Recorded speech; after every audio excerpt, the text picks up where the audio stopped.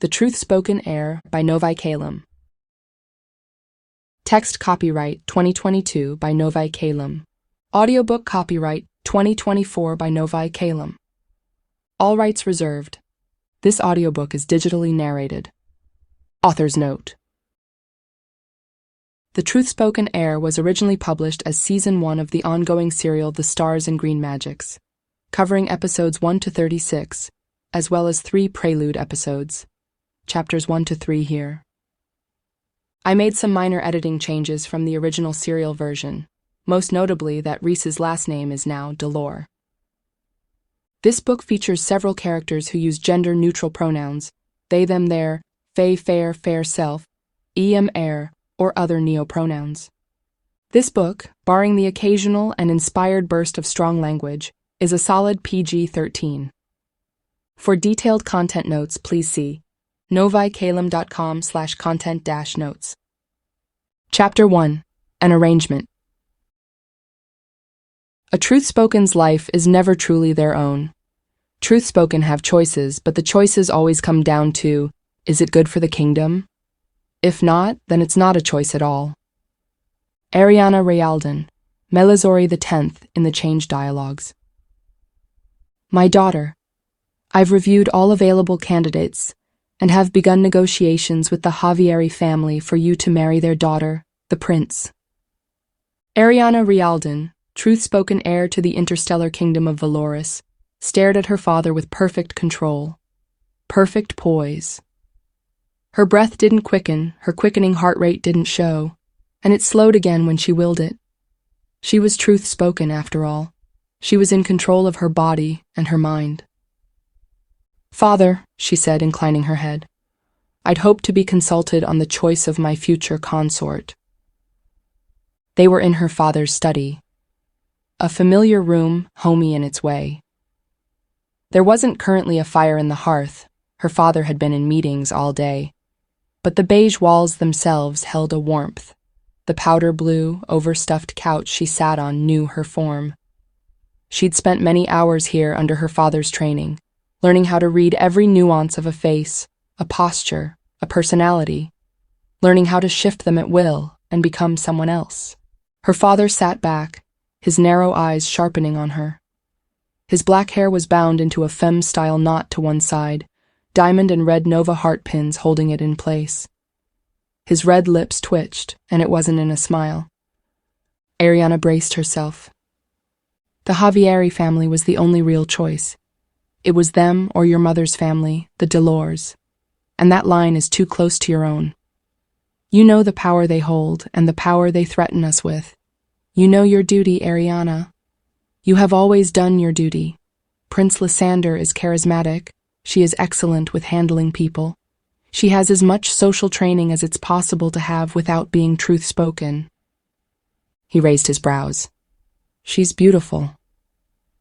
Arianna gave a tight shrug. It wasn't that she didn't appreciate beauty. She did, even if she had little desire to actually sleep with anyone, or the time to explore if she ever wanted that option. That wasn't the issue, though, was it?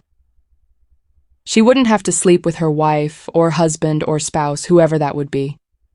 She wanted to not be tied to anyone. She wanted to not be forced into a proximity with someone she didn't know. Arianna was the truth-spoken heir, and yes, it was her duty to marry. She'd always known it would happen, but she'd thought she'd have more time to train before then. She'd been steadily taking on more responsibilities at the palace. She wanted to go on a tour of the other worlds, solidify her power and persona in the public eye. She didn't want to spend a significant portion of her time entertaining her future wife. There were very few people she actually liked in the universe, and she was sure that this Lysander Javieri would not be one of them. Hardly anyone was on a level enough to be interesting to her. I will, of course, meet with her if that's what you wish, she said. Arianna, I've already made the formal overtures to the Javieris. Lysander is on her way. That's a 2-week trip from the Javieri homeworld near the dynasty border. We'll convert one of the upcoming balls into an engagement ball in your honor. That popular band, the Rings of Vitor, will be in the city then. Your sister would swoon to line them up for the ball. It will be an excellent opportunity to build your popular image, make your engagement a cultural event. Father, Arianna said carefully, smoothing out the edges of her green silk tunic. Is there something I should know, that you're rushing this engagement? He'd already made the plans. A dayus, then it was done. She'd have no choice. Not that she ever had a choice. Her life was her kingdom's. Her life would never be her own. She met his eyes and saw something there, just a flash of unease that set her senses on alert. The political climate is volatile, he said, perhaps more than you know. She knew a lot. She knew the politics of the kingdom of Valoris with its 187 vassal worlds. She knew the ongoing schemes of the high houses to gain power and potentially overthrow the Truthspoken who ruled the kingdom.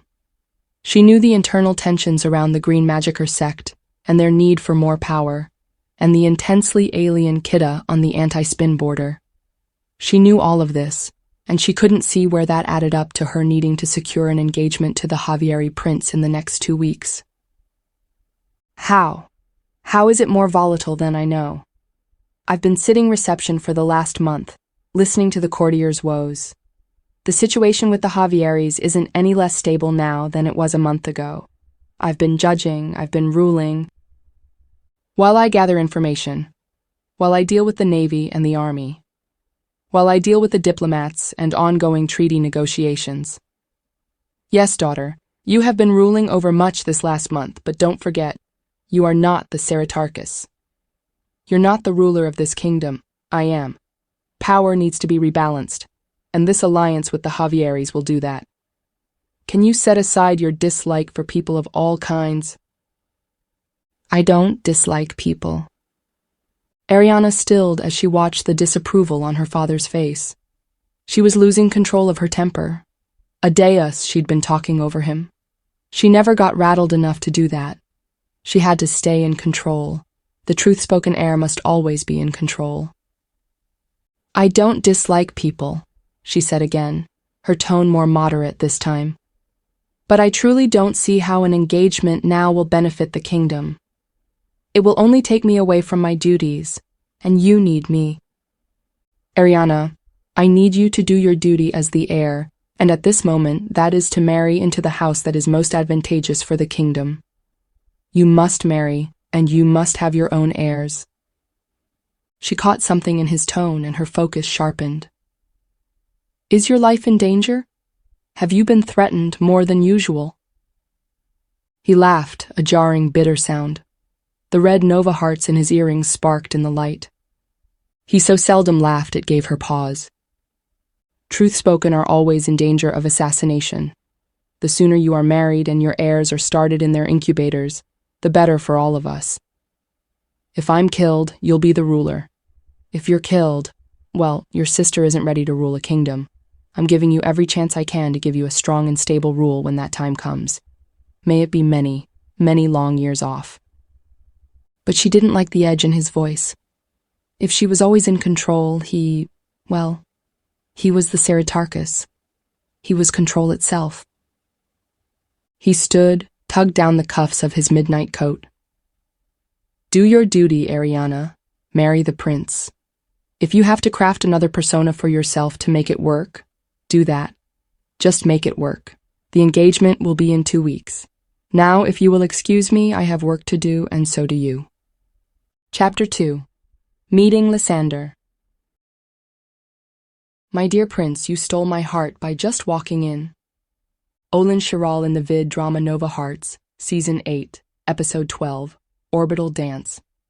Dressa Rialden, second truth-spoken heir to the kingdom of Valoris, caught her breath as Prince Lysander Javieri entered the reception room. Lysander was grace itself, tall, with pale pink skin, her flame-red hair bound up and cascading around bare shoulders, deep blue shirt and tan trousers cut at just the right angles to show off her curves without flaunting them, diamond earrings that caught the light, lips slightly parted as she held out her hands to greet. Dressa's sister. Dressa was trained to never let any emotion show that she didn't want to.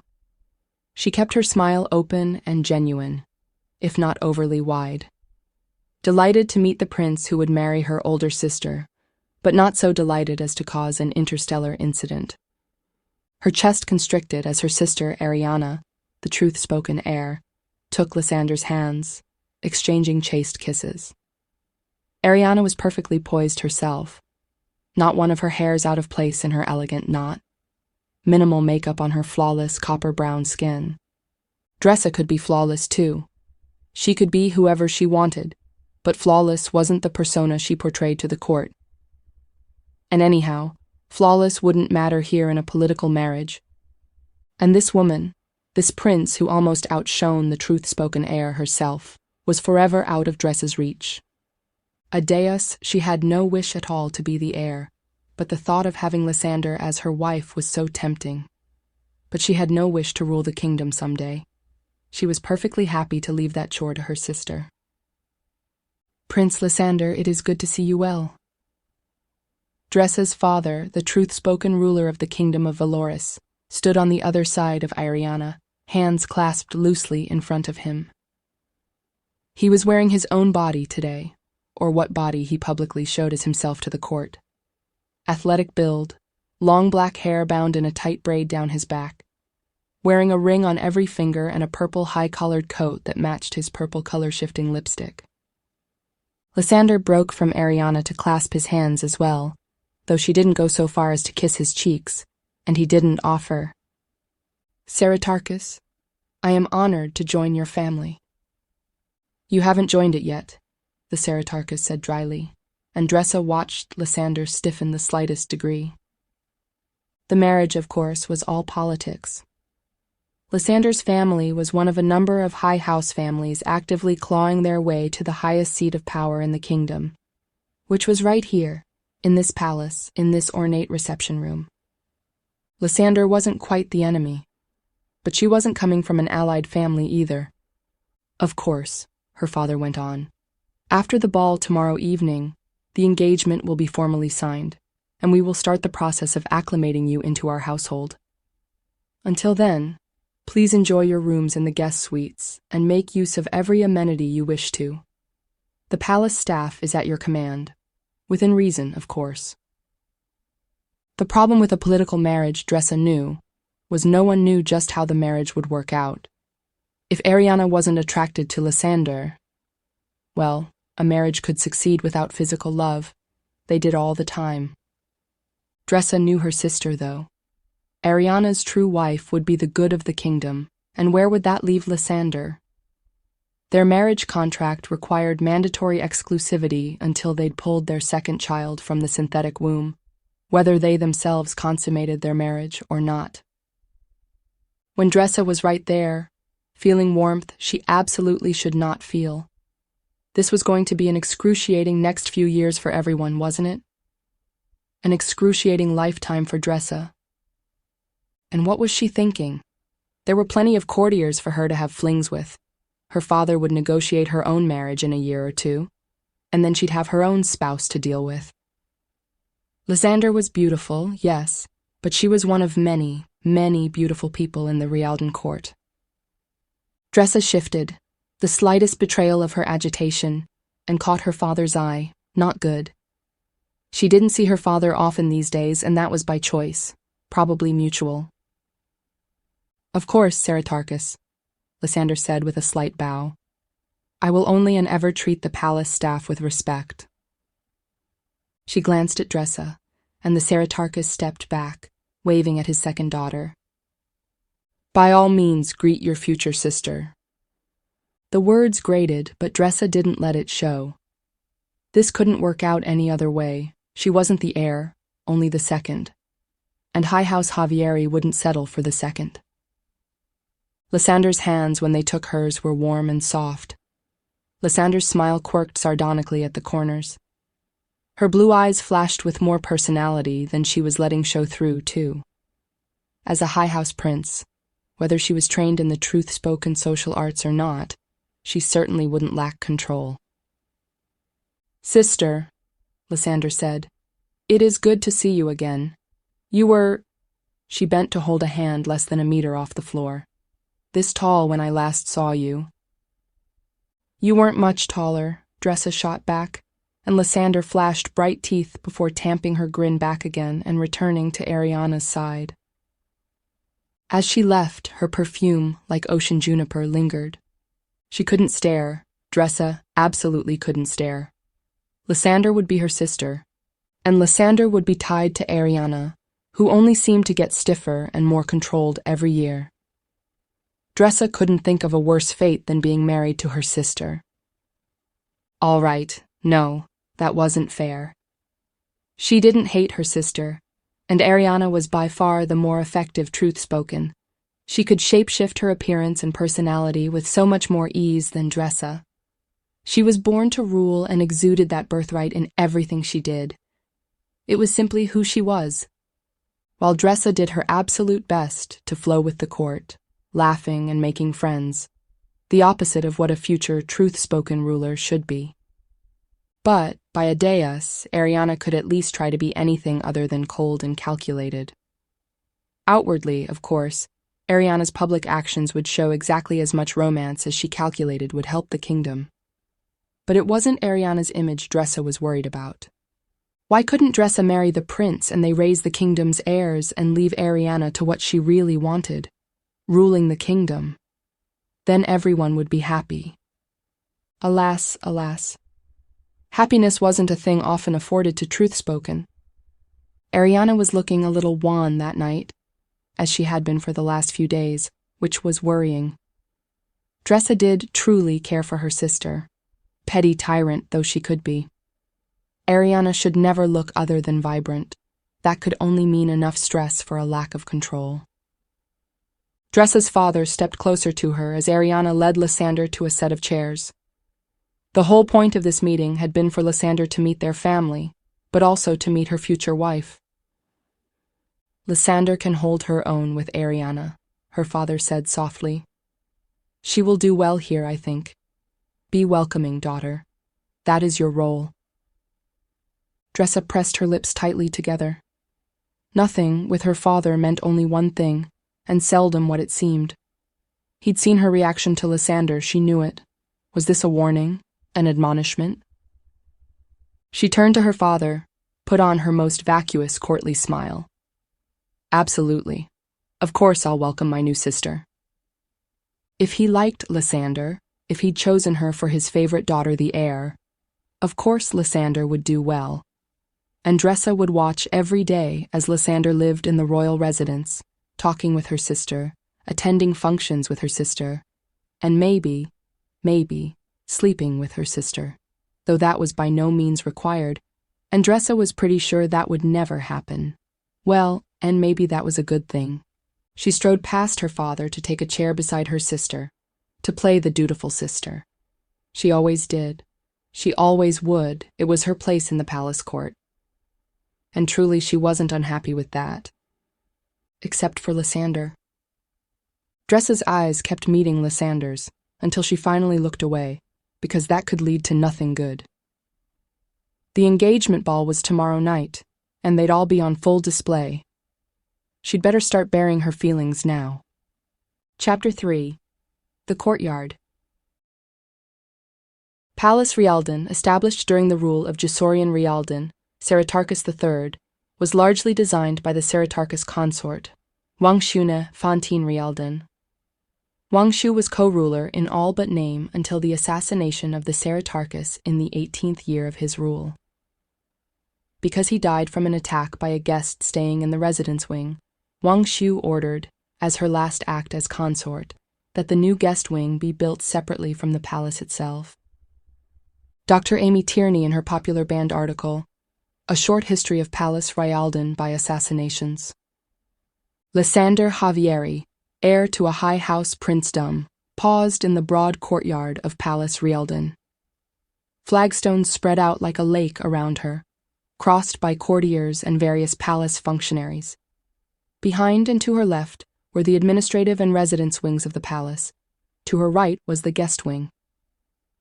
At the far end of the courtyard, the Aedeum, the religious heart of the kingdom, sat with its vaulted steel peaks and creamstone walls, an iron fence surrounding it. Courtiers paused when they saw her. They were watching her, she knew. A few had approached her in the palace entrance when she'd arrived, but most kept their distance, feeling the social divide outside of ours that would allow such an imposition. A high house prince wasn't that far removed from the power of the Truthspoken themselves. This palace, this was going to be her home. All of this would be hers someday. Through her wife, sure, but hers all the same. She had no intention of being a passive consort like the current Saratarchus consort, her future mother-in-law. "Sir Prince?" She turned, seeing her young servant in green and gold high house Javieri livery, weighted down under her luggage. Lysander had sent some of her luggage to be freighted from the spaceport when she'd landed, but she'd brought her most personal items with her into the palace. She hadn't been given a chance to set up her own rooms before she'd been taken straight to see the Saratarchus and his two heirs. Her servant had waited in the corridor with her guards while she'd chatted with her future wife. She'd studied enough of Arianna's life and personality to know it would be a mistake to flirt with her. But Adeus, the second Truthspoken on Dressa, hadn't been as subtle as she'd thought about making eyes at Lysander herself. Not that Lysander hadn't found her own eyes trying to stray to Dressa. Her expertly styled, loose, wavy dark hair, her round face, full figure, her overall air of openness that just couldn't be all that there was to her. Dressa's focus had been far too sharp, and she was Truthspoken after all. Lysander would have to be careful there. She was here to marry the heir, not the heir's sister. She could keep her eyes from straying. She had to. "Yes, yes," she said, waving her servant toward the entrance to the palace's guest wing, which, while it connected to the palace by a covered walkway, wasn't actually part of the main building. "I'm on the second floor, I believe." She turned to one of the 4 guards she'd brought with her from her homeworld. "Go. Get the floor attendant so we can find our rooms and settle in." Lysander looked back to survey the courtyard once more, noting those who were still watching her and those who'd moved on.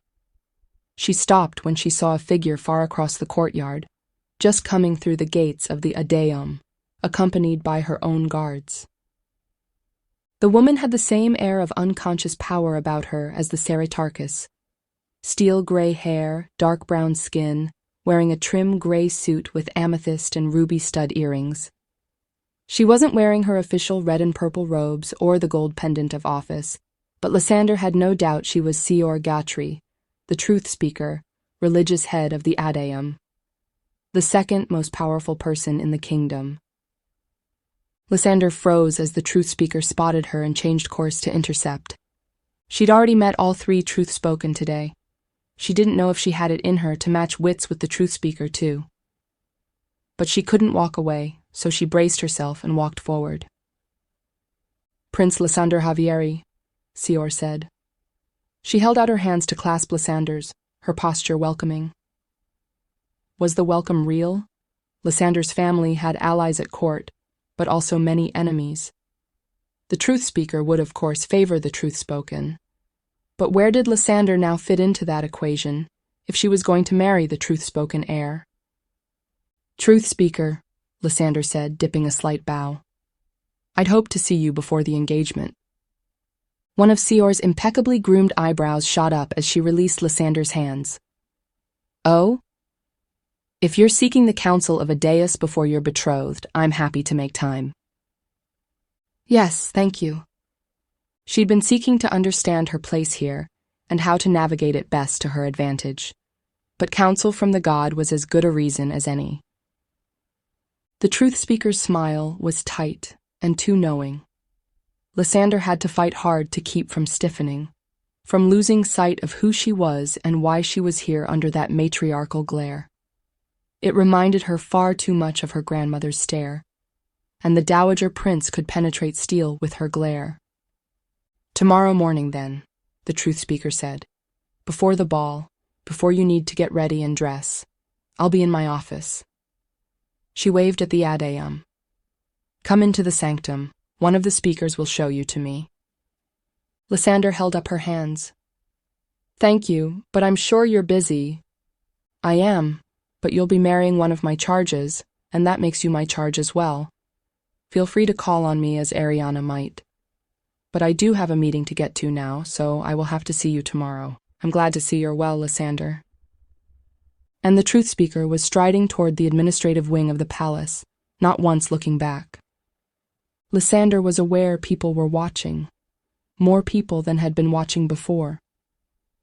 Slowly, exhaling, she turned, the guards who'd followed her to the truth speaker now following her back to her waiting servant with the luggage. "All right, come on," she said. "I don't want to be out in this sun." She strode for the entrance to the guest wing, her staff following. She didn't dare look back either. Lysander had no thoughts at all that meeting had been an accident. She'd been at the palace all of 2 hours, and already she was knee-deep in palace intrigue. Which was what she'd come here for. This was her life now. This was her new home. And she had to find her place quickly, because she had too many plans for her to screw things up now. Chapter 4. A Formal Engagement.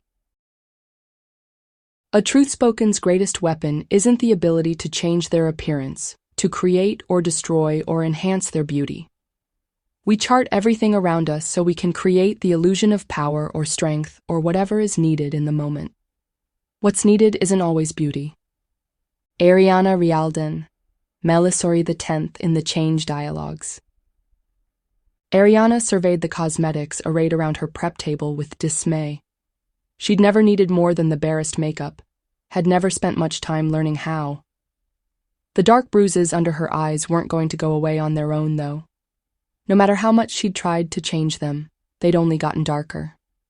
She grimaced and smoothed on the smart foundation that was supposed to give her optimal skin texture and coloration, but it didn't help much. Neither did the violet lipstick, and neither did swarming her eyes with so much blue shadow she looked like a vid star. Well, at least it hid the bruising. Vid star was acceptable. The truth-spoken heir could be audacious, but never, ever exhausted. There was a light rap on the door, and she looked up as her sister, Dressa, swept into her prep room. Completely ignoring the genetic lock Arianna had set on the door, as usual. She should get an actual physical deadbolt one of these days, one her sister couldn't change the DNA in her fingertips to circumvent. Dressa was gorgeous, of course, all round flowing edges. She wore deep blue trousers and a matching sleeveless shirt trimmed in gold. Her makeup was impeccable, as always. Her expression open and curious, just a touch vapid, but Arianna knew better. Dressa was a wild pond. The surface was one thing, but it hid the teeth beneath. They both had their father's silky black hair, their mother's copper-brown skin. They both had golden brown eyes and that husky burr to their voices that people tended to find charming. Truthspoken could be anyone they wished with the change, within limitations. They had to at least resemble the family line. Dressa narrowed her eyes. "Stop analyzing me. And Adeus, Arianna, what did you do to your face?" Arianna stiffened. Had Dressa seen the bruising? But no, she only meant the overabundance of makeup. Dressa reached for Arianna's cheek, scowling at the residue of powder. "We don't have time to redo this. Seriously. Where's your blood servant? Whatever, no time to get fair. Okay, hold still." Dressa moved like a whirlwind of fabric and makeup brushes and jewelry, finishing with a wide titanium mesh necklace that glittered with precious stones, red nova hearts, and pale teal volcanic glass from Zeoman 4. Dressa shifted her around to look back in the mirror. She'd added some rhinestones beside Arianna's garishly shadowed eyes. Vid Star, at least, had been upgraded to Royal Rock Star? Possibly. Flowing black trousers, silk coat in shifting black and red that caught the eye with its endless depths. Dressa had fixed the lipstick. It was deep red now. "Good," Arianna pronounced, regaining some of her usual poise. She eyed the sweat gathering at the top of her brow. She tried to change it, to reabsorb the moisture. Truthspoken weren't supposed to sweat when they didn't want to, but the effort only caused her headache to intensify. What was wrong with her? Nervous, Dressa asked. Hardly. It was a lie, and Dressa knew it. Arianna waved a frustrated hand, now set with rings. If I never married, I would be happy. Well, Lysander at least seems nice. Arianna cut Dressa a sharp look.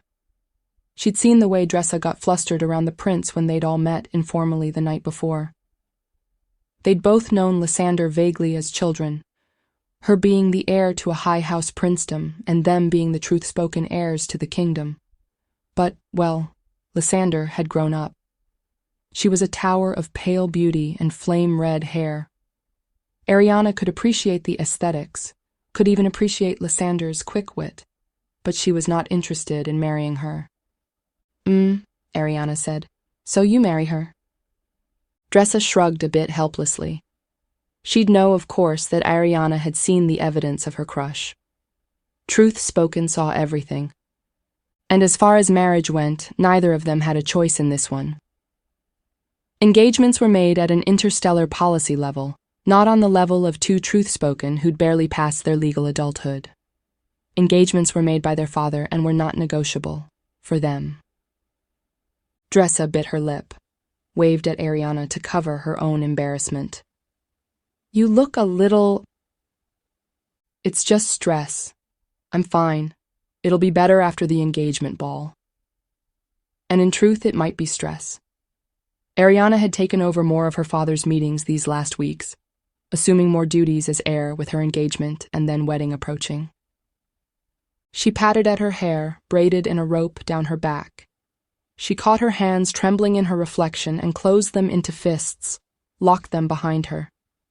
At least she wouldn't have to sleep with this prince she didn't know well and had no intention of loving. That part of formal marriage contracts had been consigned to historical dramas. Sex and gender just weren't necessary factors when a lab tech could make an heir with 2 strands of DNA and an artificial womb. Arianna's stomach churned. Not hungry. A half-eaten plate of pastries still sat on a nearby table, all she'd been able to force down. She was regretting that now, no matter how faint she'd felt at the time. It had to be stress. Stress could slow or hinder a Truthspoken's ability to change. She'd never had that problem before. But then she'd never gotten engaged before. Dressa touched her arm.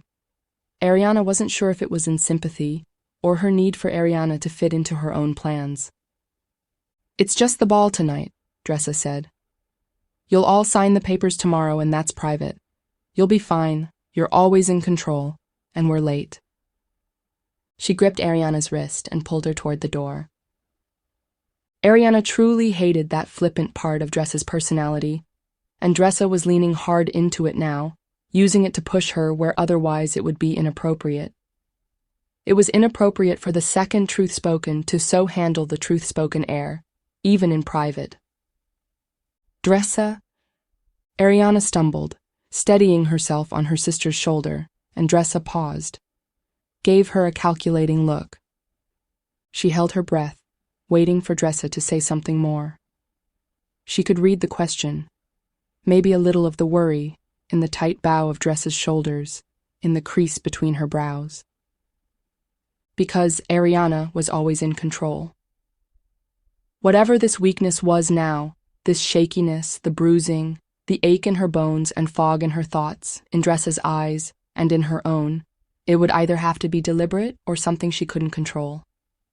If she, as Truthspoken, couldn't control the responses of her own body, and especially couldn't control them in public, that could be dangerous.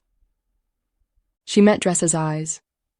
For 3 heartbeats, Dressa stared back. In those heartbeats, Arianna felt some of the power of her position pass to Dressa, because they both knew they wouldn't pull off a flawless night tonight without Dressa helping her. And Arianna couldn't just not show up, no matter how much she wanted to. Truthspoken were always in control. That was the foundation the kingdom stood on. And it would still stand on that, no matter how much she wanted to shove into her bedroom, collapse on the bed, and just sleep. Dressa, as the second Truthspoken, had always made a show of how glad she was that she wasn't the heir. She could afford to be whimsical. She could afford to laugh and flirt and all the other things that were so carefully controlled for Arianna. Dressa didn't want to be Heir, and Arianna had no fear her sister would try to leverage her momentary weakness in that way. But she'd owe Dressa, and Dressa, who would deny that she needed repayment at all, would collect in subtler ways. Dressa's tone remained light. Okay, I don't know why you're playing it clumsy tonight, but don't overdo it, okay? Patronizing already. Arianna's lips drew tight, and she tried to will strength back into her body, to will clarity into her mind, to not need Dressa at all. But her limbs were not responding as they should, were they? Arianna smoothed out her coat, drew a breath that caught in her chest. Was this just nerves? But what else could it possibly be? Truthspoken didn't get sick, it just wasn't possible. This ball is in my honor, it's impossible for me to be late, she said. She could will strength into her voice, at least. Dressa rolled her eyes and made a mocking bow, waving toward the door. After you then, Truthspoken. Chapter 5. Weakness. The relationship between Truthspoken and those they rule is alarmingly fragile. One misstep, one move to show the Truthspoken are not fully in control, as described in the mandates and holy books of the Adeum, and those who'd wish to replace them can make their case. Homage Rialden, Seritarchus IX in a private letter, never sent, published in the Change Dialogues. Dressa dragged Arianna toward the door. Adeus, they were so late. But late or not, she let go of her sister's arm before they left the sanctuary of Arianna's rooms. In private, they could be less of who they were expected to be, and more of who they were. Not that Arianna had ever seen much difference between the two. But in public? They must be absolutely truth-spoken, true to the personas they'd crafted into perfectly shaped tools. In the corridor, guards peeled off from their posts on either side of the door and fell into step around them. 2 of Arianna's in front, 2 of hers in the back. Dressa opened her posture, graceful but not as rehearsed as Arianna, her expression open and friendly. Her job, always, was to be the foil to Arianna's rigidity. To be the friendlier sibling, the one people could approach and confess their secrets to. This suited her well enough. She had no desire whatsoever to move through life with Arianna's obsession for control. She walked a few paces behind Arianna and to her left, as was proper. As they made the turn from the residential wing to the heart of Palace Rialden, the walls went from patterned cream to smoky glass, a mirror in which to better study her sister. She watched Arianna with truth-spoken trained eyes. Her sister's gait was slower than usual, more measured. Her shoulders weren't as squared, or her posture as formally stiff, though Dressa didn't think it was for lack of trying. Arianna looked small, and that was a startling thought. She'd always preferred being short, a coiled mass of power, but tonight she was unwound. She looked, for the first time Dressa could ever remember, younger than she was. Could the engagement be affecting her that badly? All of these things, her gait, her posture, the sallowness of her skin and bruising that she hadn't quite covered under her eyes, should have been something she could take care of, either through her training or through change. Yes, Arianna didn't want to marry, but they'd both known the inevitability of arranged marriages since they were young. Nothing would actually happen except a shuffling of statuses. Arianna would move to a larger apartment, and Lysander would be given her own apartment at the palace. It was all very proper, very humane. They hardly had to see each other more than the occasional acknowledgement that the other existed, and their fidelity clause only lasted until their second child was born, to make the next generation of Truthspoken. The public certainly wasn't expecting love, though of course the public always loved a spectacle. They'd write love into whatever Arianna and Lysander did. Love wasn't the point, and everyone knew it. So why was Arianna freaked out enough that she was having trouble with the change? Was it a lover? Could Arianna possibly have fallen in love without Dressa noticing? She tried to picture her sister sneaking around the gardens, grinning while some unknown suitor twirled her among the rose bushes. Yeah, no. Arianna was allergic to breaking rules. Or twirling. Arianna made an awkward step and her breath caught. One of the nearby guards shifted, but Dressa moved closer, faster, protocol be damned. They were approaching the balcony rail where two grand stairways curved down to the entry hall below, where they'd be totally on display, and Arianna would be on her own. The two Truthspoken siblings, there were always two, would descend from opposite sides to show the guests below how the Truthspoken were always on every side of them, always watching. Arianna pressed her hands tight against her pant legs, her jaw set. Not even the makeup could hide the sweat rimming her brow. Whatever was going on with her, it was more than the stress of the engagement. Whatever she thought of this night, Arianna would never purposely endanger the kingdom with her lack of control. Not unless their father had told her to, if it was some plot within a plot. No, Dressa couldn't believe that either. The Ceratarchus maneuvered people like breathing, but he'd never been in favor of showing weakness, with good reason. Dressa's hand hovered near Arianna's arm. She could tell how much Arianna wanted to bat it away, but she didn't. Arianna always lorded over her, was always the better Truthspoken, the one their father praised, the picture of perfection. Dressa would have thought seeing Arianna less than in control would be satisfying in some small, petty way. Instead, Dressa was working hard to unknot her own insides. "You can do this," she said in a low voice, so low she wasn't even sure Arianna would hear. But Arianna swallowed, gave the smallest of nods. The buzz of voices in the entry below grew louder as they approached the balcony rail. They were still out of sight. 5 more meters, and they'd be fully on display. Dressa stopped Arianna as respectfully as she could. She waited for Arianna to beckon her to lean closer, then said in her ear, "We can go down your stairs together. Make it look like I'm being rowdy. I'll trip and take you down with me. Act like you've broken something and need time to change it to heal." Arianna tilted her head, her face a puzzle within her heavy makeup. It was garish and strange to see on her usually austere face. "No. Good, but no, I must do this." She paused, looked toward the balcony rail. "Come down my stairs with me. Make a show of this being a celebration." She snorted. "I certainly look like I'm ready to celebrate." Yeah, Dressa could do that. And that was a better plan anyway. She'd turn as much attention to herself as she could, let people be annoyed with her so they wouldn't be looking as closely at Arianna. Which was in itself risky. This engagement was a major show of Truthspoken strength, uniting the Rialdan Truthspoken to the Javieri princedom line, one of the only high houses with whom they hadn't yet intermarried. But drawing attention from Arianna wasn't nearly as risky as letting her lack of control show in front of everyone. Oh, a dais. This would not be easy, would it?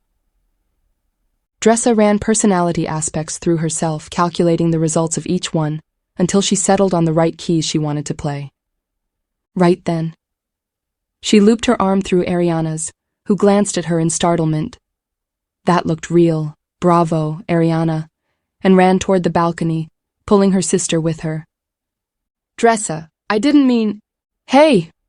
Dressa crowed at the top of Arianna's staircase. She waved, and the crowd below, a sea of nobles and diplomats, celebrities and business people, turned their faces to her. "Hey, everyone. Guess who's getting engaged tomorrow? Rialdan plus Javieri, yes." A confused sort of cheer went up from the crowd. Arianna lifted her chin as if this was all meant to happen, and held up her hand in a regal wave. The murmurs started, then intensified as Dressa wrapped her arm around Arianna's waist and descended the stairs with her way too quickly. Arianna did stumble, and she held onto Dressa tightly, but all of that would be minimized in the bluster of the show. A deep chime sounded, which should have sounded when both of the Truthspoken began to sedately descend their stairs. Well, not tonight.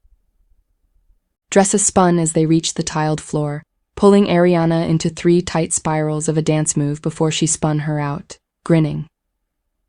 The soon-to-be betrothed Arianna Rialdan, Truthspoken, heir of Valoris. Now there were a few more cheers, some clinkings of wine glasses, people deciding to get into the enthusiasm no matter how odd it was.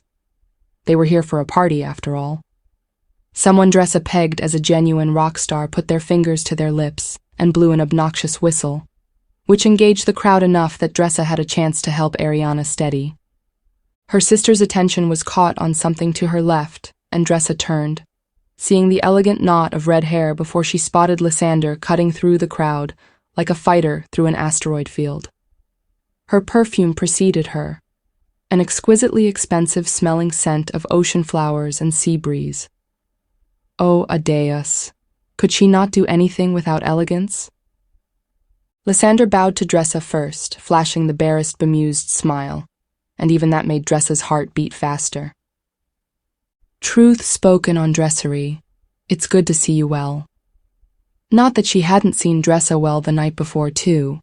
Not that Dressa wouldn't be perfectly happy seeing a lot of her. Adeus, no, she couldn't think like that.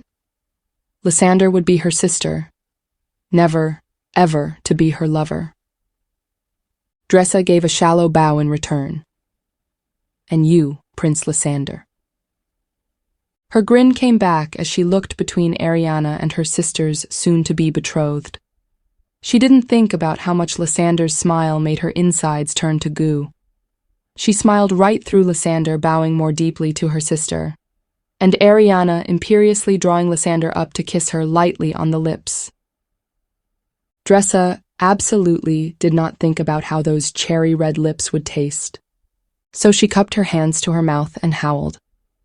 And the crowd, which had fully caught on to the mood of merriment now, went wild, hooting and producing more of those shrill whistles. Arianna smiled enough to actually show teeth for once, looped her arm through Lysander's, and raised both their hands to the crowd. She was leaning fully into that rock star grace now, shaking her head to spill out a few strands of hair. Lysander might be a head taller than her, but Arianna's presence grounded everyone at her own eye level. A different sort of presence than the stiffness she usually carried. The crowd was loving it, caught up in the glamour and romance of it all. Arianna was building an illusion so alluring that people wouldn't want to look beyond it. Arianna's acting skills were second to none, except maybe their father's. Was their father in this crowd? He would certainly be there, but not as the Ceratarchus. He'd be among the crowd, any one of the anonymous faces. Her track record of picking him out among a crowd was maybe 60% at best. Arianna's was near perfect. She could not think about her father and if he would be watching, which he would, and what he'd say about all this later. Or worse, not say, and leave her to worry over it for weeks. Dressa continued to smile and scanned the crowd with truth-spoken trained awareness for anyone who might have noticed they were working hard to misdirect the crowd's attention. Could anyone see the signs of bruising beneath Arianna's makeup? Could they see just how much she was leaning on Lysander now? And what would Lysander think about that? Truth spoken on Dressari, Lysander said, snapping her attention back. Will you be dancing tonight? I'd love to share a dance. I heard you picked the band. I adore the Rings of Veter. Yeah. Dressa turned to the crowd, who were watching now like this was all a play staged for their amusement, which it was, and threw up her arms. The Rings of Veter! They cheered, and that was easy. Sure, she said, turning back to Lysander. I'm dancing. But we won't be. Arianna held Lysander's arm tighter to her own. She raised a brow at Dressa and her antics. One of us has to be the respectable one here. Roars of laughter from the crowd. Seriously, that hadn't been funny. That crowd was good and managed. Still, Dressa kept looking for the signs of suspicion, of distaste. There were no other truth spoken here. There could only ever be three, the ruler and two heirs, so the Adeum decreed. But the bloodline power to change was in enough of the nobility, and their drive to have an advantage strong enough, that you could never be sure who'd risked everything to illegally train themselves. Some nobles with the bloodline found ways to use it in minor, unprovable ways, enhancing their natural beauty or keeping perfect health. And most nobles, bloodline abilities or not, had learned at least a watered-down version of Ivaku, the truth-spoken art of reading people and adapting their gestures and personality for maximum effect. Who among this crowd knew that form of Ivaku? Who could spot that she was using it now? Who could see through her cheerfulness, see her worry beneath? "Well," Dressa said, swaggering a bow. "Excuse me, Truthspoken. If you are all done having fun here, I have a party to go to. Who's with me?" This last was shouted again and drowned out by the crowd. The younger members of the crowd and those more ambitious followed her in a wave toward the ballroom doors. Arianna, even as this slightly more accessible version, was still too lofty a target for most. Dressa glanced back once at Arianna and made a silly face, quickly turning back to a grin. "Don't forget to have fun," she shouted back over the din. Arianna made a shooing wave, but she was still smiling, still leaning heavily on Lysander. Adeus, get her through the night. Arianna was in Lysander's hands now, and Dressa had to hope their father truly hadn't made a match just on politics alone. That Lysander's own training, both political and Ivaku if she had it, was up to rolling with the show tonight. Chapter 6. A Semi-Royal Sibling. We tell ourselves to dance through life. We never learn the straightest line. We always spin to cross the void. So life will never catch us. The Rings of Vidor, in their popular song, Dance Through Life. Dressa danced. She danced because it kept the crowds around her occupied. She drew their attention, made the people focus on her from sheer force of kinetic magnetism. She danced because it was expected of her. She danced because, yes, this was her favorite band, and they were amazing, and for a moment, just a moment, she could forget about everything else and flow with the movement of the music. On the stage at one end of the ballroom, the Rings of Vidor launched into a slamming rock ballad about two Icer lovers stuck on colliding asteroids, signaling each other with their lights. Totally implausible, but romantic nonetheless. She sighed, ending up in the arms of a courtier she barely knew as they slow danced with everyone else, trying to catch their breaths. The band had been her pick. Arianna would have gone with a string and drum ensemble, but that was so last century. When she absolutely had to step outside the throng to get a drink, she waited until a pause between songs and shouted, "Okay, everyone, I need to step out, but don't let the party stop without me." They carried on. The music thrummed up again, the lead guitarist shredding a chord that rattled the floor. Out of the rush of the dance, Dressa grimaced, knowing there'd be complaints, never outwardly spoken, but hinted in all the right corners, about how rowdy this ball had been. Well, let them complain. She'd only get to dance at the Truthspoken Heir's engagement ball once, wouldn't she? Dressa fought to catch her breath. She might be truth-spoken, but she still needed oxygen. She shifted her posture to less sure, more ordinary, less obviously truth-spoken, and threaded through the crowds to the back of the ballroom. Tables with drinks and finger foods were set along the long wall of curtained windows overlooking the palace courtyard.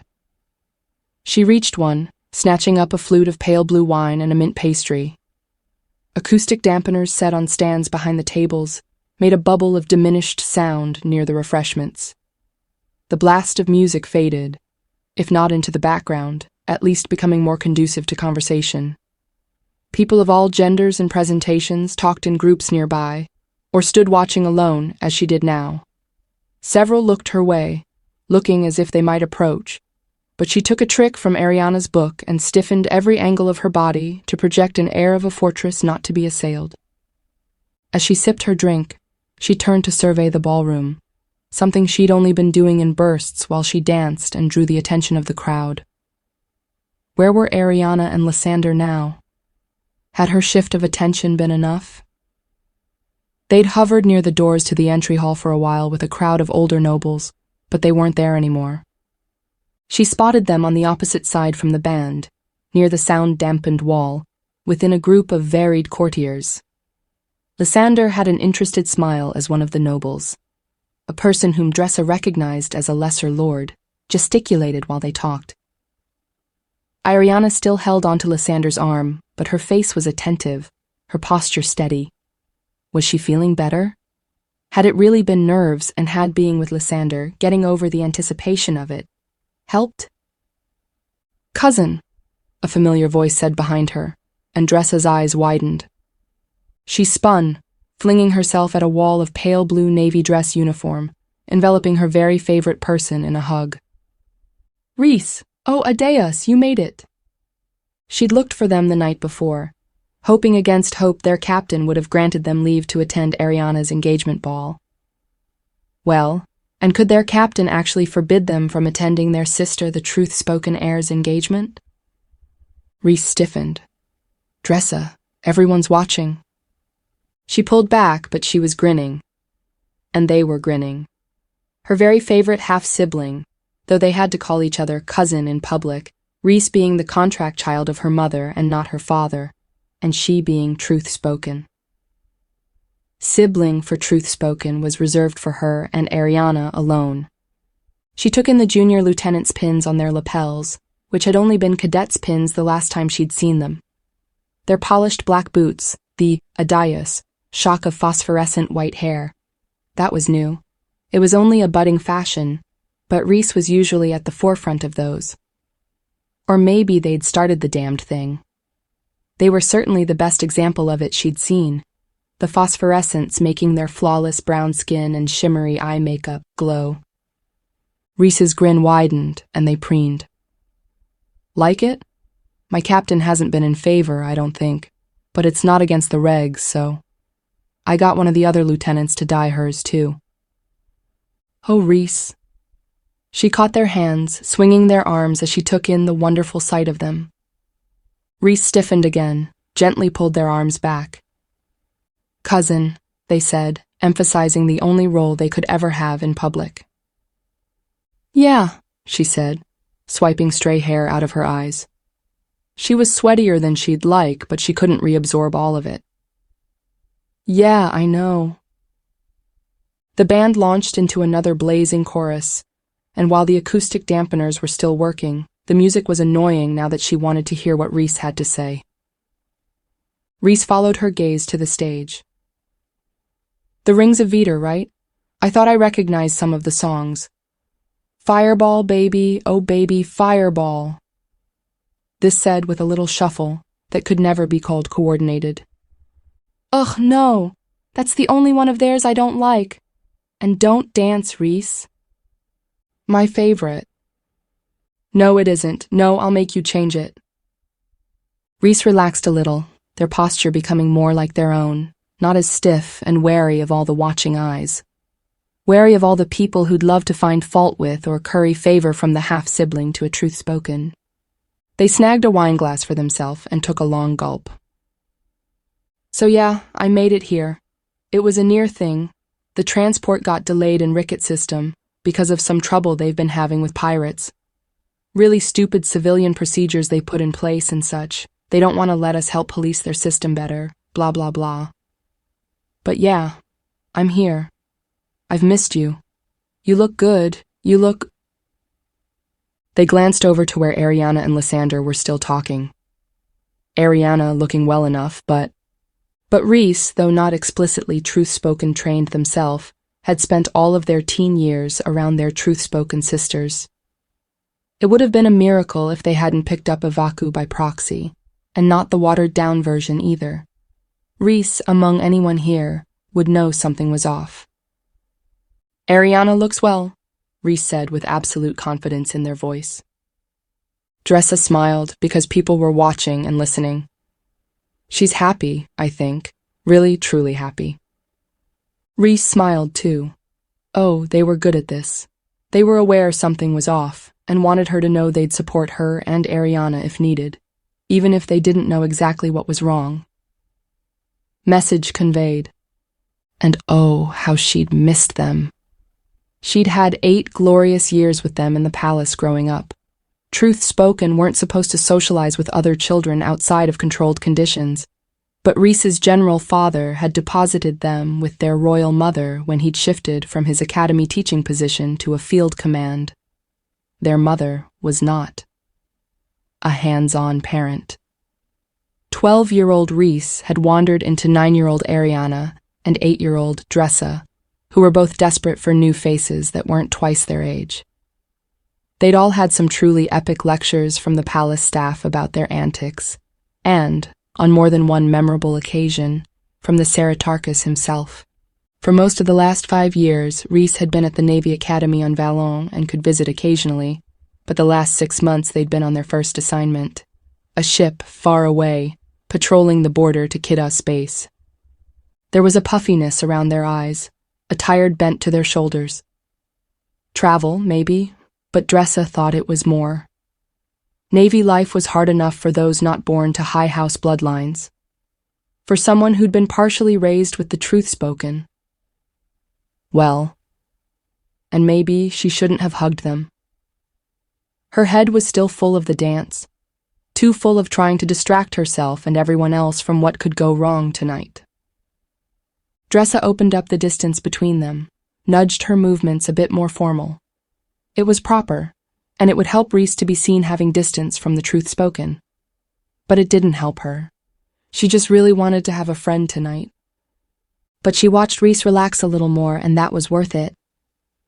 Then she spotted something off in the crowd. Someone skirting the edge of the dancers, walking very much as if they didn't want to be seen. Her focus sharpened. Moving with a vacu? No, not a vacu. Some other training in stealth in a crowd. The person's face turned, just enough that she saw a coin-sized holographic seal on their cheek. A green magicker. And then, she didn't see them at all. She lost them entirely in the crowd and could not find them even when she traced the movements of everyone that had been around them. No, there. A disturbance a few meters past where they'd been, heading toward Arianna. "Dressa?" Rhys asked, alerted by her focus, and rattled. They rarely used her familiar name in public. "Rhys," Dressa said casually, "please go to the nearest guard and tell them there might be trouble. There is a green magicker heading toward Arianna, and I don't think they're on the guest list." The green magickers who normally attended functions at the palace were all low-ranking and well-versed in playing down their powers to ease the minds of those around them. There were always a few, marked by the implant seals on their cheeks, but she'd already seen those tonight and dismissed them. This other magicker wasn't planned. She didn't know who they were, and they were using their stealth abilities within the palace, which carried high penalties. They wouldn't try to assassinate Arianna, that at least she knew. No green magicker could handle killing, and most couldn't handle physical violence either, which was the only reason the kingdom allowed their quasi-religion to continue. Her father, who'd been pushing for more acceptance of the magickers most of his rule, always pointed out the no-violence thing. Well, and that they were extremely useful in finding the truth in court cases and investigations. But there were a lot of other ways to hurt someone than with physical violence. It was well known their father pushed for magicker rights, but maybe the magickers thought he wasn't pushing enough. Had this magicker seen Arianna wasn't well? No, scratch that.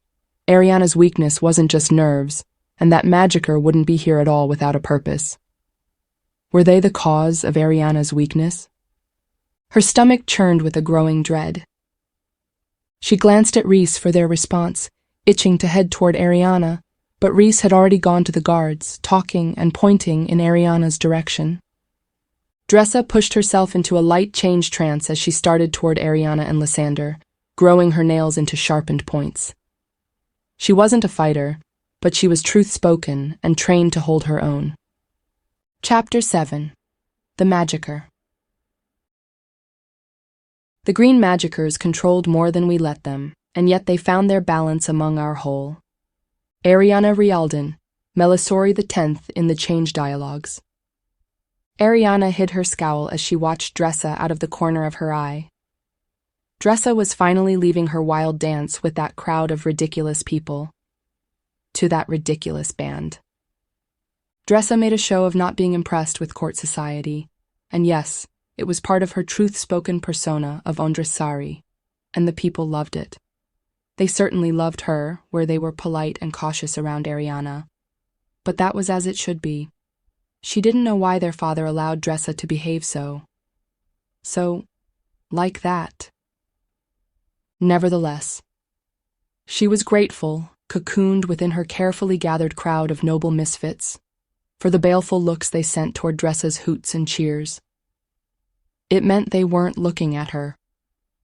The music was truly getting into her skull too, but the noise was also a distraction. She was doing all she could to direct focus away from her grip on Lysander's arm. She didn't know how much longer even that would hold her upright, but she had to endure. Lysander was a warm and steady presence beside her that came with its own difficulties.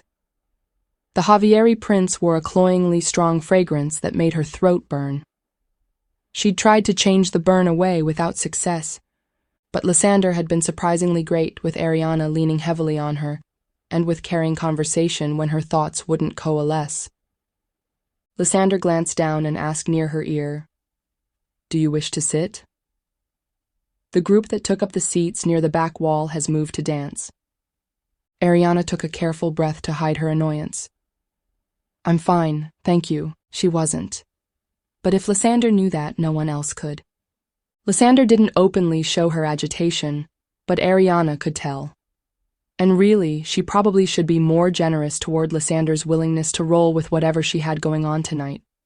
She was certain Lysander had training in the nobility's version of Ivaku, though neither of them would ever acknowledge that fact. Did Lysander think this was a test, then, to see how well she could play along with a truth-spoken's whims without question? She'd have to after they were married and she was Arianna's consort. Better she learn those eccentricities now, or else Arianna learned that she couldn't keep up. If she strained Lysander to her breaking point, would that be enough to get her father to call off the engagement? Adeus, no. There was too much at stake. Too many eyes from too many political sharks watching. She had to stay in control.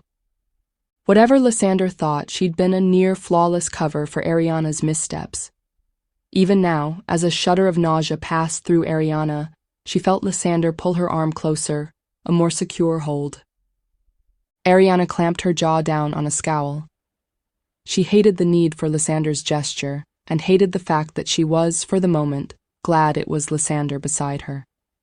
But she still didn't want to marry the prince. And where was her father tonight? He would be watching and marking every gesture of this exchange, to be picked apart later. She hadn't yet seen him among the crowds, though. She could usually spot his tells, no matter what role he inhabited. He might not have arrived yet, or she might just be that off her focus, and that was a more disturbing thought. Lysander laughed politely, and Arianna tried to tune back to the conversation around her. She found to her dismay that the man who'd been talking had rejoined the edges of the group, and another person, a gray-haired, non-binary lesser lord, was saying something about the condition of their transcontinental merchant fleet. Wooden ships, of all things, as if the person had nothing but time to waste on building useless things. They do well in the hurricane seasons, which is always good, with steady captains to tend their ropes, and the tourist draw is high. You should come next fall. We have vineyards with the best wine anti-spin of Vallon. I'd be happy to send you some bottles, Truthspoken. My best vintage. Adea, save her from prattling fools. Arianna smiled and made polite nonsense sounds. She wouldn't be talking to this person at all if they required more than polite nods, and that bothered her. It was as if her mind couldn't form the inner words she needed to make it run smoothly. She was safer talking to lesser nobles like this, even if it offended the mentally demanding high nobles whom she had decided to avoid for the evening. She wasn't up to their usual games. As the noble droned on about the technical specifications of their ships, Arianna categorized the people around her, her shield. Social unusuals, all of them, gathered on her way across the ballroom with a pointed look, a touch to the arm, while she'd ignored the attentions of the usual high nobles and hangers-on. Her whole persona tonight was off-center enough that people would attribute the group she'd gathered as part of it, though the high nobility wouldn't be happy. They'd certainly call it an insult to themselves. Would Lysander, from one of the highest houses, think it a slight against her? That could be a problem. She'd have to work at reassuring Lysander. A Javieri prince might be willing to play along with a Truthspoken's tests for the sake of the power this marriage would give her, but she wouldn't suffer insults kindly. Arianna paused in her perusal of her group and didn't quite freeze. There was one person approaching that she hadn't invited. Late middle age, tall and gaunt, presenting mask. Tightly bound black hair streaked with gray. Sharp brown eyes that locked onto hers and never strayed. That alone was cause for alarm. Very few would dare meet her gaze without her meeting theirs first. But a faint green haze wafted around them, an aura as dark as the forest. And if that wasn't enough for her to tell what they were, they had the circular implanted seal of a green magicka on their cheek. From what she could see, the rank it showed in its dense, asymmetrical swirl wasn't low either. What the hell? No magicka of that rank should be at this ball. It would upset the guests. Who'd let them in? Or had anyone let them in?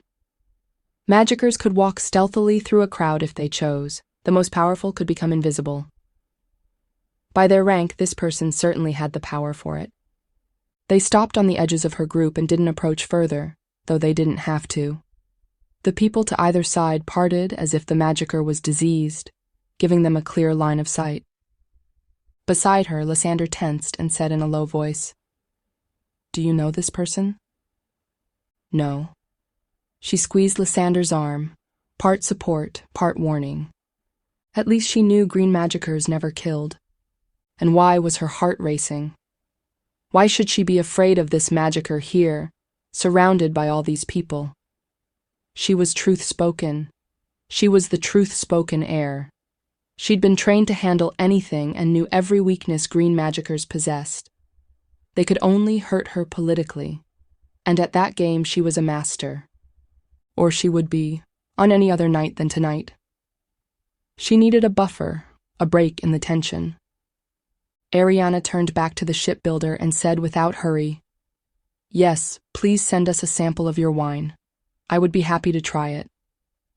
Then she looked away, dismissing them. It was a small thing, clumsy in her current state, but it created uncertainty in the magicker's authority and redirected the attention back to her. The magicker's eyes had never left hers, and their expression hadn't changed. They should have bowed or inclined their head, shown any sign that they acknowledged her authority over them, but they just stared. Around Arianna, the group stirred uneasily. Would someone call the guards? She couldn't summon them without losing her illusion of control. Had any of the guards seen the magicka approach? Surely not, or the guards would have stopped them. "Dear magicka," she said with absolutely no emotional inflection. "How may I help you?" The magicker's mouth twitched. When they spoke, their voice was a rasp.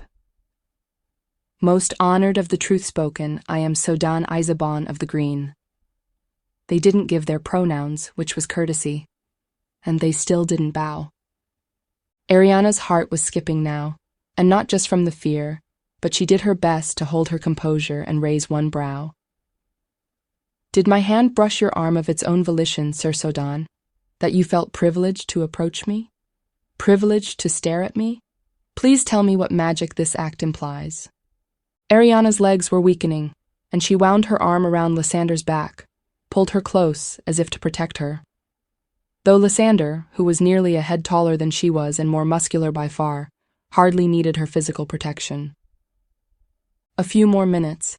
She would make it through a few more minutes and then find a way to excuse herself and escape. Maybe to those chairs Lysander had mentioned near the back. She could spin that outcome to the court, to anyone watching. She'd have to spin that. Lysander, taking more than the hint, said, "Let's go. The guards are coming." In her blurring vision, she didn't see the guards, But she did see Dressa pushing quickly through the crowds, teeth bared. Adeus. And what could Dressa do that she couldn't? A lot. At that moment, everything. Arianna shuffled her feet farther apart to brace herself against the weakness. She didn't know if she could walk away. She kept her focus on the magicka even while the floor threatened to tilt, and the air started to shimmer and spin. It was the magicka's doing, wasn't it? Maybe the cause for all the weakness she'd had in the last few weeks, culminating in the bruising. The magicka had attacked her, and they were flaunting that now, letting her know they'd won. Trying to show Arianna just how powerless she was. But to what end? She felt a weightless confusion in the midst of it all. The magickas held a mutual peace with her father, and strictly policed that peace amongst themselves. And how was this magicka causing her pain without experiencing pain themselves? Magickas couldn't kill. They shouldn't handle violence well at all. Shouldn't they? But she could not show her weakness. Arianna clamped her teeth down and struggled against the queasiness building inside her. Whatever was happening, this person could not win. Magicka, she said, but her voice was small and thready. She swayed hard against Lysander. Stop, you stupid fuck. Dressa slashed her hand at the magicka's face, and the magicka leaped back, turning to run into the crowd.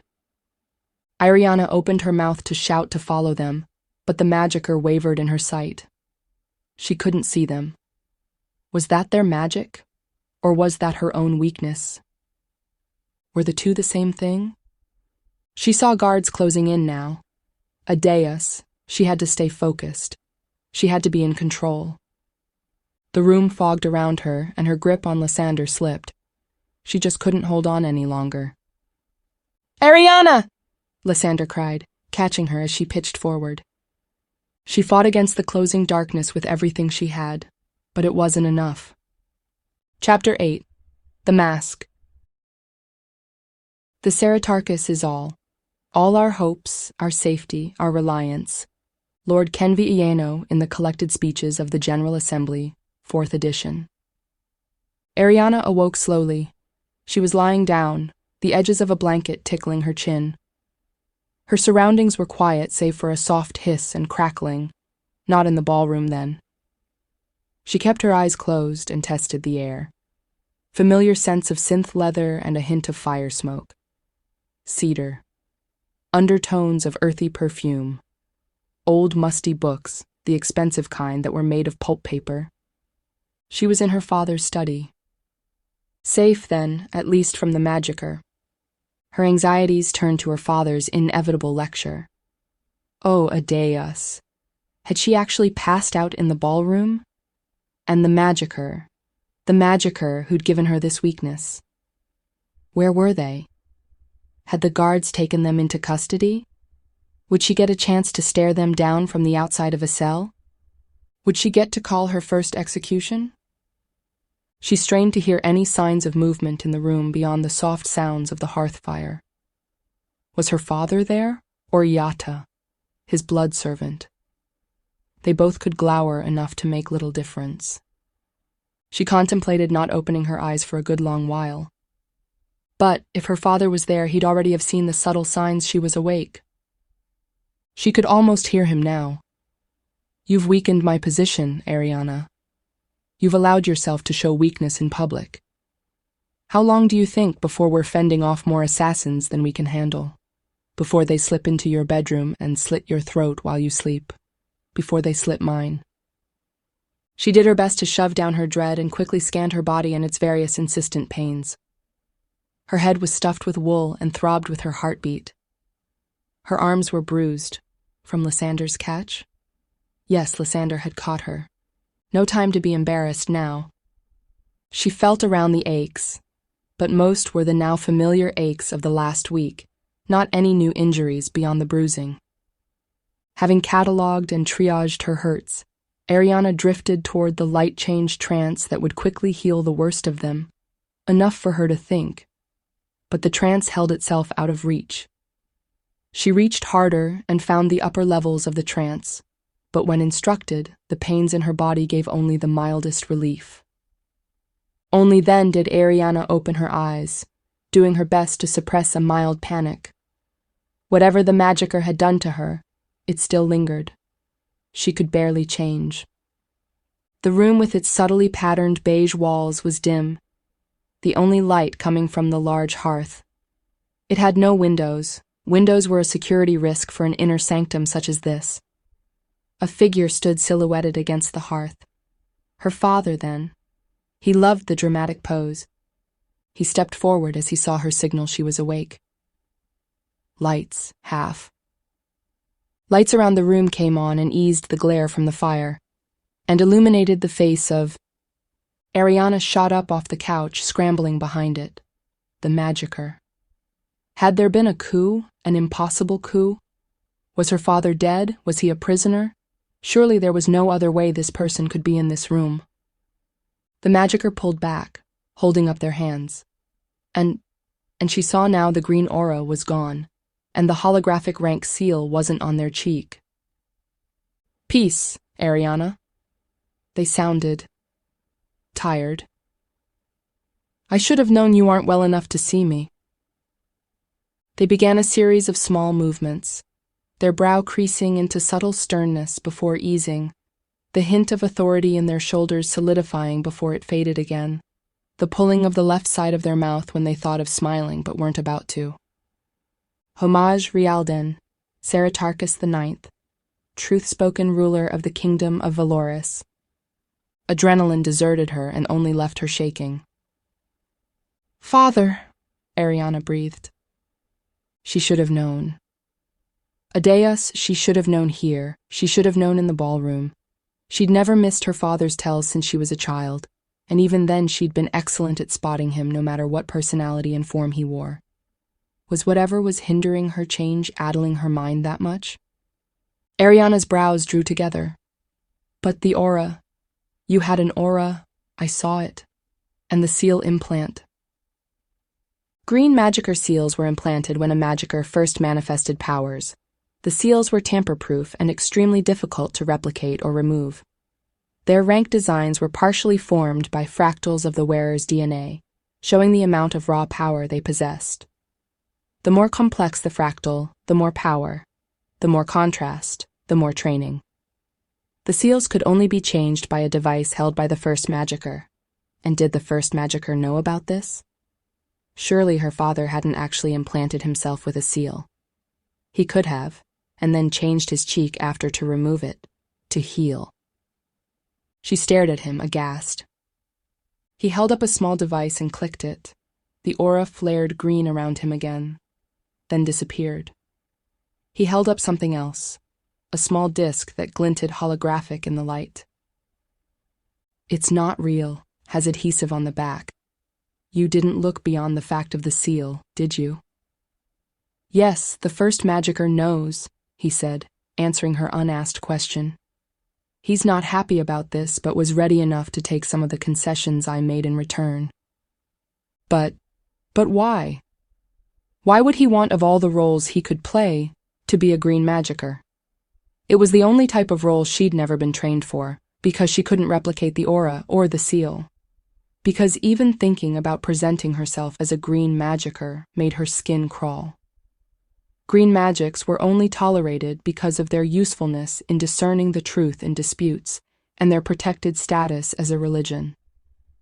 But the magickers would never be accepted by the court. A court of secrets and schemes would never welcome those who could see right through them. Father, you can't stoop so low. His gaze hardened. We are truth-spoken. We become all those under our protection so we can see through their eyes. But a green magicker, Father. They hold too much power over us, and their magics are heretical. She broke off at the look on his face, sternly disapproving. And yes, he'd been championing the cause of the magickers for years now, though she didn't know why. It was absolutely out of character for him to give anyone else a shred of his control. Every religion has its heretics, he said. And you'll notice I'm not actually a magicker, and as a truth-spoken, I'm hardly one to judge the innate abilities of another. Arianna gripped the edge of the couch, swaying on her feet. Her world was tilting again, and not just in the slow spin of the room. Her father stepped forward. "Sit, I don't want you fainting again." She flinched from the words and couldn't hide it. He sighed, coming around the couch to gently grip her arm and lead her back around to sit. "Arianna, I'm not angry. I'm not disappointed, or any of the responses you are likely thinking." His words rang with truth, but could she trust any of her senses right now? "I've used you too hard, too fast, I know that." He pulled a wingback chair over to sit in front of her, propped his elbows on his knees in a gesture of informality. "The nobility has been finding every crack we have as truth spoken, trying to exploit it. The military is restless under the rule of people they will always mistrust, because they can't define us. I had to prepare you for that world, Arianna. I had to train you to be the best, because if one of their assassins gets through, if I can't stop them, then you're it." Her hands were trembling. She clenched them in her lap, willed a change to calm her nervous system with everything she had, but the effort only made her headache stab harder.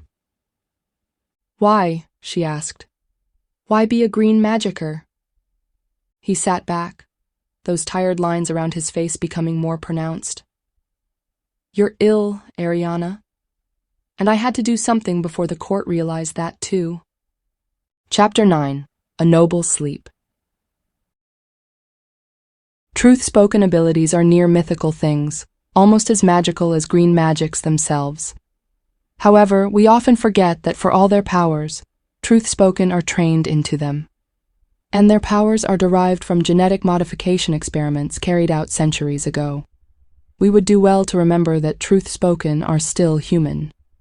Dr. Igni Chang in Discourse on the Humanity of Our Rulers. Arianna clenched her hands together, her father's words hanging in the air like an accusation. She wasn't ill. Truth spoken didn't get ill. It just wasn't possible. "I'm stressed. It's been a difficult few weeks." Her father raised a critical brow. "The engagement was necessary to stop the Javieris consolidating their power against us. I'd much rather have them build their power at our side. But no, it's not just stress. You've been declining for several weeks, and you haven't sought the attentions of our private physicians, though I do understand why you haven't." Arianna aborted a shrug. Control. Even in private, with physicians she was supposed to trust, she had to be in control. "Then is it green magics? If the first magicker knows about this, can he counter the effects?" Her father tilted his head. "He will denounce the attack, of course. The court will be all too ready to believe you were attacked by a rogue magicker, and that's the point. The legitimate magickers will lose some credibility but gain back what they can when they're seen helping you recover. You'll lose some face and some power, yes, but it's not a fatal blow. We'll spin it to gain you more sympathy." The heir who was attacked on the eve of her engagement. Arianna didn't grimace. She had enough strength to keep from that. But the thought of Lysander seeing her faint, of catching her, stiffened her back. The thought of everyone seeing her faint made her too queasy to think about. But Lysander, she didn't want to marry Lysander, but that didn't mean she didn't respect her. Though as the one who had caught her, Lysander would come off as the heroic prince in this, wouldn't she? Was this a Javieri plot? Show the truth-spoken heir as weak and give Lysander leverage and a ready-made role in court? No, Lysander couldn't make her sick. No one could make her sick, no one without magics. So it was the green magickers. She stared at her father in the face he still wore. Yes, she knew it was him now, but that face loomed in her mind, that stare in the ballroom with all its intensity. She shifted. A dais, she remembered Dressa tackling him, raking his face with her nails. She saw no signs of injury. He would have healed those. But still, at least Dressa hadn't seen him for who he was either, not that it was any real consolation. No, not the magickers. Her father looked down. He looked nervous, and her father never, ever looked nervous. Was it an act, part of this magicer persona. Except he'd dropped most of the act. She could see her father all the way through. Arianna's pulse began to pound in her ears. None of this made sense. Nothing about this conversation made sense when everything in her life was supposed to. Her father wasn't one to show emotions he didn't plan. And he wasn't hesitant. He wasn't kind. He was the Ceratarchus, and he didn't get afraid. If not the magicers, then who? Please tell me who did this. We'll go after them with the might of the Truthspoken. It's the bruising sleep. Arianna sat back, the breath going out of her. The words crystallized, unshielded by any better truths. What? She whispered. That wasn't possible. The bruising sleep was a disease that only afflicted commoners. It had been getting worse in the cities lately, and even in the capital they'd had to set up several buildings just to house the sick. It was characterized by constant sleeping and fatigue, by bruising, by nausea, and general malaise. It wasn't usually deadly, but it was debilitating. And there was no known cure. I'm noble, Arianna said. I'm royal. I'm truth-spoken. I'm immune. Her father briefly closed his eyes. Arianna, the nobility has been contracting the bruising sleep for years. Commoners and nobles aren't separate races. Even truth-spoken genetics are barely a few tweaks off from the rest of humanity. We aren't even separate, not truly. We are blessed by Adeus to be their truth-spoken. He held up a hand. We are human, and I've failed you if you believe otherwise. She shrank back into the couch, away from his weary gaze. This couldn't be true. This had to be a test. Her father was a deus. He was almost sympathetic, and that just wasn't who he was. He wasn't telling her she could do better. Always do better. Had he given her this sickness so he could? Could what? Could weaken himself and his heirs in court? Make himself more vulnerable to assassination attempts and plots? Was this something to do with the politics around the green magicers? Had they been rising too high lately and needed to be cut down? But why not tell her? Surely she'd earned that, especially on the night of her engagement, however much she didn't want to marry. He held up his hands, his face showing more naked dismay than she'd ever seen. Arianna, I swear by Adeus I did not give you this sickness, if that's what you're thinking. And this is not green magics. That was only to divert the court. No one can know you have the bruising sleep. Then it's an attack, she said. Our enemies. Possibly. His expression closed again, and she was intensely relieved. I will do my utmost to investigate every angle.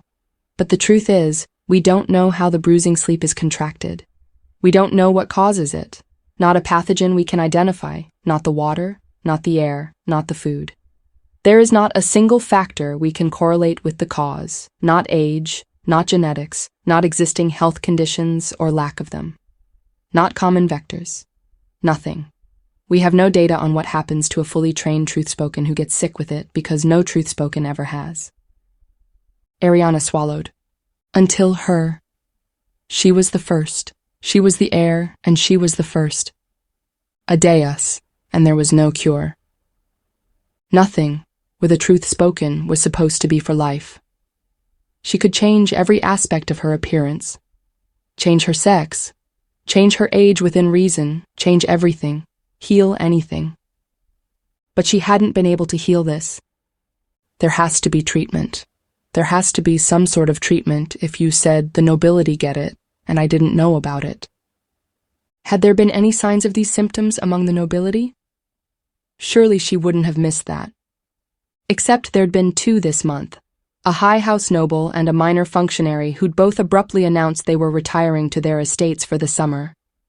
And many more before them. She'd thought it was just the normal flow of court.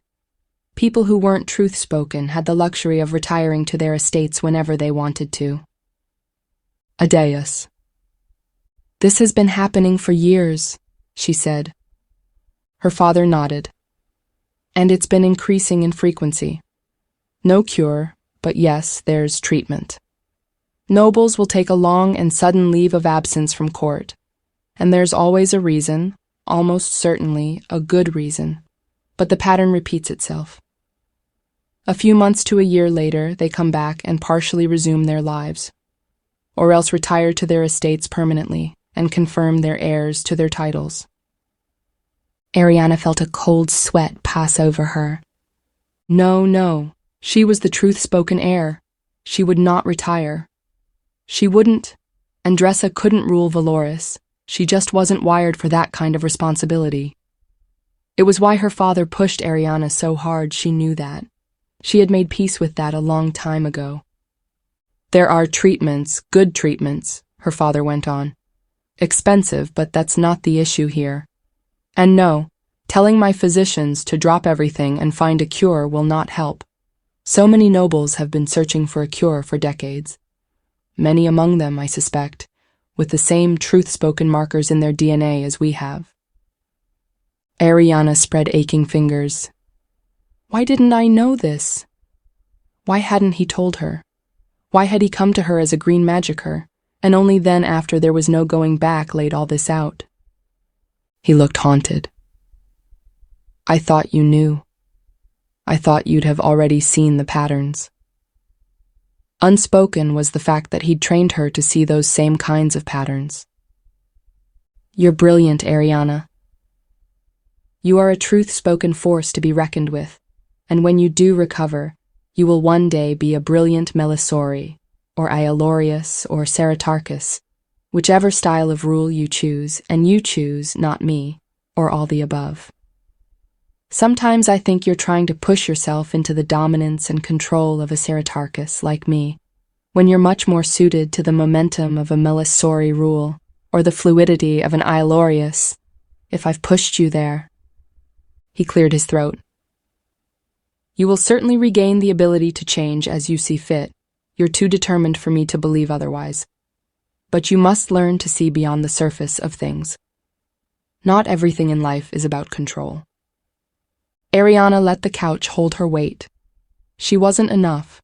She would never, ever be enough. I'm truth-spoken. My life is control. Even if you're right and I'm more Melisori style than Ceratarchus, it's still all about control. Maybe it shouldn't be. What the hell? Wasn't that what he'd been teaching her all her life? Arianna dug her fingers into her thighs. You're truth-spoken. Your life is pure control. It has to be. If the people saw you as weak. He held up his hands.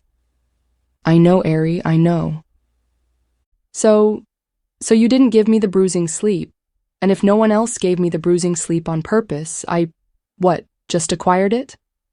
At the worst possible time? Father, surely you see that the timing of this, with my engagement and all the negotiations we've had with the Javieris, it's all intensely convenient for a lot of people. Another thought hit her. Lysander. A deus, Father. The Javieris can't know I have this. No one can know. How long does it take to recover? Weeks or months, sometimes years, sometimes... He opened his hands, closed them again. Sometimes never. A sob caught in her throat, a true measure of her exhaustion. Weeks, she said. It will be weeks. His lips turned up in a humorless smile. He stood again, pacing back to the fire. She watched as his posture shifted, some of his authority as Ceratarchus coming back. Arianna watched and felt smaller than she had in years. He could leave this room, go into a change trance, and become someone else in an hour or two. He would do that. But she couldn't. She couldn't even pull herself together enough to heal the aches in her body. This sickness, this bruising sleep, was stealing her birthright. Exposing you as the victim of a rogue magiccer will explain your clumsiness, your bruising, and signs of fatigue. It will explain your disorientation in the coming days, but you will make a swift and public recovery. But Arianna stopped as she began to grasp where he was going with this. Oh no. No, no, no. He turned back, fully the Ceratarchus now. Not her father, but the person who held the kingdom, this fragile kingdom, together. Arianna must show a quick and complete recovery from the effects of this attack. The truth-spoken heir must continue her formal engagement of Lysander Javieri, and must grow even more formidable to show her enemies she's not to be trifled with. But I will be somewhere else, Arianna said with a hollow voice. She'd lost her dignity that night. She was about to lose so much more. Maybe recoverable, maybe not. She narrowed her eyes. No, she would recover. She would come back to the court and maintain however she could.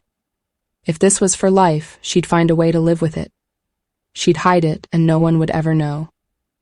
One day, a day she hoped was long in coming, she would rule, bruising sleep or not. There was a soft knock on the door.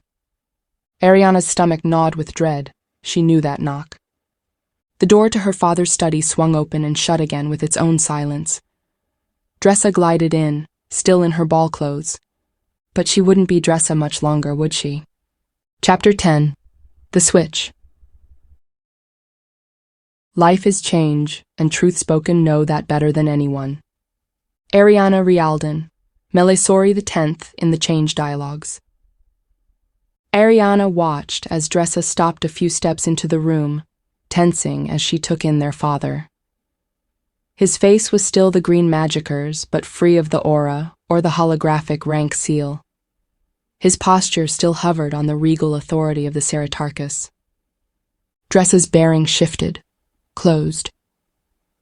Father, you sent for me. Arianna's lips drew tight. Yes, Dressa had all the clues laid out for her here, but she'd been much quicker to identify their father than Arianna. That shouldn't have been the case. Dressa's gaze flicked to Arianna, the smallest crease forming between her brows.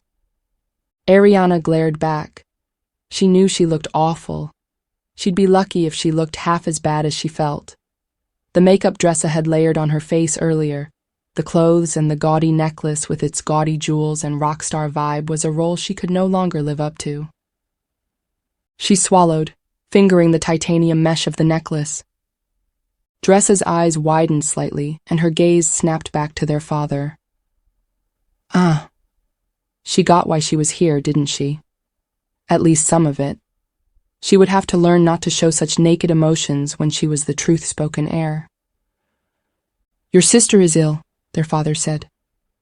You will take her place and her duties, arranging for it to seem as if Andressary has traveled to one of the outer worlds. I trust you will work out the details. I want you fully changed as Arianna before week's end. I want you public and visible, and I want you to continue this courtship with Lysander. Dressa didn't move. Arianna wanted to say that with her crush on Lysander, this was what she'd wanted, wasn't it? She'd get to woo Arianna's betrothed. It didn't matter if Arianna actually wanted to marry Lysander. She didn't want Dressa screwing everything up in her place. A deus, she felt. She couldn't muster the energy to feel much of anything. Exhaustion smothered her like a blanket. She wanted to start whatever treatment she'd need right now, not later. And my sudden departure will not be suspicious? Dressa asked, a stalling, a reach for composure. Make it not be, their father snapped. Dressa braced as if in a storm. Arianna wanted to hate Dressa. She truly wanted to hate her for being the one to take over her life. But Dressa didn't want this any more than she did. Lysander, maybe, but she wouldn't be courting Lysander as herself. Arianna knew her life would be suffocating to someone with Dressa's natural enthusiasm. Could Dressa pull this off? Could she not completely screw up Arianna's life and respectability? Their eyes met again, and Arianna felt a chill. Dressa wasn't looking at Arianna now so much as surveying. All that she was. They'd done it once or twice as children, trying to see how long they could trick their father. They never had. and those games had lasted barely longer than the time it had taken to change and back again, which hadn't been long. Growing up, they'd kept their appearances similar. They weren't children anymore. And while Dressa was as fully trained at Truthspoken as she was, her aptitude was not the same. She lacked the finesse and control that came naturally to Arianna. Dressa's eyes narrowed. Oh, she'd read the contempt, hadn't she? Because that finesse and control had abandoned Arianna just now, and that was the point. "Are you okay with this?" Dressa asked her. Arianna cleared her throat. "I have to be, don't I?" Her gut churned. Oh, hell. She darted a quick glance around for a wastebasket in case she needed it. She'd never vomited before and wasn't eager to do so now. She couldn't stay at court, not like this. Not with the eyes of the nobility and the military watching. Not when Truthspoken were supposed to be omnipresent, supposed to be infallible. She'd thought she was infallible. Dressa turned back to their father. "How long will my sister be away?" She hadn't used Arianna's name, because it wasn't Arianna's anymore. Arianna's hands clenched. She would recover more quickly than anyone else. If she was the only Truthspoken data point, she'd prove a quick recovery was possible, even if it was only the three of them in this room who knew she'd been sick. If she knew what this weakness was now, maybe she could use her Truthspoken abilities to isolate whatever was causing the bruising sleep internally. Maybe she could even come back with a cure. Answers, even, for everyone who'd been trying to understand what the bruising sleep was. She'll be gone as long as necessary, perhaps months. Dressa drew in a sharp breath. Father. But she looked back at Arianna, her face pinching, a mix of anger, of worry, and something else glinted in those golden brown eyes. Arianna's attention sharpened. Had that been hunger? Had Dressa fooled her for years? Was she a better Truthspoken than Arianna had thought? Was she after Arianna's position as heir? No, Lysander. Hell and all the holy mandates. At least she knew Dressa would have an incentive to pull this off for Lysander. Would Arianna come back to find herself already married? Would her children not be her own? No, she would not be gone that long, she vowed herself that. I will of course do what is necessary, Dressa said. Don't mess up my life, Arianna rasped. Don't stay away too long. I don't want your place as heir. You know that, sister. Good, their father said, waving away the budding argument. Now that that's settled, Arianna, go and prepare. It will be let out that you, as Arianna, are not quite yourself as you're recovering from a curse of green magics. Dressa touched the edges of her carefully styled hair, a nervous gesture that was fully her own. Yes, Saratarchus. She'd have to unlearn that gesture too. She would change that night. She would change, and it wouldn't take more than a few hours, would it? Probably enough time left in the night that she could even get some sleep. They weren't as close in appearance as when they'd been children, but they were still close enough. Dressa would wake up, and she'd be Arianna. And who would Arianna be? A claustrophobic panic clogged at her throat. Dressa didn't look at her as she turned to go. Get better quickly, seriously. Arianna didn't look at Dressa either. I will. The door closed much harder than when Dressa had entered. Silence, the crackling of the fire. Airy. She cringed. Yes, it had to be airy, didn't it? They'd each been taught as children to have both a public name and a private familiar name so they could relax from their public personas in private. Except, it hadn't really worked out that way. Andressari's was Dressa, though she'd been using her familiar name liberally with her friends and family for years. Half the court knew her as Dressa. Arianna's was Airy, but she'd been 11 or 12 when she'd stated she wished to be called Arianna in private, too. The one thing she'd ever willfully done to contradict her father's training. He'd protested and he'd commanded, but after she'd not responded to Airy for weeks, he'd given in. The name now felt like a throwback to childhood, too small and stale. She needed a new persona to fall into, to fully become. She wasn't sure she could go back to being airy. Her father sat down across from her again, the Ceratarchus ebbing out of his posture until he was just her father. This person he rarely was, even in private. This person who was far too open. He took her hands, squeezed gently. "It's not fair to Dressa," she blurted, because it was better than saying, "No, and it's not fair to you." Her eyes flooded, damn them, yes, to her, especially to her. You're truth-spoken, do what they must." He sounded tired, so tired. "You'll depart within the hour. You don't have the strength, I gather, to begin any sort of change now, but it's a 5-day journey to Hestia. Do you believe you will be able to change?" She wanted to say yes, of course, but over the last week her change trances had been immensely hard, or simply hadn't worked at all. "Don't know. Change might be possible, but not much, not quickly." "Then make the minimal physical changes you'll need to be unrecognizable, both genetically and visually. For the rest, or if you can't, you'll need to rely on conventional techniques. I suggest crafting an identity around a minor branch of our bloodline. Let any similarities fall on that. Your document blanks will be in the packet Bedia gives you on the transport. Key in your codes once you have your identity set, and I'll update it in the system from here. I've already spoken to Bedia, and Faye fully understands the situation. Faye'll continue to accompany you as your personal servant, with fair own minor changes in appearance, as befits the blood servant of a Truthspoken. And Ari, you are not to break cover for any reason, do you understand?" "Yes, father." She hated how small her voice sounded. She'd gone on solo missions before as part of her Truthspoken training, and later as a Truthspoken to be wielded by the Ceratarchus as he saw fit, where the kingdom needed her. Those missions had always held purpose, but this felt like abandonment.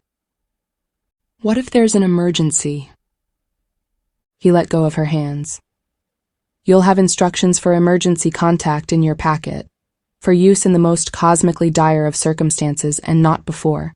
Is that understood? And you are not to break cover even if you must contact. That's essential, Ari.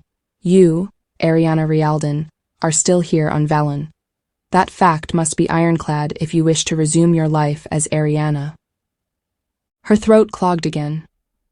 Hope that she could one day resume her life. That Dressa wouldn't completely screw it up in the meantime, that their father wouldn't let her screw it up. She hadn't realized just how much she was losing hope until it flared again. "Ari, you are my heir." Her father met her gaze, held it. "I will conduct my own thorough investigation into how you contracted this illness, and I've arranged for the best and most secure care possible. Hestia is one of the world's nobility go to when they contract this illness. It has some of the best experts on the bruising sleep, and they're discreet. You'll be in good hands there." Hestia was a resort world, a garden world it was called, as worlds like those tended to be full of estates with reserve-sized gardens for the nobility and little else, and full of lesser nobility as well. Another sideline. "Trust me, Ari. Rest and get well. I'll keep your life safe for you to return to." "Thank you." It was all she could say. She had to tell herself, and keep telling herself, that going away was going to save her, that Dressa taking over her life would give her the time she needed to recover, that Dressa was doing her a favor, the biggest favor. Her father wasn't sending her away, he was saving her to continue being his heir. Her heart still clenched in her chest. She felt raw to her bones, and she knew it wasn't just the weakness, the bruising sleep. Her father stood. "I have my own arrangements to make. I'll send Betea in to help you through the back corridors." There was no question of whether she'd make it to her apartment alone. "Ari," he said, then, "Arianna." He spread his hands, his expression open with no pretense. She had enough presence of mind left to read his. His pride in her. Her spine straightened. Yes, Seritarchus. She could carry that. Yes, she would be someone else for a while, but she would not forget for an instant who she really was. She never did. She never would. He gave a sharp nod. Then he rolled his shoulders and through the movement shifted his posture, his expression, his personality. It wasn't back to fully being the Seritarchus. For whatever reason, he wasn't yet done being the green magicker. He removed the holographic seal from his pocket, looked at it for a moment too long, then gave a half shrug before fixing it carefully to his cheek. He raised his brows at her. He didn't have the same glare as when she'd met him in the ballroom, but his whole bearing was no less intense. She braced herself, because she knew this was her father. She surveyed the seal on his cheek and gave a small nod. He clicked on the aura projector and the air shimmered around him, a deep and forest green. Sir Sodan, she said, remembering the name he'd given in the ballroom. He stopped, raising his brows again. Are you going to turn yourself in? Child, they have already caught me. It would have been announced 10 minutes ago. I'm going to go make my confession in exchange for staying my execution. She suppressed a shudder as he pressed open the hidden door beside the fireplace. He slipped through, leaving through the restricted back corridors. Truthspoken. When she recovered, that would be her someday, doing what was necessary to keep the kingdom of Valoris safe. No, it was her now. She was no less caught in necessity than her father. Chapter 11. Terrace Garden. Nobles in the military come and go, and some stay too. High General Banamar Abret in the vid, the great general's toast at Heir retirement. Rhys straightened from their casual slouch outside Dressa's apartment as the door swept open. Dressa came out. She'd changed from her ball clothes into a loose green pantsuit and crocheted ankle-length overcoat worked in with tiny diamonds. But her fashion sense couldn't disguise the fact that she looked awful. Deliberately, of course. Her hair was frizzed around the edges and her eyes were red, which, being truth-spoken, she should have smoothed over. But Rhys read the distress beneath the performance of distress, and it was very real. Was Arianna okay? Rhys hadn't contacted Dressa, let alone Arianna, directly. They hadn't known if they should, but they'd come here straight from the ruckus at the ball, after doing their best to calm some hysterical courtiers who'd latched onto them as a source of information. They'd had none, of course, but they knew how to calm a crowd, not that anyone would thank them for it. So they'd stood here outside Dressa's door these last 2 hours, occasionally chatting with the guards, who weren't sure how to place them within their own social hierarchy. Was Rhys Delore, contract child of the Seritarchus consort, who'd spent their teenage years calling these halls home, a noble to be treated with utmost respect, or now a serving Navy lieutenant, a comrade with stories to trade and commanding officers to gripe about? It was weird. Normally, Rhys wouldn't chat with the guards at all, but they were nervous, and the guards seemed eager for information too. It was the first time Rhys had been home since they'd shipped out after the academy, and they didn't know where their place was either. Dressa nodded to the guards before approaching Rhys. Cousin, walk with me in the terrace garden. Dressa rarely used that tone of command with them, or ever.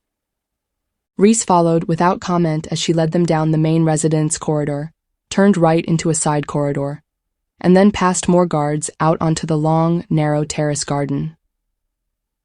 The moon shone as a large crescent overhead, its second a fuller but dimmer orb to the right. Soft golden lanterns glowed around and through the rows of leafy bushes, and flowers rose up from raised beds, swaying gently in the muggy breeze. Trees lined the low terrace walls and kept anyone who stood on the palace grounds below from peering too closely into their depths. Had the ball-goers fully dispersed by now? Rhys couldn't hear any sounds of partying below. Couldn't hear any music, and the band had been loud enough. Dressa led them down the first row of the greenery, an even more private locale. She clutched their arm as she walked, her breaths coming faster than they should have. Her forehead sheened. The air was heavy with summer humidity, but not that hot. Rhys's pulse spiked. They were already on edge, but now they remembered that Dressa had touched the magicka. Had that magicka gotten to her too? And yes, they'd been around Truthspoken long enough to know that the surface of things was never as they truly were. But that Arianna had been taken down by a green magicka who never should have got that far, or been in any way disposed to that kind of violence, and all in the most publicly humiliating way possible there was something off about all of it. Rhys couldn't wait for Dressa to speak, and they were mostly alone here, though the gardens would have security bugs scattered throughout. They took a breath. If Dressa hadn't spoken yet, it meant either she was too distressed to do so, or she was trying to formulate a way to say what she needed to without making it obvious to any listeners. So why not just bring Rhys into her apartments, into her prep room, which had no bugs? Rhys's skin prickled with their own non-heat-related sheen of sweat. Is our sister okay? Dressa waved the question away, and their deliberate breach of protocol in naming Arianna their sister. She's fine. Arianna is fine. She'll recover. She made a vague gesture in the air, like she was trying to describe a concept she couldn't picture. I have to go away for a bit. She stopped to look at them. She wasn't much shorter than they were tall. A dais, but she'd grown into a poised and polished person all around, and when had that happened? When Rhys had been holed up at the academy, cramming for exams? When they'd been on their ship near the border, watching for what baffling thing the Kida would do next? It felt like another universe, not this one they shared with their younger siblings. Rhys had the uncomfortable sense they didn't know Dressa as well as they thought anymore. Truthspoken. She would always, always be truthspoken, and they would not. Dressa looked down to play with a loose thread on her sleeve. There was definitely something she couldn't say but needed them to know. What she needed them to know wasn't the fact she was going away. You're going away? Rhys ventured. It was at least a starting point to information. That she was in danger was a given. Arianna had been attacked on a vector previously thought to be a low risk. Would there be more attacks from green magickers? Why had the magicka attacked Arianna in the first place? It was probably wise for Dressa to retreat from court to a safer place. Rhys would have suggested it themselves if they'd thought they had any right to, but they also knew it wasn't the best move politically. Was the Saratarchus so rattled that he'd weaken an already wobbling control to keep his second daughter safe? Why are you going away? I'd think your father would want you here, to help with Arianna's duties while she recovers, if she'll need time to recover. Dressa made a rude noise, pulling her overcoat tighter around herself, not that it was cold. Arianna will be up and terrorizing the staff again in a day or so. Father wants me to form my own engagement, just in case Arianna totally screws this up with Lysander, or if there's another attack, the Saratarchus wants a backup plan. So I'm going on a tour to visit his top 3 eligible candidates, whose names will not be released publicly, just that I'm going on the tour. So no one gets jealous and gets ideas about the health and safety of the others. Rhys cocked their head. She was lying. It was all a perfectly good explanation, and they didn't know which part of it wasn't true, but she was lying about something. And she wanted them to know she was lying. Rhys tried in everyday life not to use the evacu they'd learned from being around their siblings growing up. They especially tried not to use it when they were on duty. In the academy and on their ship, they'd gone out of their way to present a show of social awkwardness, and after a time of suspicion, people wondering if they were, in fact, a secret fourth truth spoken, people had just begun to assume Rhys was who they presented themselves to be. They hated that that wasn't entirely true. But the deception was necessary. Few people would want to serve with someone who'd absorbed almost as much about seeing through human behavior and how to manipulate it as a truth spoken. Here at the palace, though, with Dressa, their senses were fully tuned. They watched every angle of her posture, ran her tone through all the arcane calculations Arianna and Dressa had taught them years ago. That were now just second nature. Something was very wrong. Beyond the fact that Arianna, the truth-spoken heir, had been attacked in plain sight. And that really was weird, wasn't it? They kept thinking that was weird. They'd watched Dressa tackle the magicier and had been intensely proud of her just then. They'd been a few steps behind, but the magicier had slipped away into the crowd, flickering in and out of sight. That had been weird, too. They'd been around green magiciers before. There was a magicier on most ships in the Navy, though the magicier for Rhys's ship had retired the year before and their replacement hadn't come in yet. There had been several at the academy, too, including one of their teachers, but they'd never seen a magicier disappear like that. There had been something intensely wrong about that, like the air had bent with negative energy. Had Dressa felt that? Was that part of what she was trying to say, that something was going on with the green magiciers and, what, she was being sent to investigate it? Rhys wished they could go with her. So, okay, you're going on a dating trip. Courting, Dressa corrected. And yeah, I'll try and actually enjoy it. I'm not as opposed to the general idea of marriage as Arianna. That's why I wanted to tell you, I'm leaving tomorrow. Rhys's heart sank. It had taken most of a week to get to Vallon from the border. They only had 2 weeks total leave, and they'd been hoping to spend some time with Dressa. And what about Arianna? What about her? I told you, she's fine.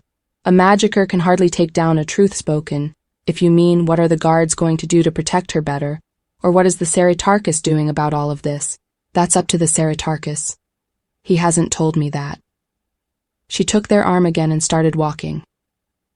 You should visit Arianna after I leave. At least she'll be here to keep you company. Lie. That last was a lie. What the hell? A cold sweat broke out all over Rhys, and they strained their senses to the limit. Dressa was distressed, yes, but she wasn't. She wasn't grieving, Rhys didn't think. Arianna wasn't. Adeus, the unthinkable. Arianna wasn't dead. You're sure Arianna is well? Well enough. True. Dressa, you know I'm not that close to Arianna anymore.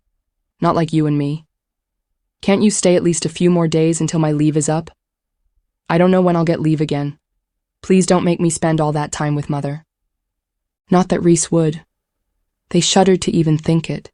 They'd do their one obligatory visit to their mother, like they always did. And if Dressa wasn't here, they'd just go back early. Dressa shrugged. Arianna's a stiff-edged brat, but I know she'll want to see you. True and true. Well, it didn't take a genius to know the first was true. Rhys wasn't so sure about Dressa's read on the second. Was it Arianna who needed to tell them something and was sending a message through Dressa? But no, that didn't feel right. So why was Dressa insisting they see Arianna? It wasn't out of familial duty. Dressa's tone wasn't right for that. Though she was tense enough for this to be about familial duty. Her walk was all airy graciousness, but her arm in theirs was rigidly tense. They strolled around the far end of the garden and started back toward the doors. Rhys had marked the 2 guards just visible inside the glass doors, one guard outside and one standing at the far edge of the terrace looking out over the grounds below. Not subtle, but not obtrusive either. Then, from one step to the next, everything Dressa had said and everything she hadn't said clicked. Rhys had learned to think in patterns around their siblings, in metaphors and misdirection, because that's how Truthspoken thought. Even Dressa, open as she was, wasn't the whole of herself in public, not by a long shot. It wasn't Dressa who was going away, was it? It wasn't Arianna, at least the Arianna Rhys knew, who would want to see them. Who was so insistent on seeing Rhys because Rhys, if few others, would know who she was. Oh no. Rhys was starting to understand, and they didn't like it at all. Chapter 12. Apprehension. The Kida are the first non-human sentients we've encountered, and though their ways are still largely a mystery to us, and they've shown little interest in helping us attain a higher level of technology, they've also shown little interest in conquering us or anyone else. I'll call that an optimal first contact scenario.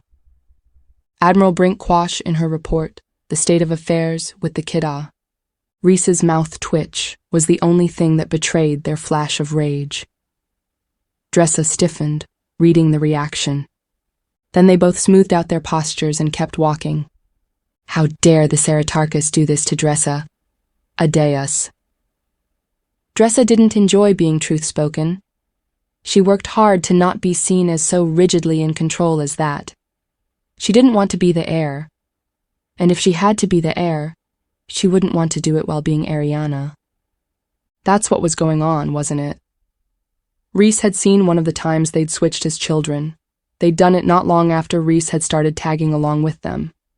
Reese hadn't had enough of Aku then to tell why they kept giggling at the weirdest moments. Their performances had been nearly perfect. It hadn't lasted longer than a day. How long would this last?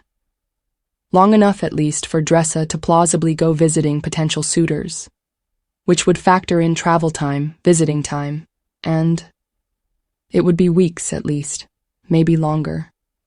This certainly wasn't Dressa's idea. She was much too tense for that. Or Arianna's. Maybe.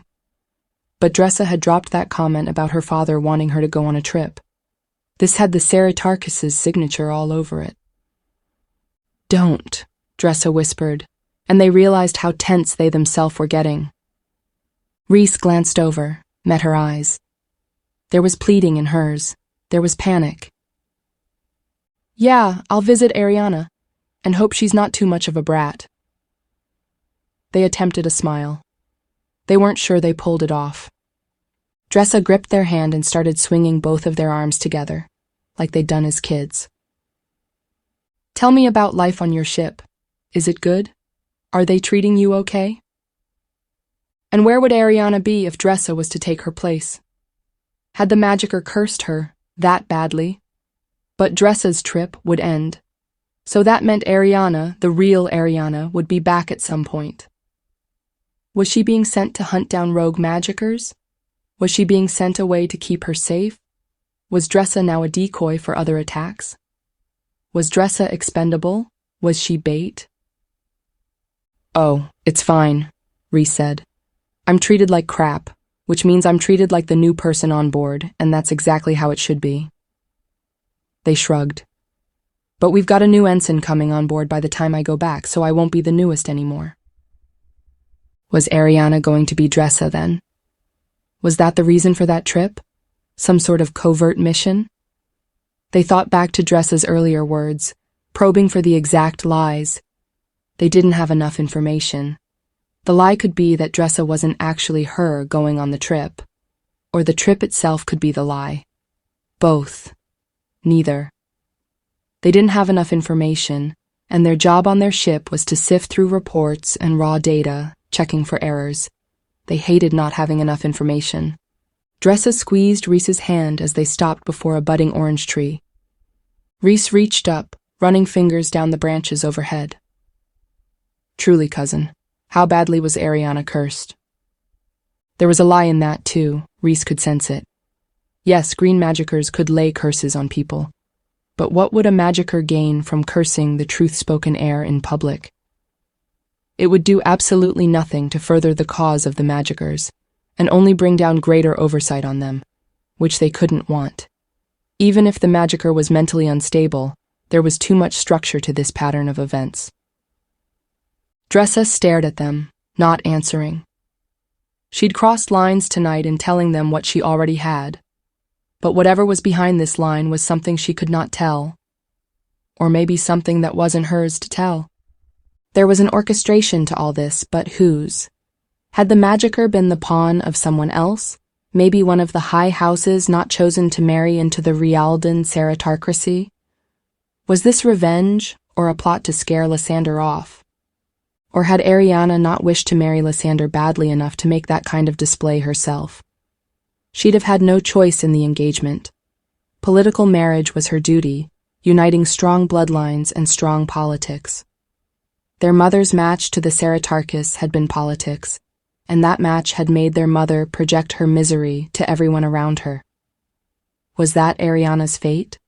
Was that part of the reason for this switch? Rhys wouldn't wish their mother's situation on anyone, Arianna or Lysander, or their children.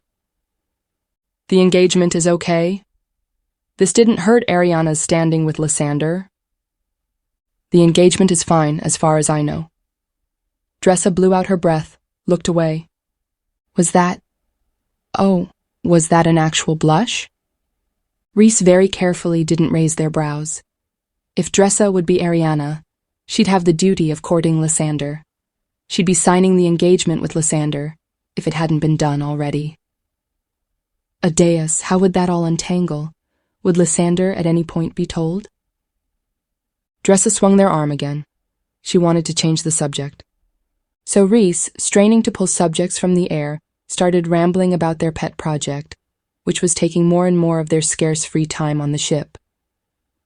It had started when they'd been assigned to organize the scan data from when their ship, the border scout Occam's Storm, passed through the edges of Kidda-held systems. I've been studying the Kidda clans these last months, and I don't think what our scholars wrote about them covers even the half of how complex their society is. They're really different from us, yes, but you know their technology. They're leagues ahead of us in how they navigate and manipulate space-time. We don't know how their ships work, or why they'll decide to stay on a planet only a few months, or what might make them decide to make a permanent settlement versus moving on. They don't have cities. I know a lot of scholars think their society is on a long decline from a past golden age, but I'm not so sure about that. Those first hours of poring through ship data, Rhys had found a pattern that itched at their evacu senses.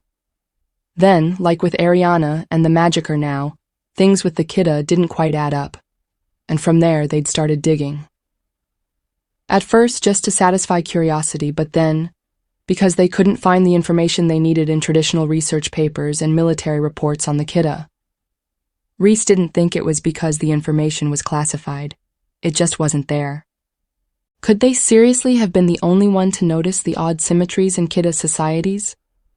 Like the way Clan Ice and Clan Hydrogen walked, it was very distinctively this forward rolling gait among their four legs, arms held stiffly to their gnarled hides. Those two clans were very different, and they lived in different sectors, one mostly planet-based and the other space-based, and they didn't even share as many common genetics as some of the other clans. But yet, among all the Kidda clans, only those two walked the same. Why? Dressa plucked a dead flower hanging from a branch that needed pruned and began twirling it through her fingers. Why don't you write a book on what you've found? Rhys's face went hot. Maybe, it's just a thought, just theories. I still have a lot of research I need to do. They shrugged.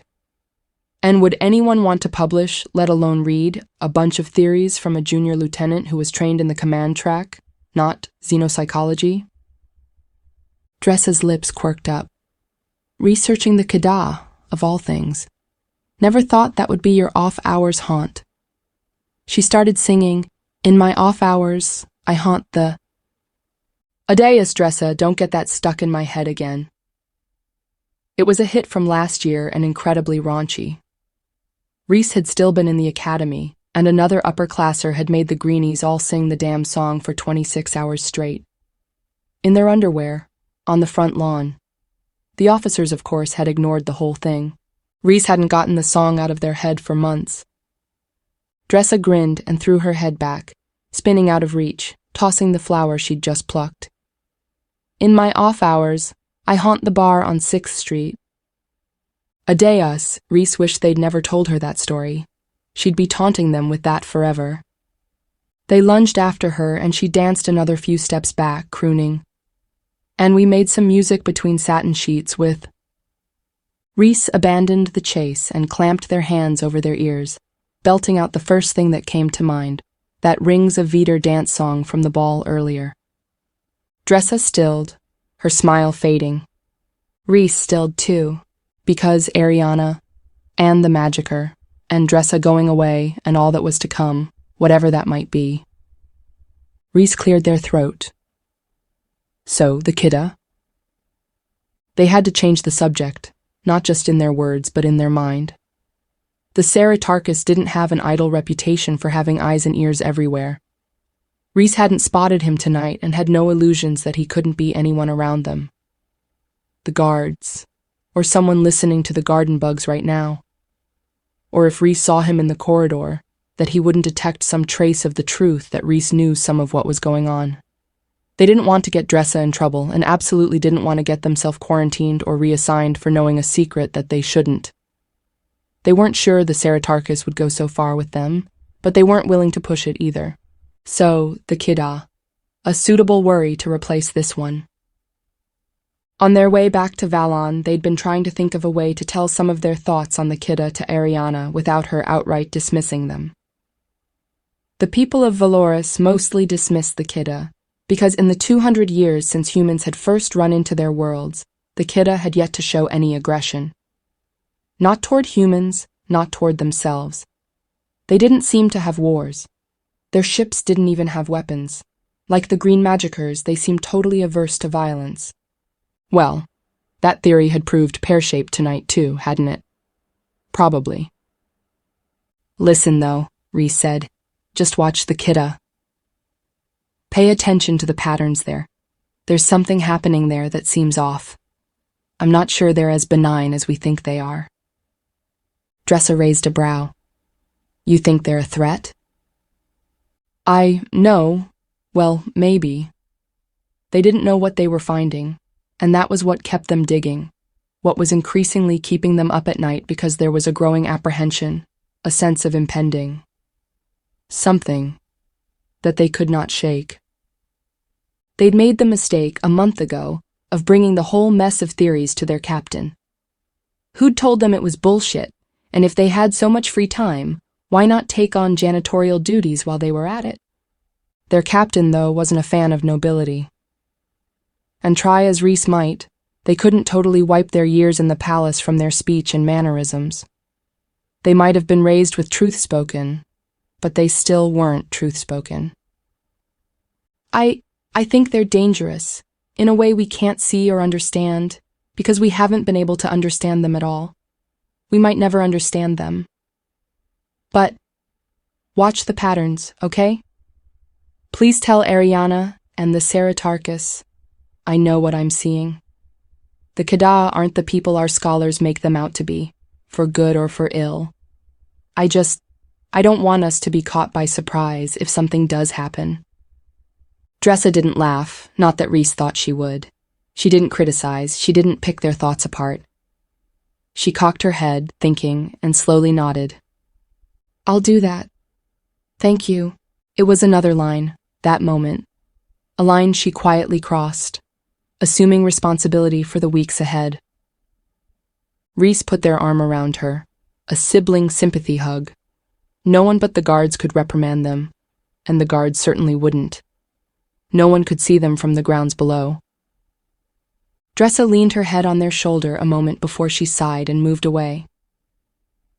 I need to get ready for my trip. I'm leaving as soon as possible. I just wanted to tell you. Yeah, I know. Rhys smiled. Dressa smiled.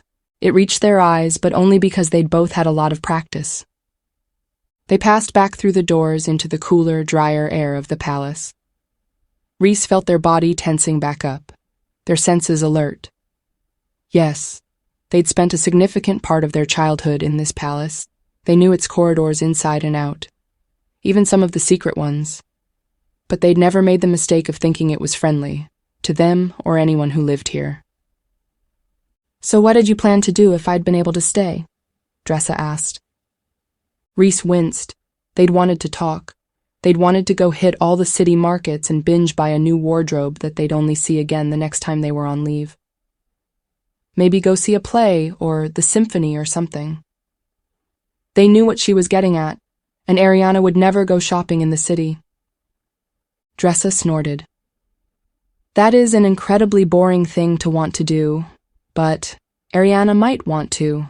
Maybe. You should ask. Rhys was silent for several steps, thinking through possible interactions, social implications. No, I know she's busy, and yeah, I'm not her favorite sibling. And the gap between them widened. Well, best get the visit with Mother over now. That way things can only get better from here. Rhys sighed, rubbed their forehead. Yeah.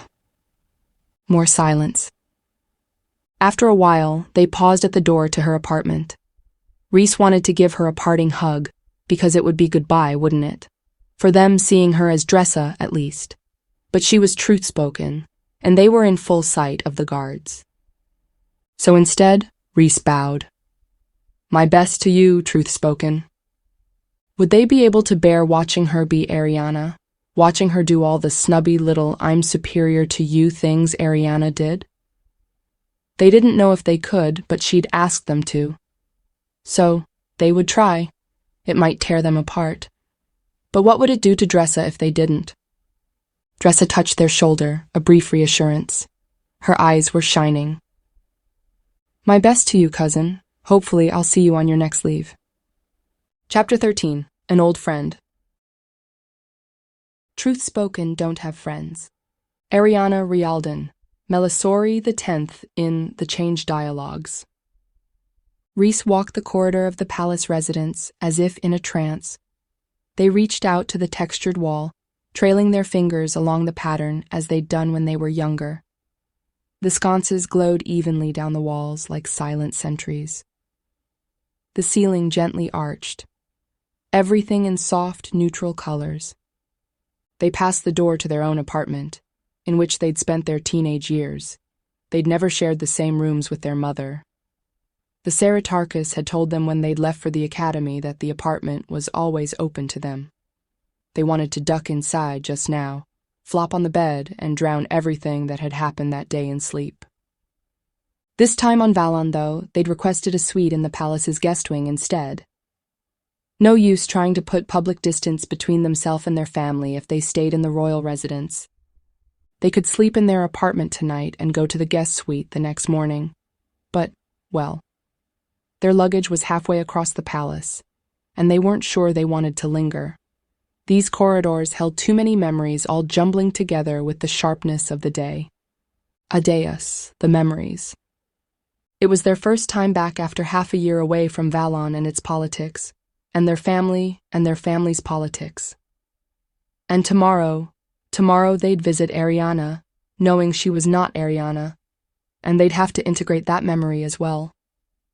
Growing up here hadn't been in any way normal, but it had been good, hadn't it? Rhys had to believe it had been good. No, their mother hadn't been a good mother, and yes, their father had pretty much dumped them here with her, but the richness of this environment, the never-ending games within games with their sisters, had been good. Yes, the palace had teeth, but their sisters were good. The people here, the staff and guards, were mostly good. Even the Saratarchus was decent to them, and he didn't have to be. All of it was dangerous and bright and complicated and glittering. But had it been good? The Saratarchus now was ordering one of his daughters to become the other. Or that's how Rhys read the situation, at least. How was that in any way good? Rhys straightened and smoothed out their uniform as they rounded the bend to their mother's stretch of the corridor. They'd get this visit over with and then retreat to their guest suite. They were too tired to think any more that night. Rhys! Rhys jumped, then broke out in a delighted grin. Vogret! Ina Vogret, the former head of their mother's guards, had a matching grin. A head taller than Rhys and built like a battle cruiser, she abandoned her post at his mother's door and flung out her arms, running toward Rhys. Rhys met her halfway in a bone-crushing hug. I didn't know you'd be here, they said into her maroon uniform. They pulled back. You retired. I thought, the grandkids. Vogret shrugged. Your mother asked me back. Not all the time. Half hours, really. I'm not in command of her guards anymore either, and that's a change. If Vogret was back, Rhys doubted anyone else truly had control of their mother's household. "Look at you," Vogrit drawled, tugging on Rhys's lapels. "All grown up and shining." Rhys bit their lip to stop a laugh, looked up into gray eyes in a crinkling smile. For the first time, for the first time since they'd landed in the city earlier that day, they felt like they could breathe. For just one moment, here with their old friend, they didn't have to be on alert or navigating tides of a vacuum. They could be Rhys because that's all she'd ever seen them as.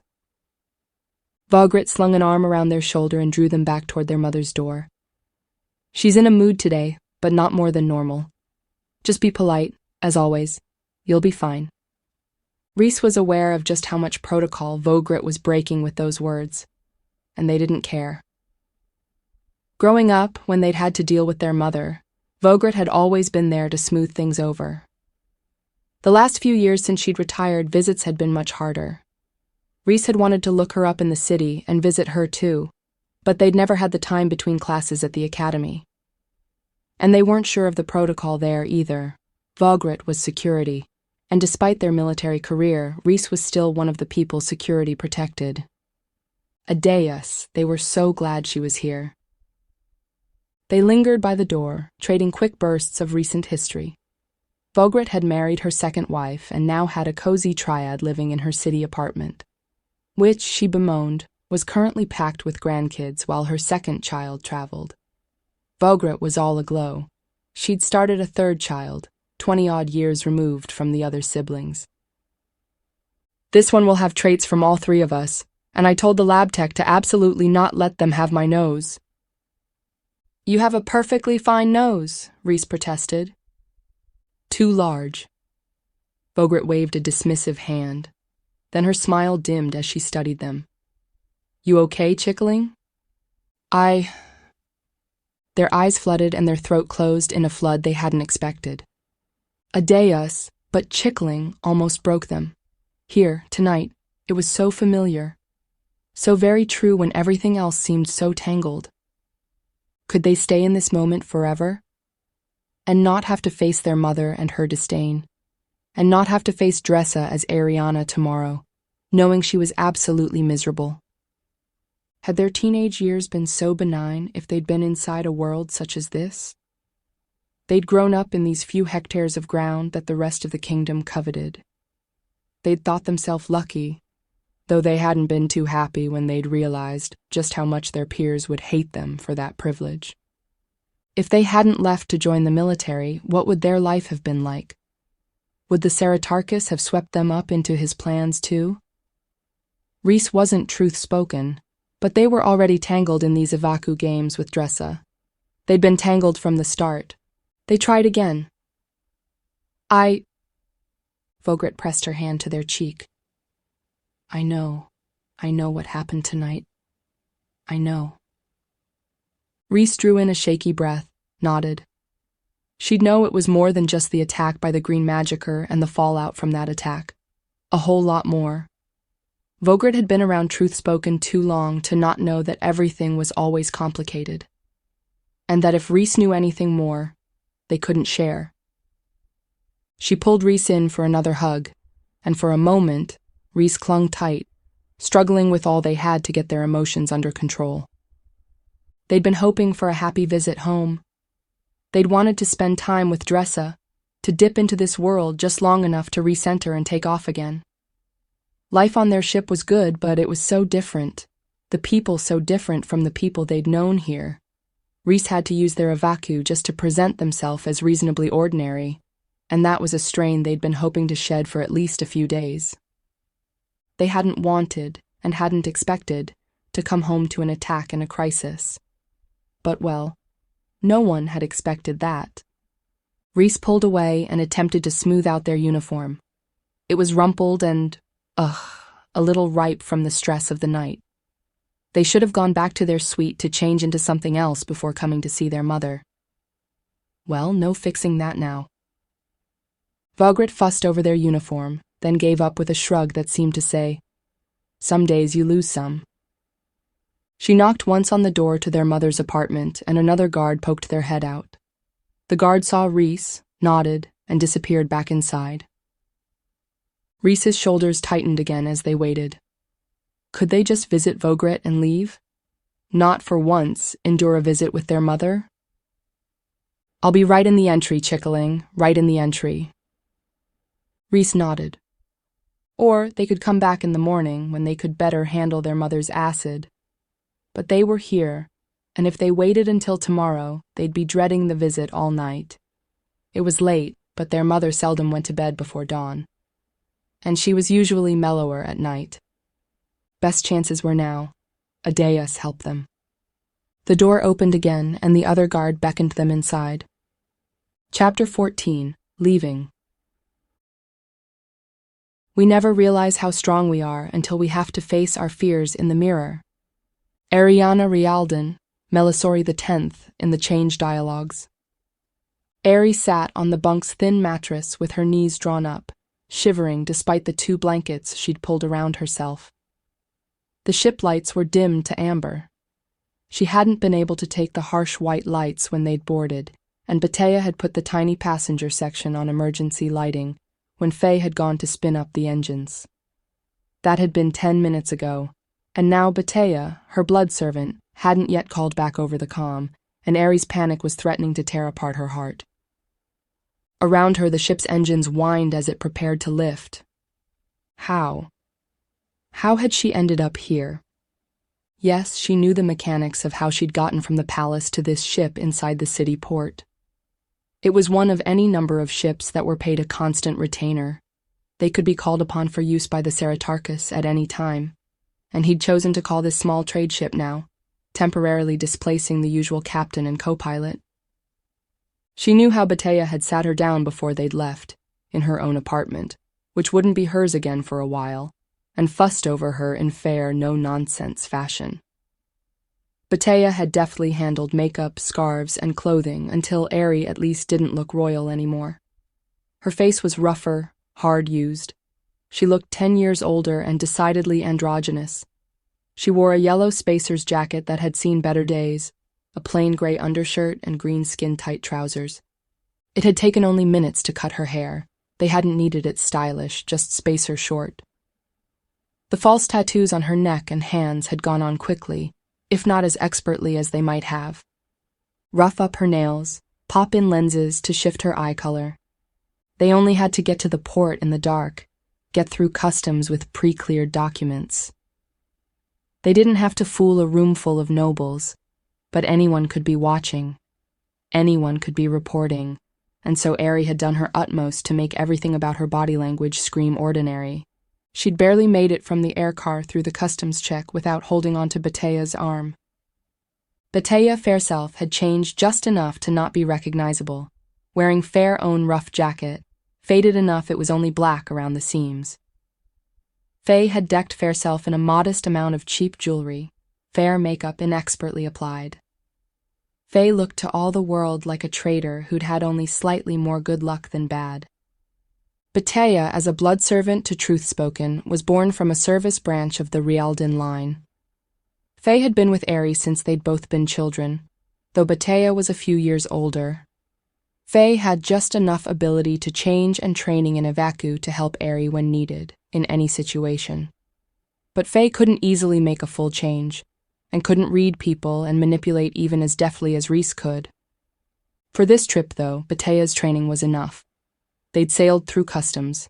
They'd boarded this ship.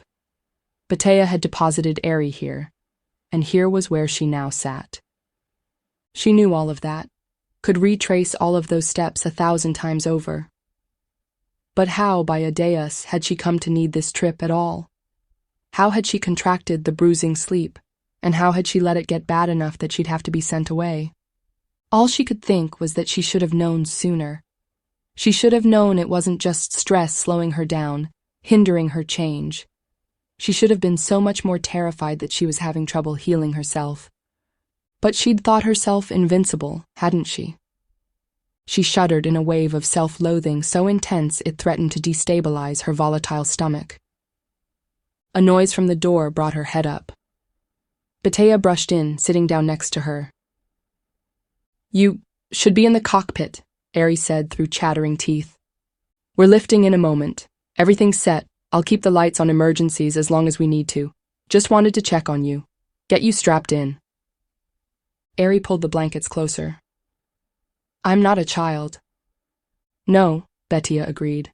But you're sick. Faye hesitated. Do you want to lift in the cockpit or strap into bed? Cockpit.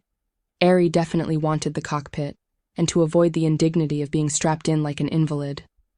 But she was an invalid, wasn't she? She was. Sick. She, a Truthspoken, was sick, and she couldn't heal herself. How could she even call herself Truthspoken? Hey.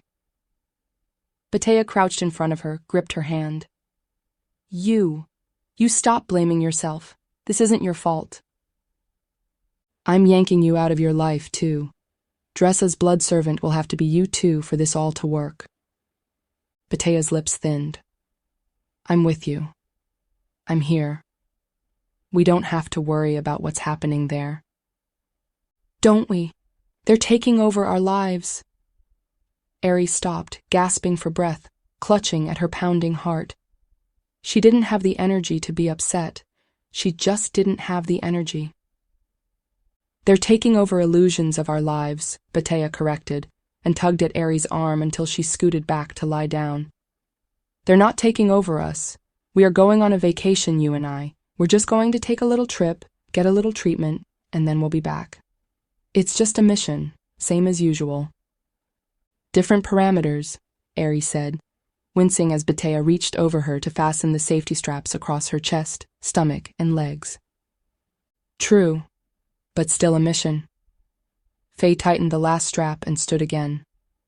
It'll be educational.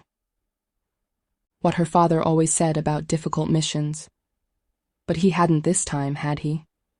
He'd just bared too much of his heart to her, too much of his own distress. Bettia squeezed her hand one last time. I'll be in the cockpit. Launch in 5 minutes, and I'll keep ascent as steady as I can. You shouldn't feel anything. At least we've got a decent enough ship. Then do I really need the straps? Yes, Bettia said, and Fairtone brooked no argument. Ari might be the Truthspoken, but her blood servant had never been afraid to call her on her bullshit. She liked it that way.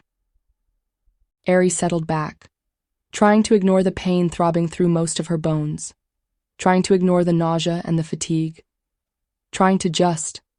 She had no strength now to construct a persona around herself. She hadn't even seen the documents Bettia had used to get them through customs. Bettia had done all the talking. The engine pitch rose, and Ari felt the slightest tug to one side before the ship's gravity stabilized. They were off Valon. Not her first time off Valon, certainly, and not even her first time off on her own. But everything else, absolutely everything else, was different. She wasn't the heir anymore. Not right now, at least. Later, maybe. But not now. Her whole life, her entire purpose, was about being the heir. Yes, she would throw all she had into the persona they'd create in the next few days. But when she played into a persona, she always had herself to anchor back to. Arianna Rialden, Truthspoken heir. She always knew who she was. Her father had taught her that was the key to never losing herself in a role, even if it was sustained over time. Would she lose herself if she had no life to go back to? Or more terrifying, had she already lost herself the moment the bruising sleep had taken hold? She couldn't even claim her name anymore. She was using Ari only because she had nothing else. She wasn't Arianna anymore. She just wasn't. Feeling the fatigue close in, Ari resigned herself to let the bunk hold her. The straps hold her steady in the minute shifts of the ship's gravity field as Bettia made course adjustments. 5 days until she started another life. She told herself maybe that would be a good thing. But she couldn't stop thinking about Dressa. Tomorrow, Dressa would be Arianna Rialden. And what Dressa did in the next weeks and months would shape Ari's life forever. Adeus, Dressa, you had better not screw this up. Chapter 15. Mother. My 10 contract children have been the light of my heart, my source of joy in my old years, and a way to bind some younger lovers to me that wouldn't otherwise have looked my way. And then there are the territories I've bound to me too, and the influence I've expanded. It was so good to get the Jat family's dyes for my wools. But I do love the children too. Lord Ivana Galseri, in private correspondence to her sister. The entrance to their mother's apartment was lit by soft rose mood lights. An enormous, fragrant arrangement of different flowers in shades of yellow dominated the large space, making Reese's nose twitch. Abstract paintings that Reese had once described to Dressa as gilded sock puppet dragons hung around the cherry-paneled walls. While Vogrit positioned herself by the door and gave an encouraging smile, the second guard slipped out into the corridor. A night watch butler arrived and gave Reese a bow. "Sir Delore, if you will follow me." Reese followed through a formal receiving room and into another parlor, and this one was the lion's den, wasn't it? "Lieutenant Reese Petrava Maron Delore to see Saratarchus consort Hanarina Delore Rialdan," the butler announced. Hanari Rialdan looked up from her holographic light weaving as Reese entered, her light pick in one hand. She was intensely beautiful, her brown skin flawless, which, Reese was glad they'd inherited from her, and a face that had all the right angles and all the right symmetries. Large, golden brown eyes. Flowing, round figure. Of Arianna and Dressa, Dressa most resembled their mother, though Hanari would outshine anyone in a room, even the Truthspoken. Her brow creased with annoyance, as if that was all the expression Reese warranted from her. As if, coming home after 6 months away, they were simply distracting her by their visit. Reese made their very prettiest formal bow. "Sir Consort." She wouldn't suffer to be called Mother. She lifted her chin and resumed plucking and pulling at the holographic light of her art. "Ah, Reese, you've come back to Valon, I see," her tone implying that she wondered why they'd bothered. "Yes, Sir Consort, I came back to attend Arianna's engagement." One sculpted brow rose as she continued to weave her light pick. "Is she engaged now?" She wasn't that unaware. Once, she'd absolutely dominated the court of Palace Rialdan, playing the people around her with exacting precision. Truth-spoken consorts were not chosen for their connections alone. She'd certainly had the nobility's version of Ivaku training, and Reese suspected a little illicit truth-spoken training as well. Few people were that unerringly beautiful from genetics alone. But 5 years ago, the year before Reese had left for the academy, she'd suddenly stopped going to court functions. She'd holed up in her apartments and took up light weaving, receiving a few guests. But those guests trickled as they realized she'd extracted herself from everything to do with the court, and could do little for them. Plus, her already biting personality had turned cruel. Reese and Dressa and Arianna had all tried to understand what had happened. Was she sick? Was she depressed?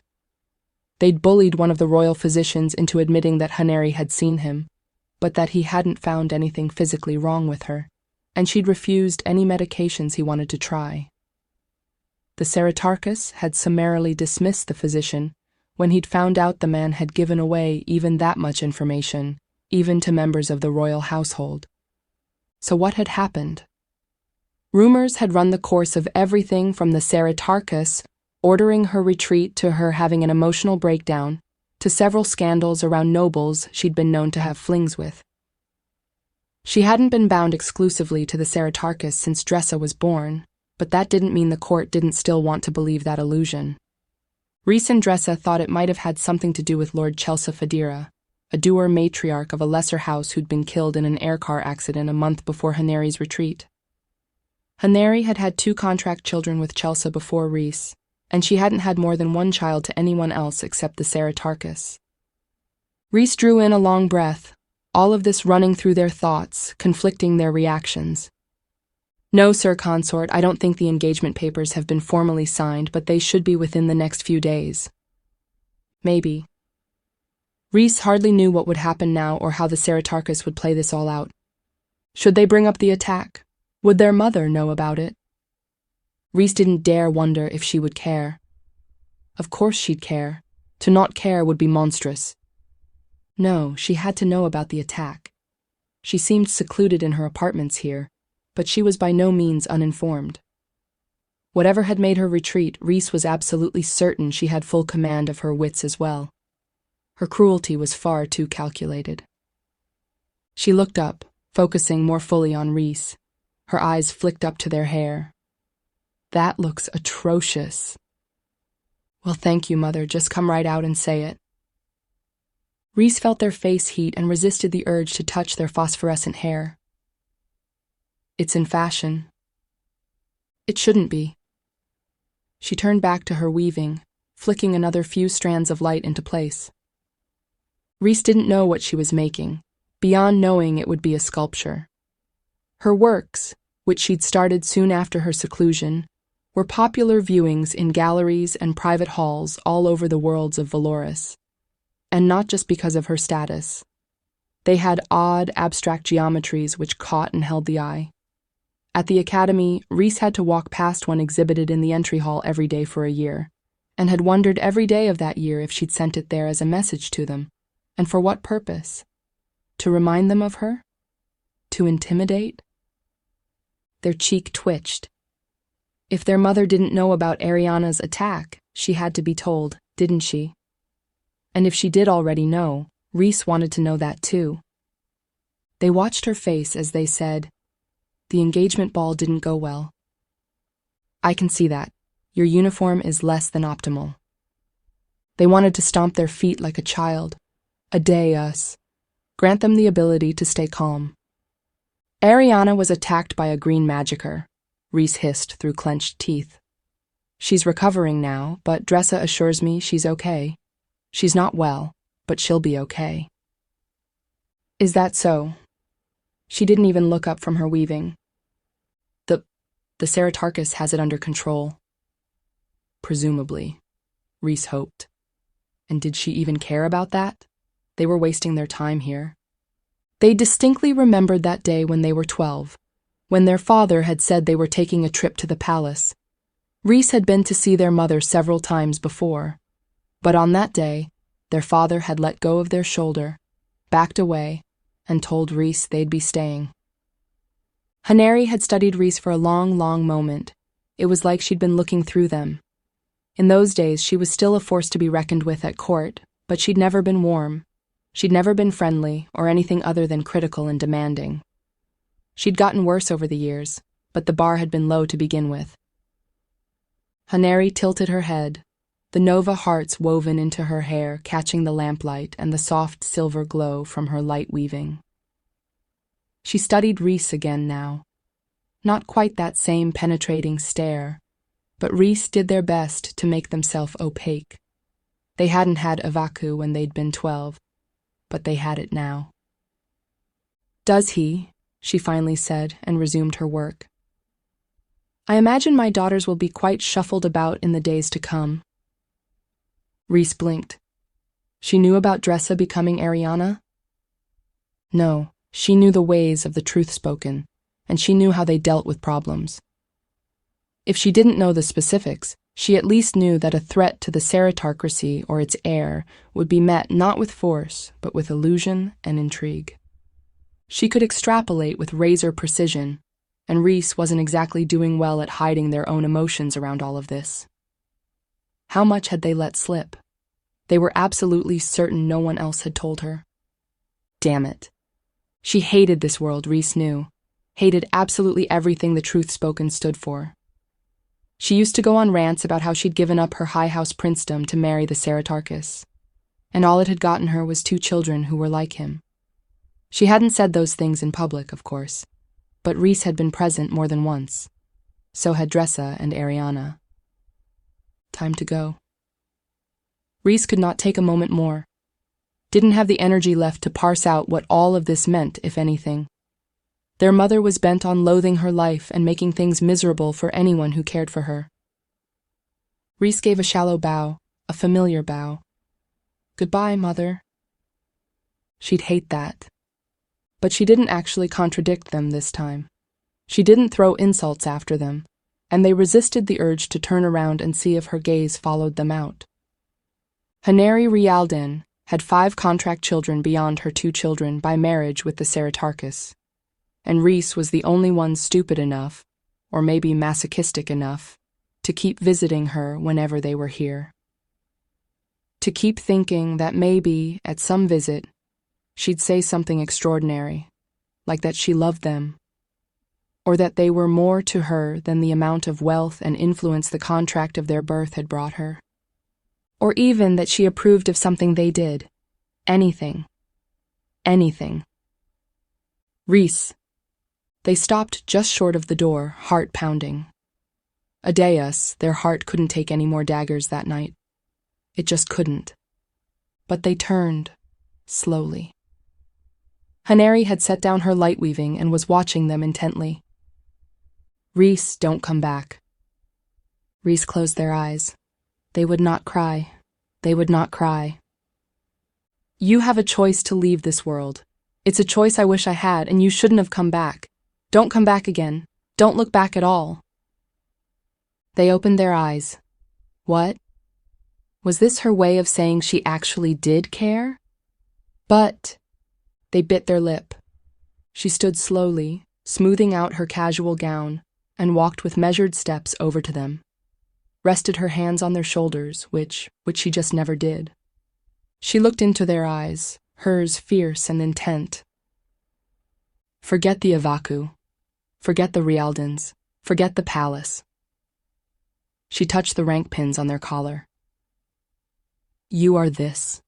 You use Petrava as your name in the military, correct? I thought it was better there than using Delore, and I have a legal right to both names. That's good, she said. Keep it. Forget Delore. Mother, I can't. She stopped them with a glare. They froze.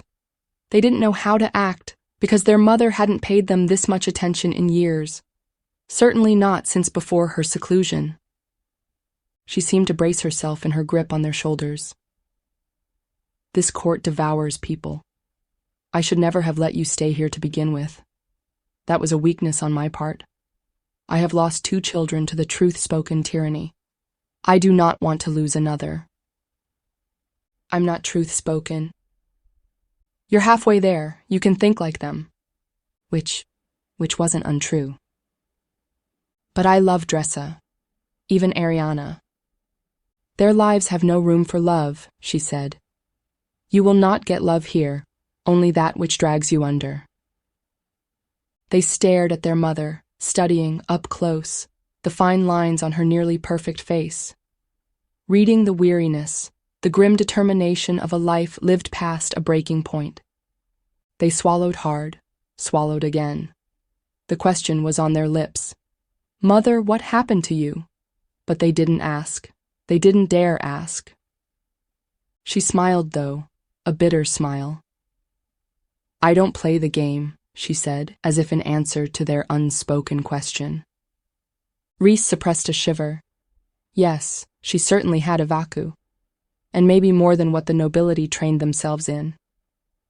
I choose not to play the game.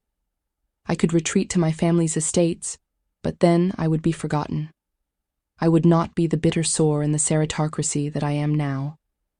And then there would be no one to stand between my children and the lives they were born to live. Rhys blinked. What was she saying? She didn't protect Dressa and Arianna. She was hardly a part of their lives at all.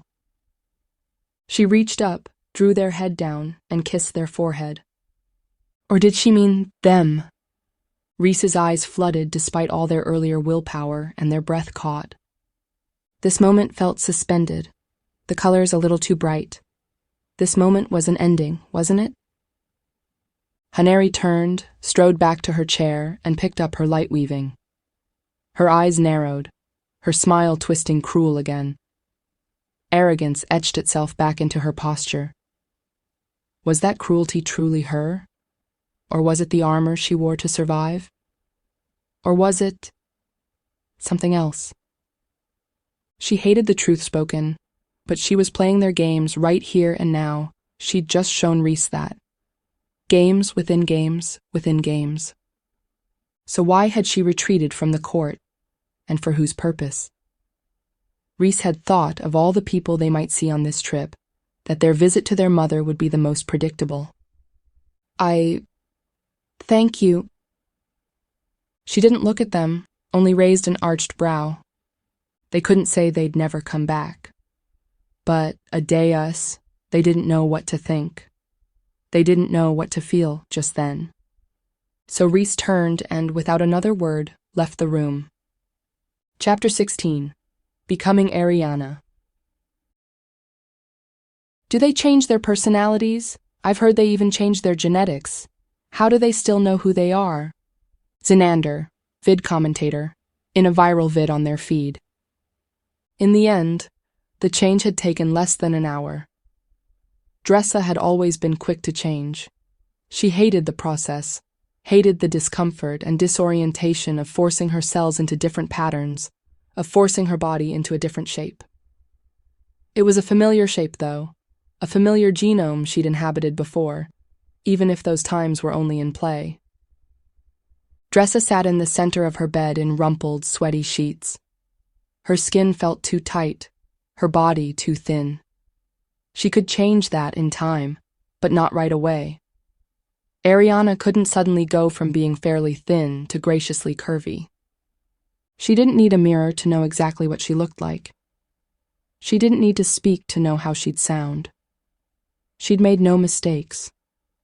Long, straight hair fell loosely over her shoulders, and she pulled it around in front of her, inspecting the texture. Well, and that was mostly the same as her own, as hers had been. This was her body now. This was her hair, her face, her voice. She rolled her shoulders and with the movement began layering in the nuances, all the tells and clues of a lifetime of observation. If there was one role she would never have to prepare for, it was this one. In the night-dimmed bedroom, she glanced toward the door that led into her blood servant Priya's room. Priya, being trained but not actually truth-spoken, would be a while in her own change to Batea, possibly most of the next day. Dressa resolved to check in on her as she could. It was stretching Priya's limits to change that fully, but she'd assured Dressa she could do it. The Ceratarchus himself had allowed a full change where normally that would be forbidden to anyone but an a-day-sanctioned truth-spoken. Priya hadn't been happy about it, though. Neither of them had. And being Batea, that might be interesting. Batea's fluidity ran a spectrum of genders, but Priya preferred a butch presentation. Well, they'd manage, wouldn't they? Priya could change Batea's presentation over time, just as Dressa could change Arianna's overall appearance, too. Maybe not as ideal for the actual Arianna and Batea when they came back, but they weren't the ones who had to deal with this in the meantime, were they? Dressa stretched, feeling every centimeter of her musculature and body. Different, yes, not quite comfortable, but workable. She got out of bed and poked her head into Priya's room. She was lying still in bed, breathing steadily, her face not yet Batea's but also no longer her own. Dressa gently closed the door. It was just shy of midnight. She pulled on a robe, one of her favorites that was now too roomy on her frame, damn it, and headed for the hidden door to the back corridors. She slipped into the narrow space, touching a plate in the wall. Soft lights came on down the corridor, and she followed them toward the back door to Arianna's bedroom. The thing that always wigged her out about being in a new and different body was the way she walked. Different bodies forced you to walk differently, and she knew Arianna's walk. She found herself falling into it, because it was the most natural walk this body could make, and that, more than anything, gave her a jarring sense of wrongness that took her several minutes to breathe through. It always passed for her as she got used to it. But that didn't make it any less unpleasant. By the time she reached her target door, her walk felt more natural. It would be mostly her own by the end of the day, by the end of the week. Would she even remember her original walk? She would practice it as she'd been trained. Once a day, for at least several minutes, she would be herself, with all her own tells and gestures. It would feel intensely weird over time, she knew that, but it was essential for keeping her own self and personality intact through a long role. Arianna's bedroom smelled faintly of the cedar sculptures she liked to hang around the corners, a folk ritual that predated the AUDIOBOOK. Dressa wondered if the truth speaker knew about Arianna's non-canon decorations. Well, and if she knew, would she care? The truth speaker was remarkably chill as far as religious leaders went. Dressa rewound that thought through her head. No, not chill. That wasn't something Arianna would think. Remarkably relaxed. Better. She walked slowly around the bedroom, touching everything. Most things were familiar. But there were a few pieces here and there. A new painting on the wall, a blue-green glass on the bedside table. She hadn't seen before. She touched everything, and in touching it, brought it into the universe she was building where it had always been hers. Finished with the bedroom, she wandered out into the prep room and into the closet. She grimaced at the rows and rows of extremely well-tailored, expensive, and entirely bland clothes. Hardly any dresses, but then, Ari had never been one for dresses. That wasn't a huge problem. But if Dressa wouldn't go insane the next few weeks, she'd have to introduce just a little more flavor. If anything was an excuse for more spice in one's life, it was nearly being killed by a green magicer, wasn't it? She stopped in her perusal of the already familiar clothing. A deus. A deus. She still couldn't believe the magicer had been her father. And she'd razor-clawed his face. Fucking hell. With unsteady hands, she pulled a pajama set off the rack, an absolutely boring gray silk top and pants, and dropped her robe to pull it on. She didn't, not yet, linger on her body. That would come later, when it felt more fully her own. But she did look up to the mirror between two racks of clothes. Her fingers slowed as she buttoned up the top. That was her. That was her in the mirror. Her. Arianna. Her. She took a shaky breath, rolled her shoulders again, relayered what gestures and postures she'd lost in the last few minutes as her mind had wandered. And, most dangerous of thoughts, what had Lysander thought of her? Of Arianna? Had she thought Arianna was beautiful? She certainly didn't have to for them to be married. Political marriage had nothing whatsoever to do with physical attraction. But it could be a bonus, couldn't it? Her stomach churned. Yes, she was Arianna, but she wasn't her older sister. She wasn't the one Lysander was truly meant for. She had to remember that with all she had, because Lysander melted her. Adeus, how was she supposed to survive these next few weeks? Treat it like a flirtation only. She had to. Lysander was not and never could be hers. She had to keep the Javieri prince at a respectable distance. Propriety only. Only. She closed her eyes, turned away from the mirror, swore again, and turned back, moving closer. What would Ari do in this situation? Ari would power through because she had to, because it was her duty. Lysander was marrying the Truthspoken heir, and right now that was her. Legally, as Truthspoken, she could claim this name as hers until the Seritarchus ordered otherwise. Legally she, Arianna Rielden, could court and even marry Lysander if it came to it. She hoped, oh, Adeus, she hoped it didn't go that far. And also, she hoped a little that it did. She bit her lip, then quickly licked her lips to smooth them out again. That had been her gesture, not Arianna's. Hers, Dressa's. Ari might be able to immerse herself fully without losing herself, but Dressa had always struggled with immersion. Her father knew that, and yet he'd ordered this. But then, what choice did he have? It was this, or expose whatever weakness Ari had to the court. Dressa. She was still Dressa inside her head. She was Dressa being Arianna, not Arianna herself. That might be doable. Dressa drifted back to the bedroom, pulling back the sheets. They were fresh, but Arianna's scents, her shampoos and lotions, lingered. Those would be Dressa's too. Her throat tightened, and she closed her eyes against the tide that threatened to overwhelm her. She could do this. She must. There just wasn't any other way. She set her sights firmly on Lysander, and it wasn't fair to Lysander, she knew that. But there were casualties in any battle, weren't there? This battle was to save the Ceratocracy from scandal and ruin, from falling under the reality of how fragile it truly was. Dressa slid between the sheets, plumped the pillows, and lay back. "Lights off," she whispered in Arianna's voice. The room lights dimmed, leaving only the very faint night lights in the corners. Truthspoken bedrooms didn't have windows. The threat of assassination was too great. Her eyes adjusted to the dimness, and she could pick out patterns of flowers on the ceiling, unfamiliar and never seen from this vantage before. Ari had redecorated a few years ago. She'd wanted it all to be more stately, and it was. Dressa stared up at the ceiling, her heart racing. "Come back soon, Ari. I don't want your life. I want mine." Chapter 17. The Spy. Truth spoken serve a purpose in our society that in other nations and in times past was traditionally occupied by the head of an intelligence service. Truth spoken gather information, deploy people who gather more information, and assess all of that information for whether it's in the best interest of the kingdom to act now or gather more.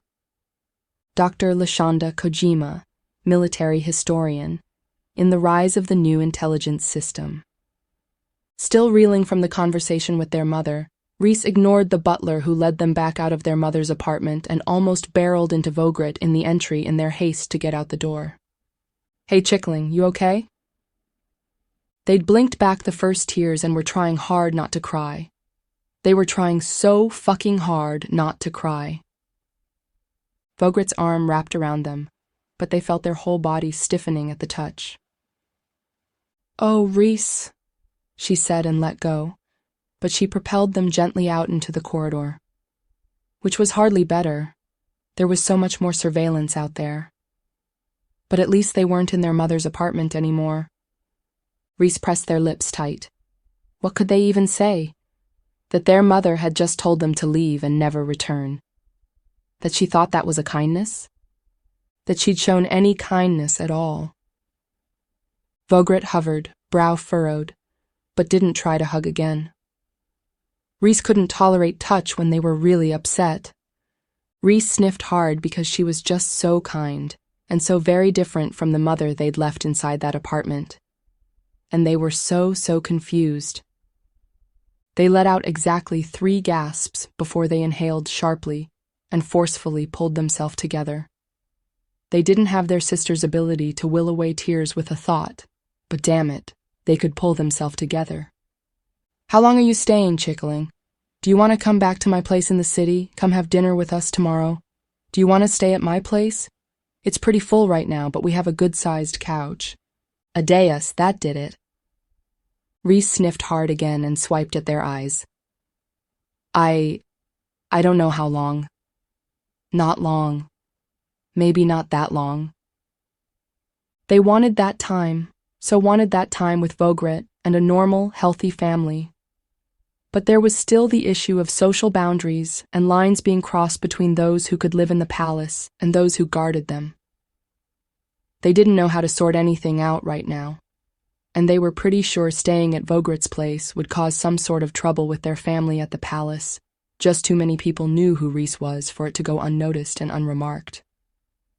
And if they stayed here, Rhys didn't honestly know if they could stay at this palace a moment longer than they had to. "I'm leaving tomorrow.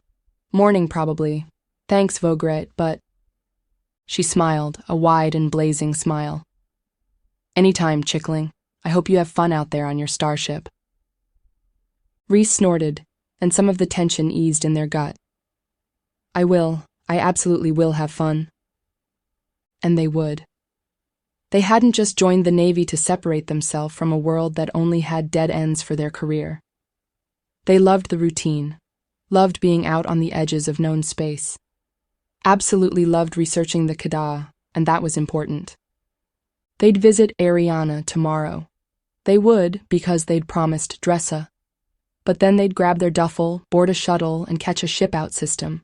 They'd been so eager to come home, but was this home? All the edges of the corridors felt too precise, and they missed the cool, quiet lines of their ship. They missed the few friends they'd been gaining among the other junior officers on the Storm. They missed just being Rhys, not this multifaceted pawn in half a dozen people's plans. People whom they loved and would play along with because they loved them. Rhys did dare to hug Vogret one last time, bracing against the touch. But it was worth it. So worth it. Love you, Vogue. Love you too, Rhys. Come back safe. They swallowed hard again and nodded, and tried not to think of their mother's words drumming through their head. Don't come back again. Don't look back at all. How? How could they ever do that? And should they do that? Rhys turned and started back toward the main corridor. Their mother wasn't wrong about this world eating people up. Rhys kept trying not to see that, but it was true, wasn't it? This world of truth spoken and secrets had devoured their mother and Arianna and was taking Dressa now. If Rhys kept coming back, would it take them too? They weren't truth spoken and didn't want to be, but they were Vaku trained. They did their absolute best to hide that fact from everyone they met, everyone but the actual truth spoken.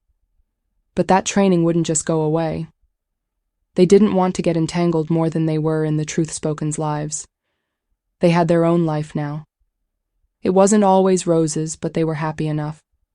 They loved Dressa. They loved Dressa so much, and they loved Vogret and Arianna. But could they stay a part of their lives in this place and not be drawn in?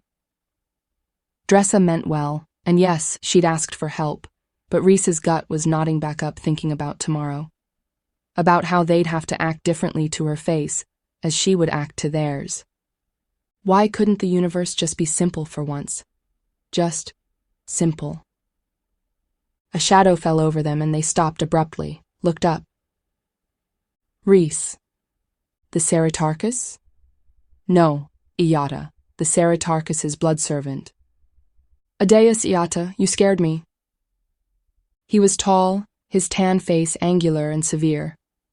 Thick, dark hair pulled into a knot. Thick, dark brows. Iata had always scared Rhys a little. The man was just intense. But Iata smiled, reached out and gripped Rhys's shoulder. I wanted to see you before you left. I know you'll be leaving tomorrow. Because of course he knew. Everyone in this whole residency knew much more than they reasonably should. Yeah, Rhys said. Yeah, tomorrow. Iata nodded. You warned Dressa about the kidda. Rhys swallowed. Should they be surprised that Iata knew that as well? Maybe he'd been at the listening post for the gardens that night. Yes. Was there any need to elaborate if Iata had already heard all they'd said? I just wanted you to know I'll pass that directly to the Ceratarchus. Thank you, Rhys. Your eye is good. If you have any more observations about the kidda while you're on duty, please send them to me here, and I'll give them directly to the Ceratarchus. He is not as settled with them as the rest of the nobility. Iata pulled a thin plastic chip from his jacket pocket and held it out. Rhys took it gingerly, glancing at the nearly transparent circuit pattern. Did Iata want Rhys to spy on the kidda? On the military's handling of the kidda? And was it spying if the order came from the Ceratarchus himself? Or did it come from Iata? Iata pulled out another plastic chip, this one bearing the seal of the Ceratarcracy. Iata would absolutely not use that without it being a legitimate use. It could only be activated by the Ceratarchus's genetics, voice print, and personal code, and that verification would only last for 2 hours. Rhys had played games with these credential chips with Dressa and Arianna. They knew their limitations. Iata handed it over. This is calibrated for the seal to disappear within the hour, but if you are ever questioned, it will activate again at your touch and saying your full name. Well, Rhys didn't know it could do that. They carefully took it as well, folding it into their hand before they slipped it and the other into their jacket pocket. They wanted to protest, but what could they say? Could they possibly say no? Iada, please tell the Ceratarchus I don't want to spy for him. They were too late. They were already too late to unentangle themselves from this palace and its webs. If the Ceratarchus couldn't find a use for them here, he'd find a use for them elsewhere. They did have the training. Their mother wasn't wrong there either. They weren't truth-spoken, but they were halfway there, an asset not to be ignored. But Rhys was finding out things others didn't know about the Kidda, and they needed someone to tell them to. Their captain wouldn't listen. Iata's first chip would likely have protocols to get a message to the Ceratarchus at minimal risk to Rhys's, or the Ceratarchus's, involvement being discovered. The Ceratarchus didn't work any other way. This was what Rhys had wanted, wasn't it? To get their information heard? To get it into the hands of someone who'd know how to use it? But at what cost? At what cost to their personal autonomy? The chips felt like fire in their jacket pocket. Iada patted them on the shoulder, his gaze steady but grim. He knew what he and the Ceratarchus were asking of Rhys. Rhys thought they even saw sadness there. They swallowed hard, shaken to their core. "How's the tour going?" Iada asked. "Border Patrol all it's cracked up to be?" Rhys's smile was crooked. Not a smile, really. Because there was surveillance everywhere here. Because this conversation could be made public record if the Ceratarchus wanted it, in Rhys's favor or against it. And they didn't think for a moment that the ties of family would ever stop Homage Rialdan from getting what he wanted. Would it stop at the Kidda? Or would the weight these chips carried follow Rhys forever? The need for more and more information. "Oh, hey, Rhys, can you go here for me? Oh, hey, Rhys, can you do this for me?" "Boring enough," they said. "But I like the company, and the places we see, and the duty. It suits me." "Good, that's good." Iada smiled again, which also wasn't really a smile. He moved on. "Keep us posted." Chapter 18. The Cell. The Adeum mandates that Truthspoken keep ever-constant watch and control over their kingdom, as Adeus does themselves. Some interpretations, albeit highly disputed, even say that Adeus can only observe and experience the kingdom through the Truthspoken, and that's why we must be everywhere and everyone. But if that was true, what flawed perspectives would we give our God? Homage Rialdan, Ceratarchus IX in a private letter, never sent, published in the Change Dialogues. Homage Rialdan, in the persona of the green magicier Sodan Isaban, squinted up as the dark cell flooded with light. This cell, in the basement headquarters of the palace guard, was supposed to be lit, but the guards had turned the lights off when they'd thrown him in, plunging him into darkness for the last hour? He wasn't sure. He uncurled from the cell's single hard bench and planted his slippered feet gingerly on the concrete floor, glaring at that crack of light for whatever would come through next. He'd withstood everything they'd thrown at him so far, and he was ready to go again, damn them. He'd already confessed, but he'd already confessed when the beating had happened the first time. He'd given Jalava, the commander of the palace guard, and one of the very few people who knew who he was right now, instructions not to interfere with their junior's actions. Sodan Isaban absolutely had to be seen as the person who'd made the truth-spoken heir as ill as she'd been. Jalava hadn't obeyed him during the interrogation. They'd tamped down their junior's enthusiasm, and they'd forbidden the use of slurs against a magicier. Well, and he was glad for that last. But the guards who'd taken him to the cell hadn't been as discerning. 2 maroon-uniformed members of the palace guard hurried in now, not the ones who'd worked him over in the corridor earlier, but they still held their stun batons at the ready. Sodan flinched back before holding steady, sneering at the guards. One of them shouted, "Don't move, magicier!" He didn't, but the guard touched his shoulder with the baton anyway. He stiffened, his whole body clenching up with the shock, and then shuddered when the baton withdrew. None of that, a calm voice said from the open doorway, and Sedan looked up. He'd given his blood servant, Ayada, instructions to come get him a few hours after giving himself over to interrogation. Ayada's excuse would be the Ceratarchus also wanted to see the magicker who'd attacked his heir. But he didn't think it had been a few hours yet, and the compact woman dominating the doorway wasn't Ayada. Truth speaker, he slurred through a swollen lip. The cell's lights finally came on. A deus, he was sick of the darkness, but did they have to be so bright? Truth speaker Sior Gatri stood with her hands clasped firmly in front of her, regarding him with an expression of steel. Her gray hair framed her dark brown face like a halo. She didn't wear her red and violet robes of the Adeum, but instead a cream linen pantsuit. She wore the sigil of her office, though, a heavy pendant inlaid with diamond stars that made up the kingdom of Valoris. And there was no one in the palace, on all of Valon, who didn't know who she was. "Get them up," she said. "Without abuse, please." "Why are you here?" Sedan spat. "Because a radical magicker would be expected to hate her. Are you here to try to convert me? You can't. You can't force a magicker to bow to a false—" "No!" Sior said sharply as the stun batons moved in again. The guards hesitated but backed off. Sior knew his tells. It was her job, as the truth speaker of the Adeum and counterbalance to the truth spoken. He'd buried himself in this role, but the edges had leaked sometime after they'd thrown him in this cell, and he'd had to find a way to smooth out the worst of the beating without making it look like his injuries had actually healed.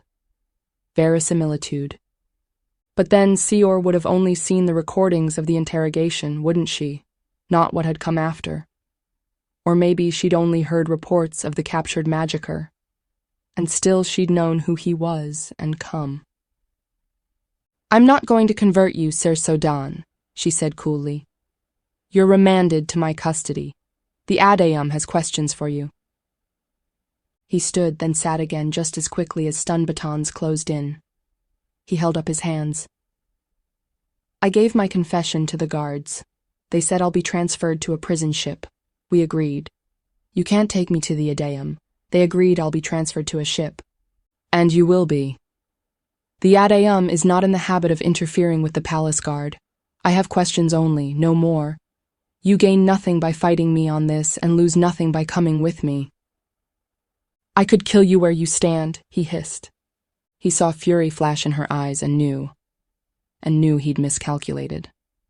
He read the signs now, so carefully concealed because she was as expert at the art of Ivaku as he was. She wasn't here to get him out. Oh, hell. She was here to chew him out. "Could you, magicker? Because I've never known a green magicker who could do that." That was a lie. They both knew that was a lie. And there it was, wasn't it? That was the source of her fury, and she wasn't wrong to be upset. He'd spent much of his time as Ceratarchus trying to rebuild the relationship between the Ceratarcracy and the green magickers, to ease the prejudice against magickers and boost public perceptions. Anyone, absolutely anyone, could suddenly manifest the ability to use green magics, and green magickers could see through all lies, among other abilities. People generally feared that kind of power. They ostracized anyone who developed green magics even in their own families, and it had a tendency to run in families once manifested, which brought even more fear. With social pressure on the side of that fear, the cycle of prejudice continued. He'd made good progress in breaking that cycle, but it would be set back by what had happened tonight. But he'd had no other choice but to see this through. He'd repair what he could, do what he could. He would fix this. But tonight, he truly had no other choice. "Yes, I could." But his protest sounded hollow, and the guards didn't even flinch. He held her gaze, then looked away. "But I'll come with you, if you get me to a planet-side prison, not a ship. Or a mining ship. I could serve on a mining ship, I'm good for that. I'm a decent mechanic. That's my price. I'll give you what you want if you give me what I want. A mechanic on a ship." Sior's brows rose, and she took a moment just to regard him. Her eyes traveled to his right eye, nearly swollen shut, and his split lip, to the blood staining his arm under the short sleeves of the red prison shirt, to all the bruises she could not possibly see but would be imagining. He stared back with the force of Sodan Acebon, with the force of Homage Rialdan. "Oh, Magicker," she said, "you'll offer me your cooperation because I can interfere with the guard if I so choose. If I say you're too unstable, you won't get to any ship at all. You won't leave the palace. Are you that unstable, Sir Sodan? Or did you just get a little carried away tonight, attacking the Truthspoken Heir?" He narrowed his eyes, and that wasn't a part of the act. Her words were a threat, not just to Sodan Isabon, but to Homage Rialdan. As truth speaker, she oversaw the truth spoken. She had the authority of the Adeum to revoke a truth-spoken ruler's mandate if she determined them unfit or dangerous to the kingdom. But that had only been done once before, more than a century ago, when a Melisori was found to have grossly abused their truth-spoken abilities. What he'd done tonight, he'd done to protect his kingdom. The guards, of course, only picked up on the sarcasm. He tensed back as a stun baton came dangerously near again. The guards weren't just brutes. They were afraid of him, afraid of his magics. A deus. This whole night was a mess. Seor wasn't wrong to be furious. "I'll come with you," he said, as if it was his decision. Seor's lips twitched. It wasn't a smile. The guards hastily pulled his hands behind his back and cuffed his wrists with stun cuffs. It was a barely adequate measure against a magicker of his supposed rank. The guards could only stop him after the fact, if he decided to risk his soul and sanity to kill. Not that he could, and not that he had any magics at all, but they didn't know that. The cuffs at least made them feel better. He suffered the cuffs with dignity, as he'd suffered the cell with dignity. If he had been a magicker of the rank marked on his cheek seal, the walls of the cell wouldn't have held him. They were thick plastic, difficult for even a high-ranking magicker to manipulate, and the best option for holding a magicker at all. But not impervious to green magics. There was no material anywhere that didn't have its roots in nature. Seor motioned out the door, and the guards marched him out of the cell, stun batons on each side and hands on the cuff triggers. She started toward the stairs that led up to the main floor of the headquarters, but then glanced at him again, at his obvious bruises, and changed direction. His stomach tightened. He knew where they were going, Commander Jalava's office. Seor could ruin everything he'd done here tonight. Did she know that? Of course she knew that. Down the corridor, up a different flight of stairs, down another short corridor. At Jalava's office, Seor pressed her hand to the doorplate and said, "It's Seor." After a short hesitation, long enough for Jalava inside to swear, the door clicked and opened. Seor turned to the guards holding him. "Leave us. Stay outside." They both looked in for their commander's approval, and Jalava, their eyes on Sodan's swollen eye, nodded. Their own face, pale under cropped dark hair, was turning a dark red. Seor pulled Sodan inside, not gently, and shut the door. Chapter 19. Consequences. They fear us because they think we hold their secrets captive, but we fear them because they hold our lives in their hands. If they could just let go, they'd see we're not as interested as they think in destroying them. First Magicker Marriott Broden, in an address to the General Assembly. "Soundproof the room," Seor snapped. Commander Jalava went back to their desk and hit several toggles set into the surface. The air tightened with the layers of security that had just been put into place. The office had been secure before, but now it was a vault. Seor still gripped Homage's arm, but she didn't shove him down into a chair with the violence she might have if he was actually the magicker Sodan Isabon. Instead, she dragged over one of the two chairs facing Jalava's desk and pressed him down. He didn't protest, but carefully shook off her hand on his arm. The truth speaker backed away, hands up, face pinched. She didn't take the other chair, but opted to pace instead. "Saratarchus, they beat you," Jalava said. I will cashier their asses so fast."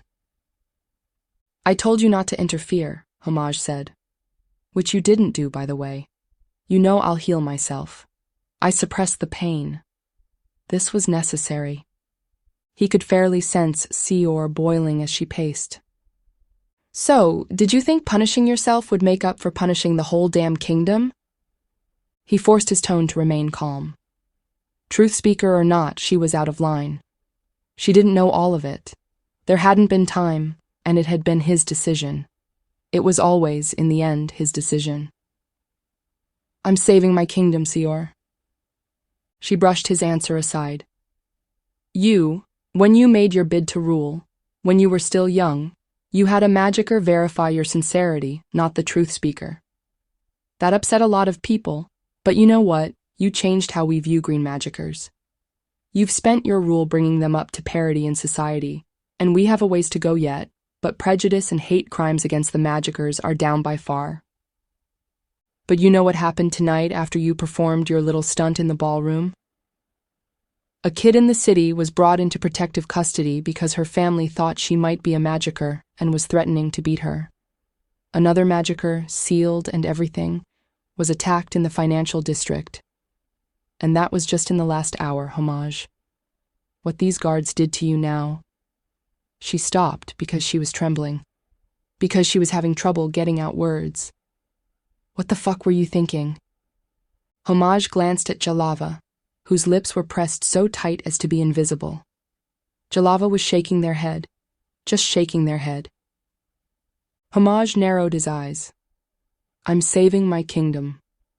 The green magickers will recover. I talked to the first magicker before I acted. We agreed to look at the laws restricting magicker children from attending ordinary schools." "The schools," Seor spluttered. "Homage, you bargained with children? Where the hell did you go? Where did you—" The idealistic Homage who was absolutely going to use his power for good go, because I don't think I've seen him for a while now. "Don't play that card with me, Seor. I don't act without purpose. I never act without purpose." "Yes, but when you act, you should actually think about those who are the most vulnerable." He glared up at her. "Arianna's sick. It's the bruising sleep."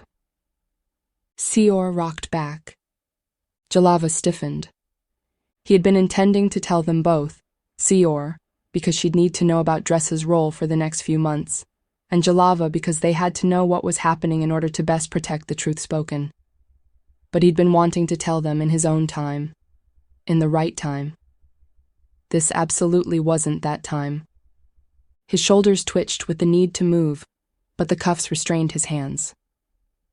Jalava cursed and came around behind him, waving a key fob over the cuffs. They clicked and opened. Seor's lips thinned. The bruising sleep. Oh yes, she'd be calculating the damage to the Ceratocracy if that got out. She'd be weighing it against his actions. And she wasn't wrong that he'd made some colossal mistakes tonight. "I didn't know until today," he said, rubbing his wrists. "Even then I only suspected, and I was only intending to put some doubt in people's minds by approaching her as a magicker. I wasn't expecting her to actually faint. She's Arianna." Seor turned, massaging her temples with vigor. "And then you had to see the whole damn thing through." He opened his hands, a silent agreement. "You could have just let this magicker escape." "Could I? Or would that have inflamed the paranoia even more? How many magickers would be attacked if people thought a rogue magicker, one known to have attacked the truth-spoken heir, was free?" He hadn't been paying enough attention these last weeks. His focus had been on the reports coming in about bizarre attacks happening on some of the border worlds. Attacks which people were blaming on the Kidda, though that was, on the surface at least, ludicrous. He was more inclined to think those attacks were a campaign from one of the high houses, either against another high house, or to destabilize some portion of the government, not actually the Kidda showing violence for the first time in 2 centuries. But he couldn't rule anything out, and he'd been requesting and managing information all across his network. He hadn't known his heir was sick until that night. He'd missed all the signs. He'd been giving her more responsibilities leading up to the engagement and would have continued to give her more. He'd thought she could handle them. And no, that wasn't fair. She could handle them. But her ability to handle was being curtailed by the illness. Their kingdom couldn't afford such a gap in control just now. "The bruising sleep," Jalava said, sitting down heavily in their chair. "That's the 5th case we know or suspect among the nobility this month, and the Truthspoken heir. We can't keep this quiet much longer, Homage." "So what now?" Sior asked. "I'm assuming she'll need treatment, and if you're playing this out with the magicka, then... you'll have her blood servant fill in for her." "No, I won't ask that of Batea.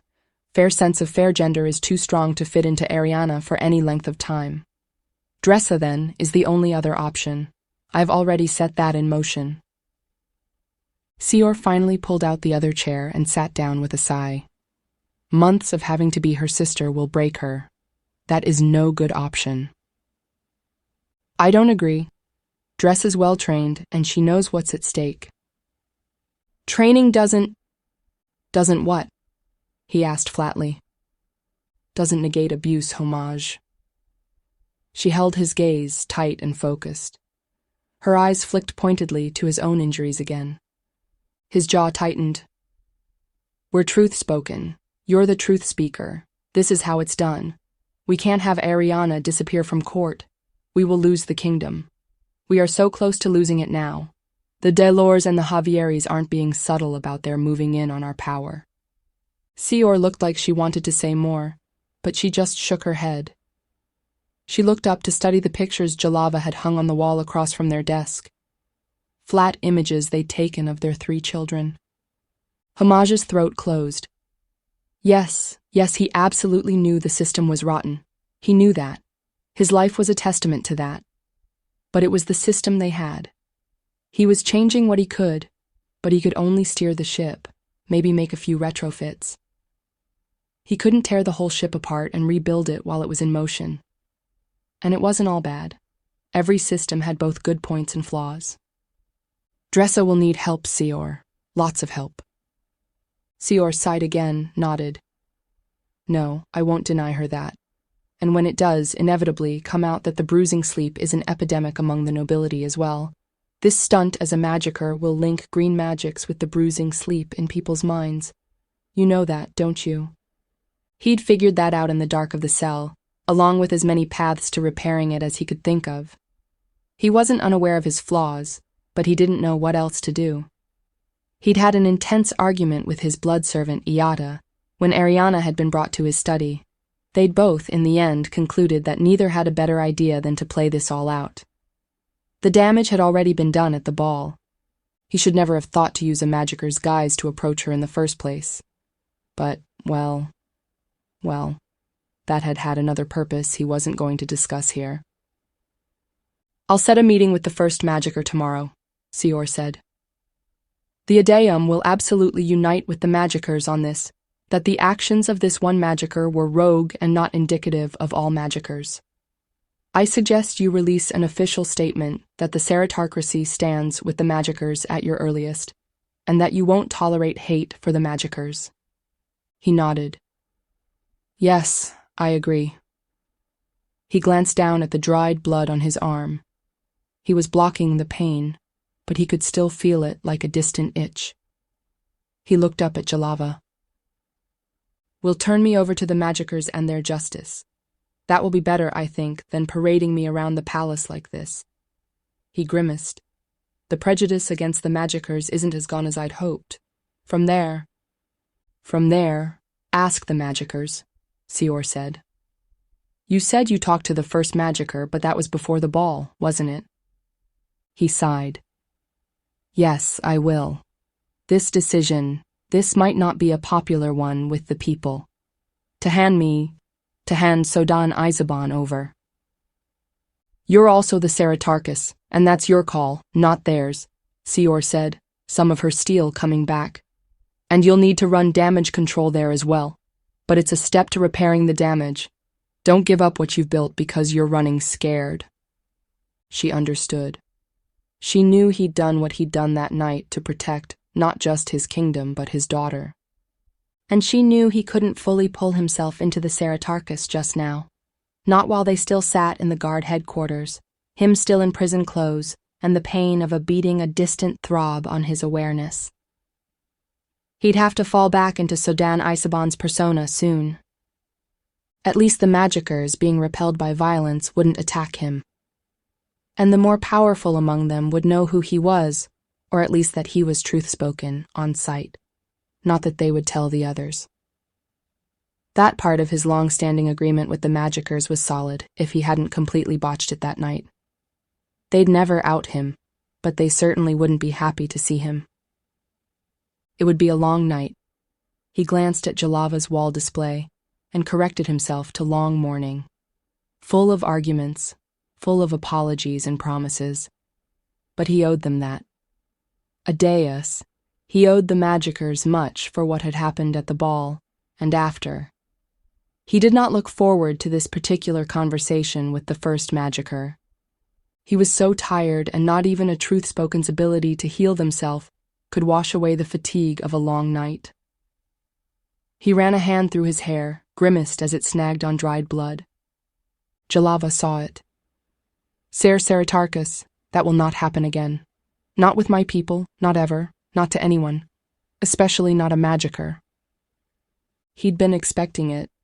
Well, at least some of it. The guards who hadn't been able to stop the magikers' attack on the Heir had taken it out on their prisoner. The prisoner had confessed, had given a twisted manifesto. He had done his best, his absolute best, to separate himself as Sodan Isabon from the rest of the magikers in public record. But that didn't make any of this right. Homage nodded to Jalava. See that it doesn't. He stood, holding his hands behind him again. I don't think that's necessary, Jalava protested. You've been around me far too long to think I can afford to take anything for granted. Jalava waved their concession and snapped the cuffs back into place.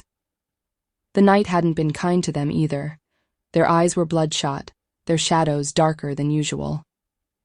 I should take you to the magikers personally. Homage weighed that, then nodded. It was both protection and a bridge. Seor stood too. Send Dressa to me. Not right away, I think, but maybe in a week. We will weather this, Homage. However we must, we will. He nodded. Then let Homage fade as he pulled back the magiker Sodan Isabon. Chapter 20. The Change. To change is to embrace a possibility of a person you could be. We are none of us just one person. Arianna Rialdan, Melisori X in the Change Dialogues. They were 4 days out from Valon, 1 day yet to go until they broke out of below space over Hestia. The hum of the trade ship's engines was now a permanent soundtrack in Aries' bones. Did Bettia feel it too? She didn't think so. Ari gripped the post of the double bunk and stared at herself in the holographic mirror. Bettia, sitting on the bunk, studied her with fair head tilted to one side. Ari didn't have to be truth-spoken to know Bettia's expression wasn't good. Her change wasn't enough. It was hardly enough. It had taken her 2 days of exhausted tries at the change trance to get just enough concentration to move her eyes slightly farther apart, to thin the shape of her lips. Hair was another day. She'd grown her brows thicker, grown more fine dark hair on her upper lip. And then, exhausted from those changes, her body had mostly refused to do more. She'd nearly passed out trying to give herself another few centimeters of height. She hadn't gained a single millimeter. She'd given up on any modifications to her body shape. The effort and energy it had taken to attempt the changes had thinned her too much anyway. She hadn't been able to change her skin color more than a few degrees in either direction and had settled on slightly paler, mostly because she was too exhausted to do more. She'd nudged the brown of her eyes a few shades lighter, too. She hadn't been able to change the color itself. All right, Bettia said slowly. We can work with this. How? Ari gasped. Seriously, how? She waved at herself in the mirror. She was dressed in a loose robe Batea had packed, rumpled from 2 days of alternating trying for trance and sleep. She hadn't showered in 3 days and badly needed it. I'm a mess. I look Rialdan. I don't even look that far off from how I did at court. Batea ran fair hands through fair short hair. Well, we already agreed that would be best. You'll be from a minor branch of the Rialdan line. Ari stabbed a finger at herself in the mirror. This doesn't look minor. This looks like me, but off. I'm a living vid filter. Batea reached for her hair. We haven't done this yet.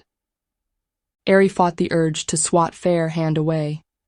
Hair wouldn't change her base appearance. And we can use cosmetics. That will do much. I've never needed cosmetics.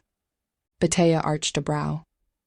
Yes, you've never needed, but you do now. Faye grabbed Fair hair kit from the bed. We'll do it in the bathroom. I don't want to be cleaning hair from the bed. Ari kept a hand on the wall as she followed Batea to the ship's single bathroom. It wasn't as tiny as it might be, and even had a small tub, a decadent luxury for a trader. Ari sat on the lip of the tub, away from the mirror hanging over the sink, and closed her eyes. Batea combed Fair hands through her hair, feeling out the lines, then stopped. What gender? Faye asked. Ari let out a soft breath. She'd been heading for an androgynous presentation from the start of all this. First because it was the quickest way to the most effective change in her appearance, and then, well, Ari liked it. She gripped Batea's arm, turning to stand up again and look in the mirror. Yes, she had thickened her brows and grown back the hair on her upper lip. In all her years of creating personas, feeling out what would be best for each circumstance, that had felt right. The few changes she'd made to the shape of her face didn't lend to either femininity or masculinity. She was still short, and presenting farther mask with her body type and face shape would make her look younger than she was. Was that desirable in this circumstance? She might be able to state her age as 15 or 16. That would certainly distance herself from Arianna Rialdan. But she had no idea how long she'd inhabit this new persona, and she didn't want to settle into a gender presentation that wasn't hers. She wasn't particularly tied to any gender. She'd spent a summer a few years ago as a boy to see if that was who she was, and had found out it wasn't. But it wasn't disagreeable to her either. She was mostly a gender, but with a light flavor of female, though she'd never been particularly femme like Dressa. That makeup at the engagement ball? No. She could not do something like that in the long term. A comfortable androgyny felt good, though. She could do that. Reading her mood, Batea combed through her choppy hair a few more times, then pulled out the clippers and began to cut. At the end, Ari ran her hands over the fresh, fine stubble of her undercut, a smile tugging up her lips. A deus. It really was good to be free of Arianna's long hair. Another half-hour of gagging on chemical smells, and her hair was a rich, dark blue, with tones of teal and violet. Even a minor Rialdan would have an excellent stylist. Ari sat back on the bunk while Batea pulled out clothes from the bags Fade packed. Ari's closet had always been stocked with clothing from many different styles, presentations, and body types. Batea would have to alter some of what Faye had brought, but that was doable. A flowy midnight blue jumpsuit, a casual brown and green cardigan, a white silk dress shirt, black trousers, teal tunic vest, a deep red full skirt with a tight-fitting, militaristic jacket. No. She liked the jacket, but not the skirt. Ari skimmed into the midnight jumpsuit. They both frowned at her reflection in the mirror again. Holding onto the bunk post to steady herself, she tried shifting her body language to something more open, less flowing. She was still elegant, but in an edgier way. Not the carefully controlled lines she cut as the Heir. But a deus, even with the haircut and color, she still looked too obviously Rialdan. She looked like she could be her own sibling, or close cousin. This new persona was supposed to be from a more distant family branch. She'd get far too many close looks, too many questions. People would wonder why they hadn't seen her before, because anyone who looked that reeled in and wasn't truth-spoken would be remarked upon. "Piercings," Batea said. And Faye was right, but Ari sighed. She'd always hated when her personas required piercings. They hurt up front and would only be healed over later. And she had to make a conscious effort not to accidentally heal them over in her own daily self-heals, though that wouldn't be a problem this time. She couldn't heal herself at all just now. Batea got out another kit and began prepping local anesthetics and piercing instruments.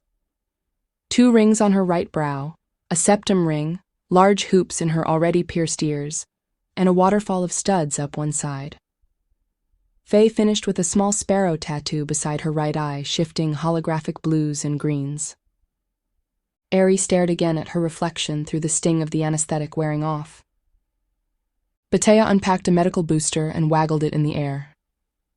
"It's all going to swell and you can't heal it." Ari sighed as Faye got to work. She wouldn't need it if she could still change with any reliability. "She and her pronouns," Ari said. "I'll keep that, but list my gender as a gender." Which was true enough, though not many people knew that. Truthspoken were generally seen as non-binary, unless they said otherwise.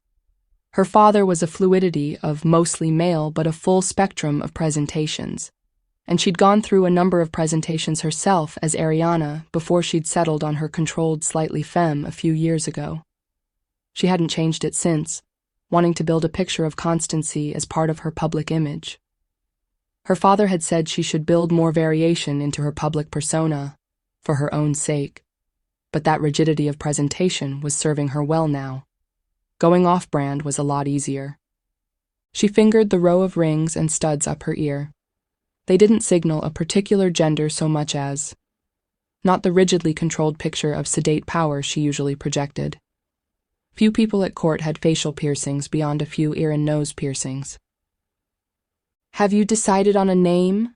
Batea asked, coming around to run the med booster on her tattoo. Ari had been sifting through several names in the long hours of trying to push her trance. Reciting through them, trying out combinations and variations, had fallen into a trance-like rhythm of its own. She ran through them again now, matching them to the person she saw in the mirror. Names had different personalities attached all on their own. A name could make her bolder or quieter or more audacious. "Emery," she finally said, tasting the name. It hadn't been her first choice, but it fit the sleek punk vibe she was putting off. Emery wasn't quiet, but wasn't the first to take a risk either. She was fierce, but cautious.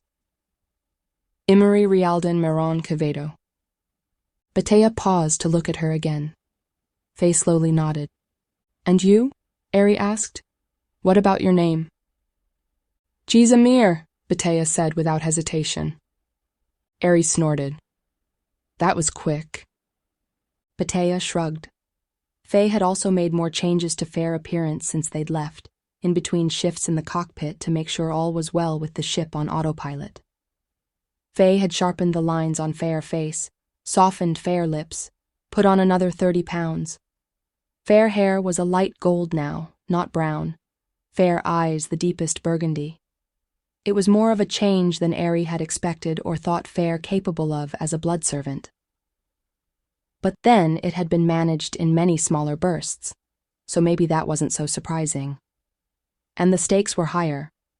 This wasn't just a few days or a week-long mission. This could be months of the deepest sort of cover. Ari tilted her head, watching the mirror. Emery Quevedo. Or Rialdan, depending on who she was talking to. She could legally use both names. She leaned back more heavily against the bunk post as Batea finished with the med booster and clicked it off. She'd had enough rest for this short burst of energy, but her body was weighing her down again.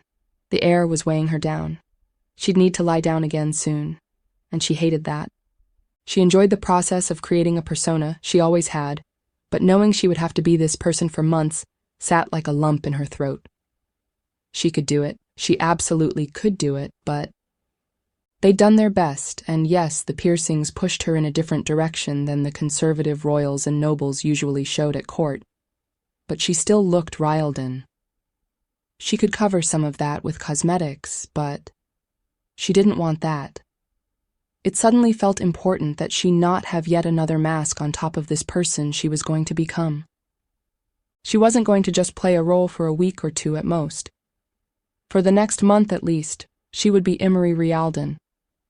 She was trying to still believe whatever treatment she got on Hestia would heal her quickly, but she was just so tired. And recovering within weeks was a shrinking hope. It had already been the better part of a week since she'd left Valon. If she looked Rialdan and couldn't change that anymore, she'd just have to lean into being that minor, contract Rialdan. Make it a quirk, not a feature. Make it blatant. Make it tacky. She swallowed. Batea, packing away fair tools, raised a brow. Nervous? Ari huffed. Hardly. She pressed her lips tight, still studying her reflection. I want to be at court. I should be at court. But she didn't want to be tending to her engagement with Lysander.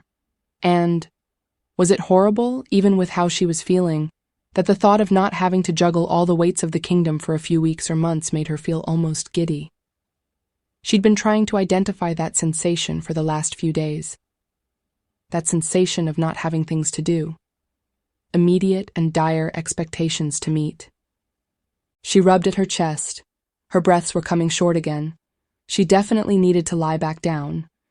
But is it horrible that this feels, I don't know, like coming out of a dark room? Like being able to breathe? Ari turned to Batea and looked at Fair. Really looked. Batea's posture now fit Fair new persona as personal servant to Imri on this trip. A little less regal, a little less rigid than Fair demeanor as a blood servant. Batea was just always there. Ari hadn't thought, well, she hadn't stopped to think, as her own schedule was increasing, as her life was changing, how that might affect her blood servant. Because Batea would always be there. Wouldn't Faye?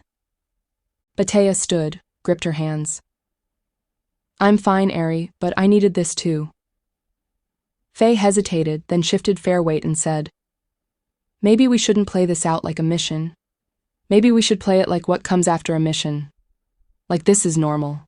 I really want, for a few weeks at least, to know what that's like. Ari swallowed. Normal. Normal for her, as Truthspoken, was being other people. Was tending to the dire needs of the kingdom. Was always being aware of every word she spoke and gesture she made, so that she and the people around her were in a dance she was leading. She knew what categoric states of normal were for a lot of different types of people, but could she even have a normal outside of being the heir? Was that possible for her? Could she pretend it was possible for a time? Batea kissed her forehead. Faye was her blood servant, yes, but also her friend. Sleep. Right now, you need sleep. We'll plan out the rest tomorrow, right? Ari nodded and let Batea help her back into the bunk. She still smelled faintly of the hair dye, of antiseptic. Normal.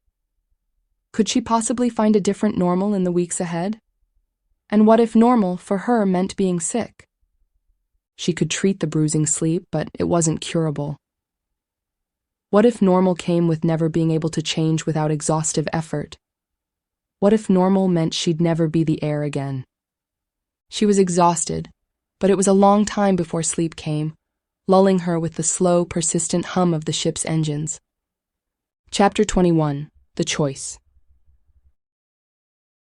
Truthspoken are the vessels of governance that Adeus uses to direct the kingdom, and so some would argue are beyond such common things as having autonomy over their own lives. Dr. Kieran Strigan in Thoughts on the Nature of Truthspoken Psychology. Dressa set down a tube of violet lipstick and surveyed herself in the mirror. Smoky eyes with rhinestones beside them, sharpened angles, those violet lips.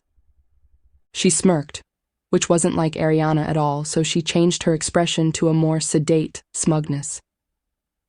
With the heavier makeup, deliberate and artistic, it made her look edgy and mysterious. She was rocking that rock star vibe she'd given her sister the night before, the night of her collapse. Let that night be known as Arianna's mark of a new era. Truthspoken did that now and then, pairing changes in their appearance or demeanor to major events to establish an acceptable reason, other than that they just wanted the hell to change. She'd suffocate if she had to wear Arianna's usual natural lip gloss only, if she couldn't let out her own personality through the cracks. She ran a hand through her long black hair. She hadn't done it yet, but she planned to dye it red at the tips. Okay, yes, she could do rockstar Arianna much more than fussy, uptight, I'm the heir Arianna. Maybe this wouldn't be so bad. She'd slowly gain back her own comfortable weight the next week or so, and people wouldn't bat an eye. They'd see it as part of this new and improved version of Arianna. It would play well in the vids too, and public opinions. This version of Arianna could stand against Lysander's fashion model poise and not be outshone. She could stand in a way that drew the eye through presence, not domination and control. Dressa suppressed a shiver as she studied her face, turning her head from side to side. She was Arianna. And what kind of Arianna would she be? She couldn't stray too far, but she'd thought it through while she'd been making up her face. She had a lot more room to play in after a public event like that than she'd thought the night before. She glanced toward the bedroom. Her blood servant, Priya, hadn't come in yet through the back passages from Dressa's old apartment. She'd still be in her own change trance then, and likely days after orienting herself to a full change, which she'd never done before. Priya was way past the bounds of what she'd been trained for in making a full and exact change to be Batea. Dressa wanted her blood servant's company, her quiet input, but for now, Dressa was on her own. There was a soft knock on her prep room door, not from the bedroom but the hallway. Dressa froze. She hadn't yet shown herself to anyone, not even the servants of Arianna's household. She swallowed her rising panic, checked herself again in the mirror, adjusted the small details of her posture. Arianna. She was Arianna. And she was Truthspoken. She could handle this. She knew she could. She rose smoothly, and so did her panic. She would fail. She would make some fatal and obvious error. She would laugh at the wrong moment, at the wrong joke. A deus, she would laugh at all. She would come up to someone Ari knew, and she would slight them by not even knowing their name. She would give herself away by her walk, by the different rhythm of her speech. She would... Dressa closed her eyes and said, "Enter." The handle turned, but then stopped, rattled. A deus, that damned genetic lock. Dressa strode to the door, smoothed out her expression, and pulled it open. One of Arianna's staff stood just outside looking nervous. She'd have to learn all their names, pronouns, and positions quickly, wouldn't she? The servant bobbed a bow. "Sir Truthspoken, the officer your sibling is in the sitting room. They asked to see you. I told them you were still recovering, but they insisted." Reese. Oh, a deus, Reese. Why had she asked them to come? It would be too weird, far too weird, with them both knowing who she really was, and with her trying to feel her way through these sharper edges she'd given Arianna too. Should she send them away? That would certainly be in character. No, she'd asked them to come. Begged them, really, when she'd sensed their reluctance. Yes, it would be an act. But the relief was in that they both knew it. Reese would be leaving again soon, and then the only people who knew she wasn't the original Arianna would be so very few. And none of them her very favorite person, who was not, she had to remind herself, Arianna's favorite person. "Thank you. Tell them I'll be out shortly and we'll see them."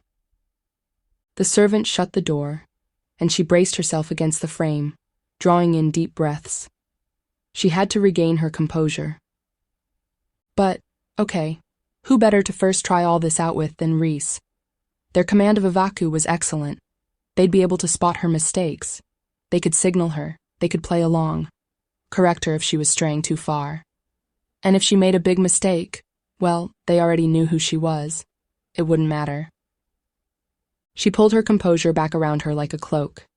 She checked her posture and adjusted it again, checked her internal gestural language and adjusted it, checked her speech patterns, checked her mental response flow.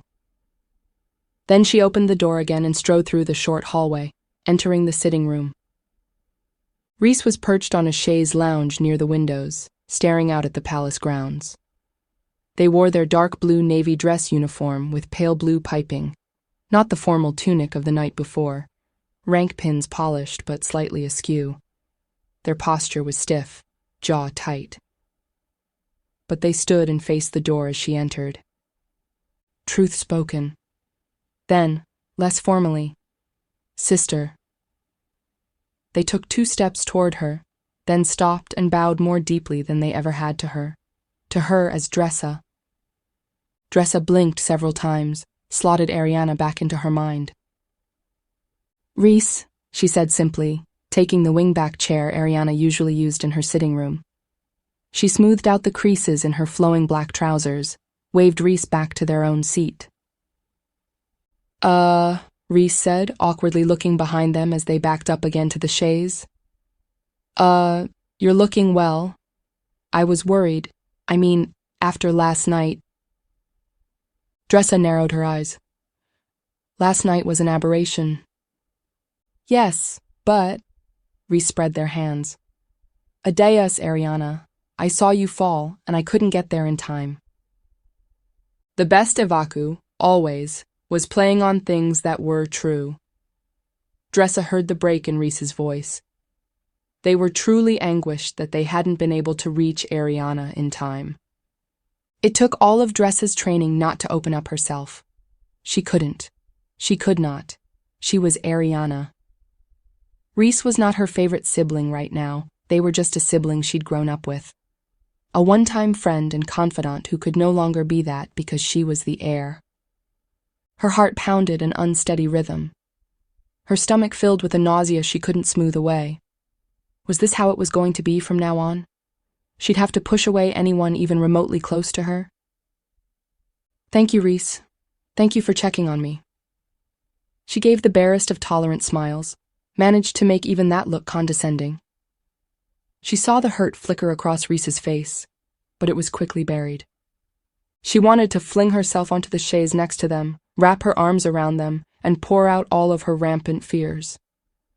Instead, she watched the stuffed smile they always wore when around Arianna curved their face, and she made inane small talk. Arianna didn't know enough about Rhys's life to do more. Arianna didn't actually care, and she felt the tear escape before she could do anything about it. Rhys, who'd been tightly contained, vaulted off the chaise and was over to her in an instant. Sister, I ran out of silver eyeshadow. Can I borrow some of yours? In your prep room. Rhys's voice was calm, but their jaw was tight. She knew that expression, that particular brand of rage. She'd seen it in the garden the night before. Dressa fought for composure. She had thoroughly botched this. She knew her father would watch this encounter later and tell her everything she'd done wrong. Rhys flexed their hands. They looked like they wanted to drag her to the prep room, but they waited for her to stand, waited for her to catch a breath and then lean on their arm. Well, and she could do that because of Arianna's illness. Rhys was a solid, anchoring presence beside her. Adeus, she wished they'd never leave. In the prep room, Rhys shut the door, then braced against it as if holding back the world. They stared at her, their eyes red-rimmed and intense. This is wrong, Dressa. All of this is wrong. Chapter 22. The Plan. A knee bruised during play. A pastry left because it's your favorite. A loud song you can't change. A blanket after a storm. That is a sibling. Excerpt from Sibling, a poem by Laksha Benoni, translated from the original Indri Varsi by Eline Kodrare. In the prep room, where there were no microphones, no cameras, Dressa sat heavily in the chair in front of Arianna's vanity. Caught another glimpse of herself. She was going to ruin all her work on that makeup if she didn't get a hold of herself. Reese crossed the room, pulling out the seat at the other vanity, Bataya's. "This is wrong," they said again. "All of this, and you know it. Your father shouldn't be making you be Arianna." Nothing in this room was hers at all. Nothing, not even the clothes she wore, not even the scent she wore. "I'm Truthspoken," she said with a wavering voice. "It's my duty." "Dressa, how badly was Arianna cursed? You didn't tell me last night." She took a breath. She's sick, really sick, I think." Okay. How long will she be away then?" Dressa looked down at her hands, picking at her cuticles. She sat on her hands to stop. "Probably months." "Okay, so what would happen really if people knew Arianna was sick? Long-term sick, not just a thing that's supposed to heal quickly. Would the nobility tear down the kingdom like your father wants you to believe, or is that just his fucking paranoia talking?" She drew back, looking around her. No, there were no microphones or cameras in this room, but it still felt too dangerous to say things like that out loud. Reese leaned forward. Look at you, Dressa. You're afraid to breathe because of him. You can't even be who you are. You're not allowed to be." They ran their hands over their neatly styled hair, mussing it up. "Dressa, I don't think Ari should have been sent away at all. That's what happened, right? She's still sick from whatever the magicier did to her, and so your father sent her off somewhere to recover in secret where she can't embarrass him." "So she wouldn't endanger the kingdom," Dressa corrected. She shifted. "And yeah," said out loud, "that sounded... well, it sounded like her father." "But you don't get it. I watched the nobles. They are just waiting for the barest hesitation, the smallest show of weakness to exploit it and bring our dynasty down." "Are they really? Or is that what you've been taught to see? Is that a way for the Saratarchus to exert his control over you?" She pressed her lips tight, looked away. But the problem was there were too many mirrors in her line of sight. Too many reminders of just how messed up this all was. "I have to do my duty." Her stomach tightened. The plots of ambitious nobles killed my father's father, the Saratarchus before him. The history of the Truthspoken is filled with assassinations and coup attempts.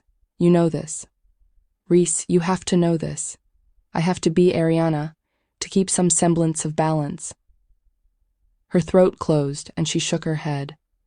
Reese pulled their chair closer until they could grip her hands. Hey, I'm sorry, I know. But listen, Dressa, why do you have to be Arianna? Yes, she went down from an attack by a green magicier. Maybe that will play like weakness, but then, why can't you just be strong to compensate for that? Why must you, Dressa, be Arianna and not be Andressari?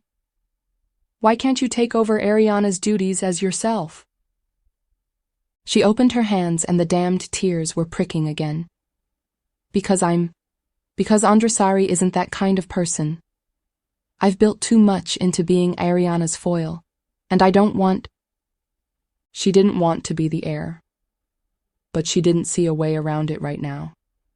She didn't see a way out. Right now, she was going to be the heir as Arianna. She was going to sign that engagement contract as Arianna. She was going to present herself as Arianna.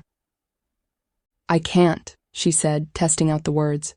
Her whole body shuddered with the truth of them. Adeus, Reese, I can't do this as Arianna.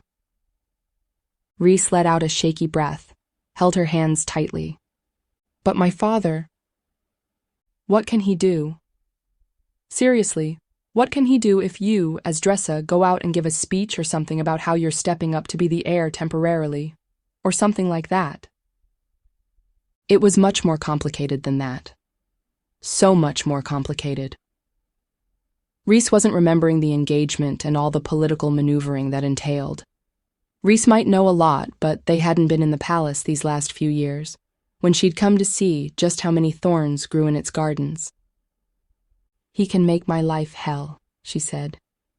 As opposed to... They waved at her Arianna-ness. Dressa, he's not going to make a move that will further undermine the kingdom.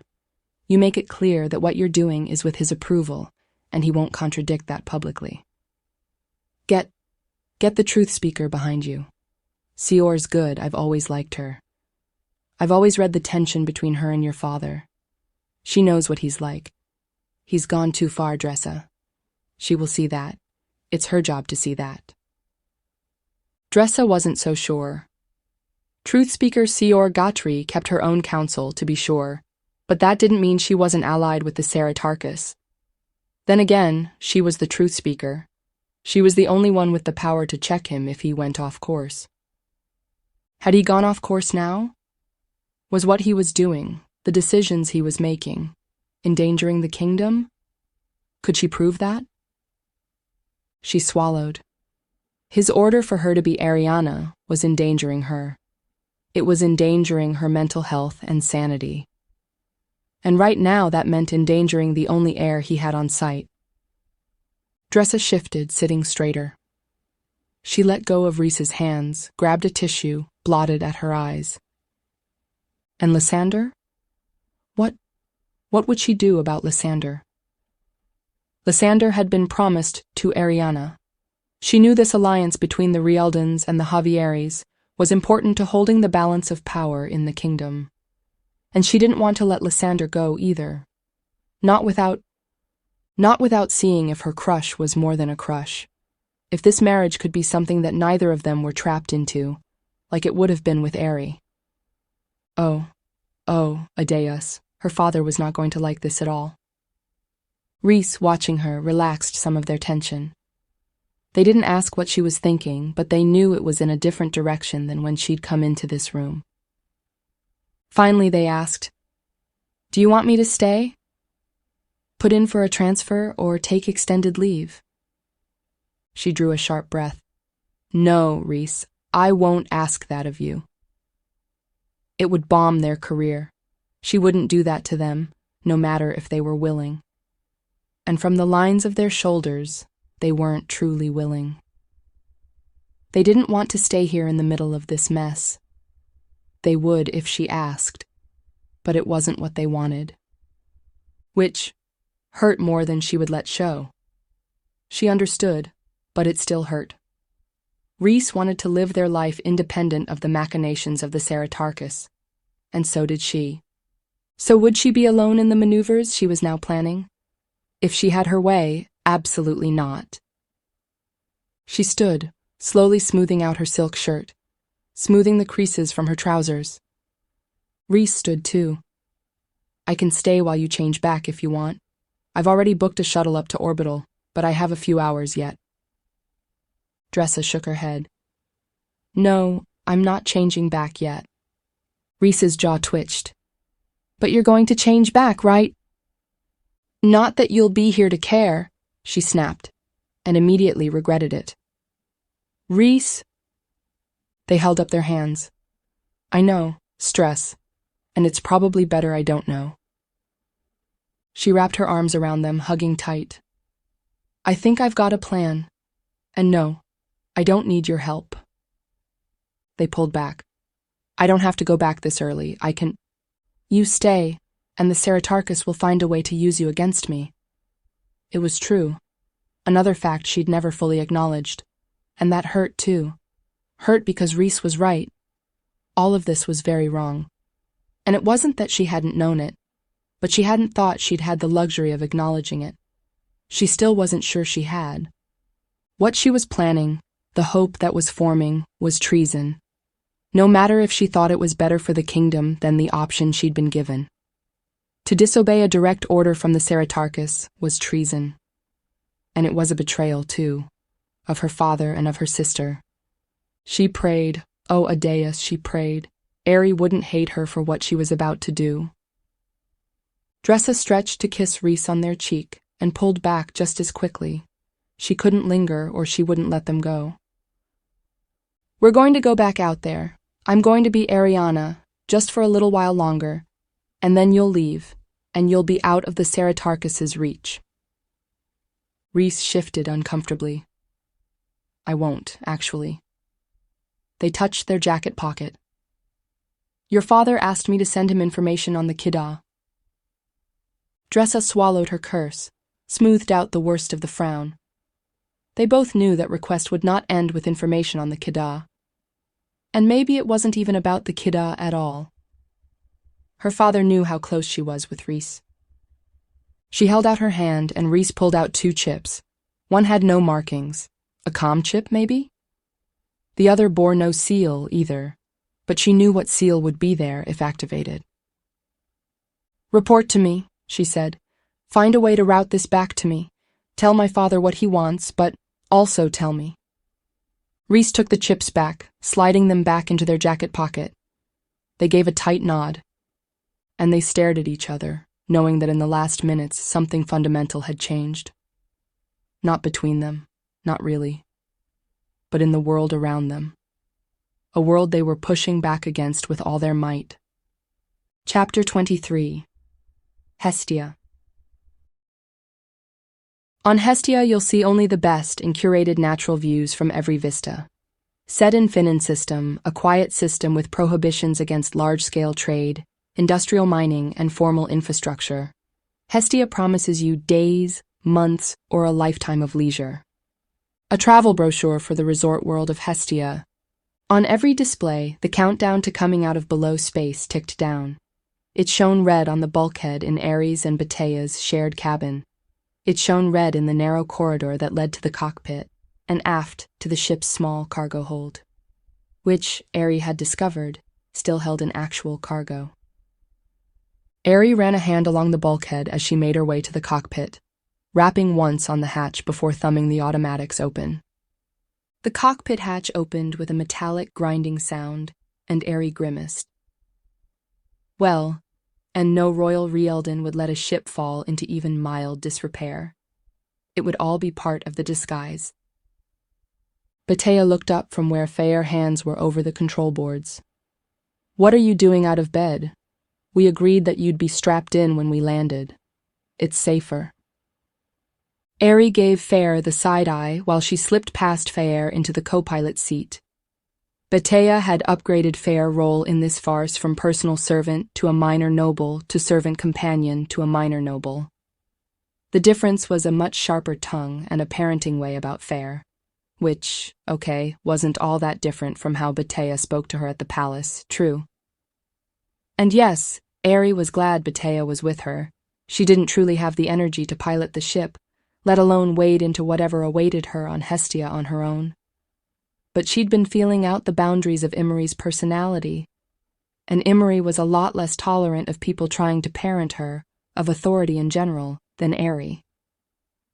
I'll strap in here, Ari said, and pulled the restraints over her lap and chest. Batea made a sound, not a pleased sound, but sighed. Right, fine. Faye flipped a toggle and the co-pilot's controls lit up. I might as well have a backup just in case. Not that anything will happen. I've been reading up on Hestia, and it's not in the major shipping lanes. Quiet as far as worlds go, which I guess is the point of a garden world. Ari leaned forward as much as the restraints would let her. She could still reach the controls fine, just not hover over them as she might have if she were actively flying the ship. She was an adequate pilot. Her father had made sure she and Dressa both, along with their blood servants, had those skills.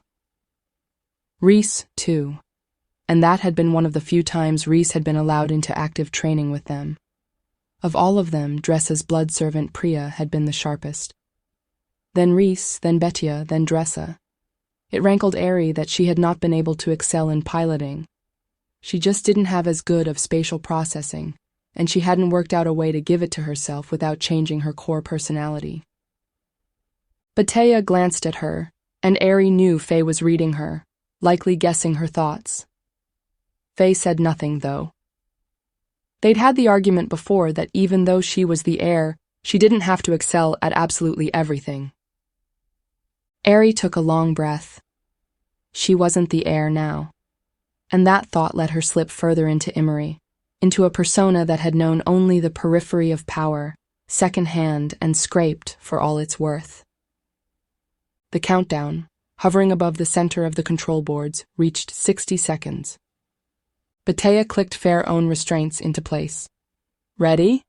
Faye checked Aries. Tighten the chest belt. I'm fine. Emery, Ari corrected, pushing her words fully into Emery's tighter, leaner accent. Batea's lips drew taut, but Faye didn't argue. The act started now. Their ident info would be flashed out to populate in all networks as soon as they emerged from below space. They'd already made the hard copy documents. Everything was set. 45 seconds. Ari stared at the comm displays, which would be lighting up shortly, with any in-system beacon messages and urgent news. Would there be urgent news from the capital? Would she see the announcement of Arianna's formal engagement to Prince Lysander Javieri? Her throat tightened. 30 seconds. Don't open the news, she said. When we get out, look at the beacon only. Don't open the news from the capital. And if there's something urgent we need to know? Batea asked. Seriously, Emery, we can't not read. She shifted, met Batea's eyes. If it's urgent enough, we'll find out on Hestia. And urgent or not, we can't go back until she was better? At least well enough to function as a Truthspoken, to be able to change. Batea nodded fair understanding. Okay, beacon only. Faye turned back to the boards. Neutral space in 3, 2, 1. The engines made a brief, high-pitched whine. The feeling of space itself had a stuttering hesitation, and then the smudge outside the cockpit windows turned into stars. The comm lit up. Ari reached for the comm controls, configuring receipt to beacon only. To Finnan system, home to Hestia, the resort world for all your vacation needs. Please send identification. Do you want me to get it? Batea asked as Faye checked the ship's position and system as well as any nearby traffic. Ari glanced over. They'd come in far enough from Hestia to be out of the worst of the congestion, but congestion was only a relative term. This looked nothing like the tightly packed commercial and military space over Valon. She could count the number of ships here, 20, 30 at most, and at least half had intrasystem tags, not interstellar. Ari was feeling tired again, a deus. Everything tired her so much, but she shook her head and clicked out of the restraints.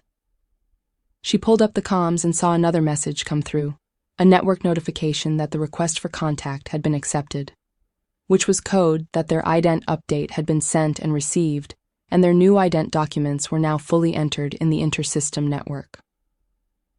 Ari called up the documents in the ship's systems, glanced them over.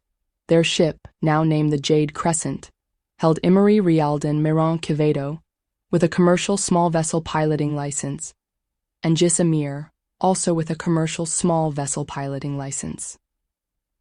She peered at her ident image, taken that morning. She had, after all, gone with the heavier cosmetics. Emery was just too recognizably Rialdan otherwise. It wasn't necessarily better, but it was safer. She sent the documents to the beacon address with the ship's ident credentials to be disseminated in the system's network. Hestia, being a resort world, had a single small administrative and commercial trade station in orbit, and smaller craft were cleared for surface landing without pre-docking at customs. They'd be heading straight to landing once they reached orbit. The comm chimed with a request from an administrative channel. Ari flicked it open. This is Hestia Orbital Control. Jade Crescent, we have you on scan. We've got your idents. Everything clears. What's your business in Finnan system? Hestia Orbital, Ari said. This is Emery Quevedo. My companion and I have private business on Hestia. Any cargo to declare? Ari took a breath, found she didn't have as much breath as she'd like, and grimaced. We have cargo, but we're not offloading. Nothing on the interdiction lists. Here for leisure. Ah, good. All looks in order, Ser Quevedo, and receiving your flight plan now. Good. Ari glanced at Batea, who nodded. Fade just sent the flight plan. Okay, Jade Crescent, you're clear. I'm sending an updated flight plan. Please follow this unless Orbital tells you otherwise. Failure to do so will result in a mark on your record in this system and a request to comply. Failure to comply will result in a fine, and resulting failures to comply will accrue increasing penalties up to and including incarceration and impoundment of your ship. Please verbally sign that you agree to these terms. Ari rolled her eyes. I agree. Thank you, Orbital. Thank you, Jade Crescent. Enjoy your stay on Hestia. The comm clicked off. Well, Batea said, that part's done. Faye locked in the updated flight plan. The ship's engines kicked in as Batea spun them around until they faced the planet directly.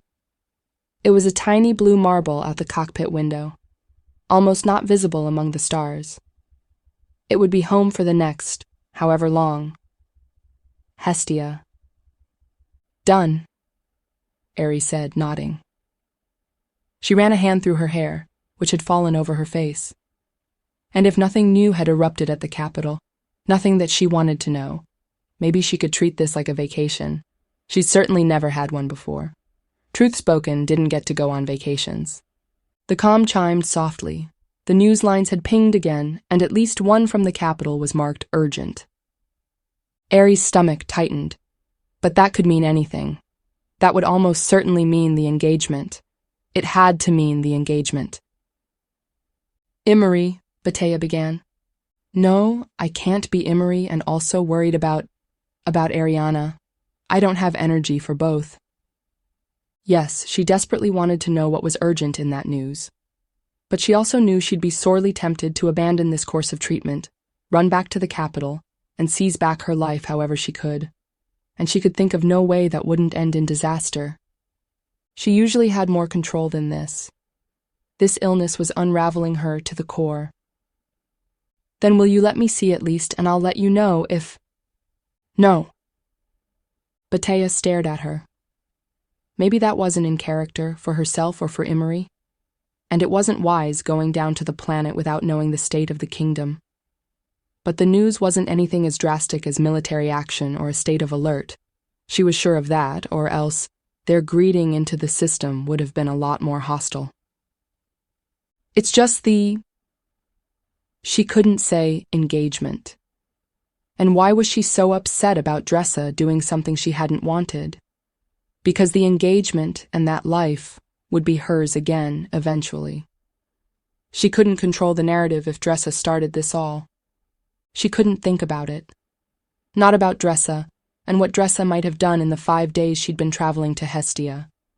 Not about her life, her real life, which she'd had to leave behind. Ari cut her hand through the air. No, just land. If you need to find out then, well, find out. Don't tell me what it is unless it's life-threatening to us here. Which it wouldn't be. Yes, she still had Rialdan features, obscured as artfully as she could manage, but she absolutely was not Arianna. Ari dug her fingers into the blue leather of her pants. Her heart was pounding too hard and she had to calm down. She couldn't smooth away her nerves with a thought anymore. All right, Batea said after a minute, and Ari hated the concern in Faye's voice. But she bore it, as she would bear what would come after she left Hestia, after she was well enough to resume her life. Fatigue passed over her and she growled inwardly. She couldn't face whatever she'd find on Hestia like this. She checked the flight clock. They were on a leisurely path in, with 3 hours until they landed at the country estate where she was to stay. It was time enough for a nap. The world and everything else could wait until then. Chapter 24, The Adeum. Adeus is the essence of the stars. Adeus is the connection between the stars and the star material in each of us. Stars never forget who they are. Anonymous in the essence of Adeus, considered to be a heretical text. Dressa stole out of the palace residence in the late afternoon, taking the back corridors. She'd told Arianna's staff she was resting. She was still recovering from a curse of green magics, after all. She dressed in generic clothes that might read anywhere from upper-tier serving staff to down-dressed lower noble, bundled all her hair under a cap, redid her makeup to recontour her face, an invisible, heavy layer meant to look natural and plain. She changed her posture, changed her walk, kept her eyes on the cobblestones of the broad palace courtyard as she passed various workers and nobles chatting in groups. She carried a plain canvas bag over her shoulder and a stack of what looked like linens under her arm. No one stopped her. Few people looked. No one looked twice. At the far end of the courtyard, in the open side of the palace's U, the Adeum loomed before her. Tall with dramatic triangular peaks, creamstone and silver blue steel. She opened the metal gate past the 2 maroon-uniformed guards, then past 2 more red and violet uniformed Adeum guards inside. She kept her head down as she crossed the Adeum's own courtyard, narrow and paved with tiles of lapis lazuli. She pulled open the heavy door and stepped into the entry, with its open arch to the sanctum beyond. Dressa took a long breath and blew it out slowly. The Adeum had always had a hush that drove out all other noise. Natural light filtered through various tinted windows. The cream walls of the entry were austere, but the wooden framework around the walls was intricately carved with constellations. Through the arch into the sanctum, the carvings ran along the massive, semi-precious stone pillars, around and up the walls, and framed a ceiling full of painted stars. There were a few petitioners kneeling on mats inside the sanctum. From where she stood in the entry, Dressa could see that the holographic representation of a dais at the front, which flickered and changed to reflect those viewing it, was hovering on a semblance of a dark-skinned person, giving off a clash of gender signals. If she walked quickly on the edge of the sanctum, she thought she could reach the door to Truthspeaker Sior's offices before the image of a dais shifted to anything like a Ryaldan Truthspoken. "May I help you?" She jumped, then let the response amplify, crafting the persona she needed in this moment around it. A speaker in the indigo, form-fitting robes of the lower rank tier stood in front of her. Black hair cut short, dark eyes concerned. There was no overt signal of gender, so she didn't assume. I need to see the truth speaker," she said. Was sent by the blood servant, Betea. She watched the speaker for any signs that they recognized she was truth-spoken, but there were none. Speakers often had no evacu training unless they were much higher ranked, or particularly promising.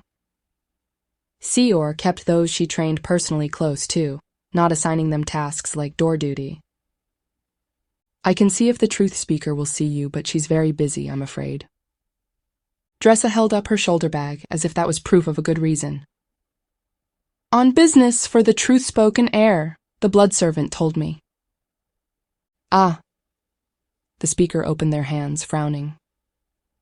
"Well, I'll check. Wait here. I'll check." Dressa waited while they retreated into the sanctum, then found a bench to sit on, because she was too conspicuous just hovering by the door. She didn't have long to wait, though, before the speaker returned and motioned her to follow. Dressa shouldered the bag which held wads of random clothing, tucked the linen stacks under her arm again, and followed the speaker into the whispering acoustics of the brightly lit sanctum. She craned her head back, gawking at the indigo and violet ceiling covered with stars and constellations. The ceiling would glow softly at night, like the sky itself. She glanced at the likeness of a dais as she passed, but it barely flickered, rippling more to the features of the speaker than her own. Through a side door at the front of the sanctum, through a short corridor, past a secretarial suite. They reached the door to Sior's office, and the speaker knocked once, then pushed the door open. "You're expected. Make sure you bow to the truth speaker." "I will. Thank you." She slipped inside and made her deep bow to the woman behind the desk while the door clicked shut. Then she straightened. Truth speaker Sior Gautri had always had power in her presence. Not just a thing learned from Evaku, but something held within herself. A weight of knowing, of having more insight into the world around her than anyone else in the room. Or maybe it was just that she'd seen too much in her lifetime. Sior wore her tightly coiled gray hair in a bun today, and wore a looser, more casual version of her red and violet robes. The heavy pendant of office sat on a stand on her desk, not around her neck. She had a pair of reading glasses perched on her nose and studied Dressa overtop them. The truth speaker waited. Dressa waited. She absolutely knew Seor recognized her. But Seor didn't seem to be in a hurry to open the conversation as she always did when they'd met for training before. Finally, Seor sighed and set down the stylus she'd been holding. She waved at one of the chairs in front of her desk, and Dressa sat. "This isn't training. You're here for a purpose. Open with it."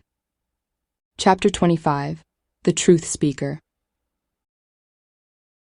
The truth speaker is a balance to the truth spoken. One is a conduit of a deus's presence in this physical universe. The others are a deus's active will among the stars. Those two elements must absolutely work together for the kingdom to have prosperity in the will of a deus. Truth speaker Aduel Shin Myrna in Striving for Prosperity. Dressa stiffened at the truth speaker's tone. No, this wasn't training anymore, was it? She was truth spoken. She was here wearing a face and body that weren't her own, with a purpose that outweighed any of the identity games she'd played growing up. She was here as someone who was going to be the heir. At least, that was her plan, and she couldn't do it without the truth speaker's help. Dressa folded her hands together, squeezed tightly. Absolutely did not let that tension show anywhere else. "My father told you what happened?" "Enough," Seor said. "Do you wish to retell it?" She fought the urge to fidget in her seat. Seor had always made her feel like a wayward child. "Cards on the table?" she asked. Seor's brows rose. "Cards on the table. Okay. The Ceratarchus wants me to be Arianna until Ari can return. That is likely for weeks or months. Doing so, however, will be damaging to a vital asset to the kingdom, me. Therefore, I propose that this order is against the kingdom's best interest, and have come to you, truth speaker, to judge this situation." She saw the faintest twitch of Seor's left eye, the only hint of any emotion beyond her projected calm. Seor was a master of Ivaku, rival to her father in the art. Dressa would get little more clues than that twitch, which could mean anything. Seor took off her reading glasses and folded her own hands in front of her, mirroring Dressa. "How is this order damaging to you, truth spoken?" Dressa eyed Seor's hands, considered smoothing out her own. She didn't, though. Seor was signaling her willingness to listen, to come into rapport. Carefully, she said the words she'd been rehearsing in her head. "While I am truth spoken, my personality is not suited to long-term immersion in a role. The Ceratarchus himself has said this multiple times, along with admonishments to do better, as if she could change her personality. And I physically strongly dislike, having a body other than my own. I can do missions for the Ceratarchus, yes. I accept that as my duty as truth spoken. I do not accept that my duty as truth spoken is to replace another truth spoken entirely, especially when there is another way that offers less damage to the kingdom and its assets." "And what way is that?" Now she did press her palms flat on her thighs. Her hands were sweating more than she could quickly smooth away. "That the kingdom acknowledges Arianna is not currently fit to serve as the heir, and Andrasari steps up to serve as the heir instead." She met Seor's penetrating gaze, saw the smallest hint of a grimace on Seor's lips. "Dressa, there are several factors to consider here. First and foremost being that you have never wished to be the heir, and while your training is adequate to the task, I'm not sure establishing you as the permanent heir is in the best interest of the kingdom." Dressa sat forward. "But it could be temporary, until Arianna returns."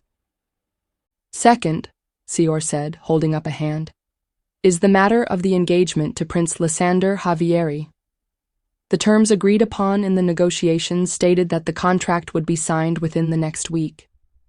If we try to change that, the Javieris will play offended and maneuver for much more gain, or use it as an excuse to cancel the contract and rally support in their victimhood.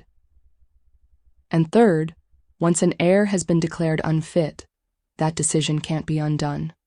Legally, yes. But in the eyes of public opinion, the damage has been done.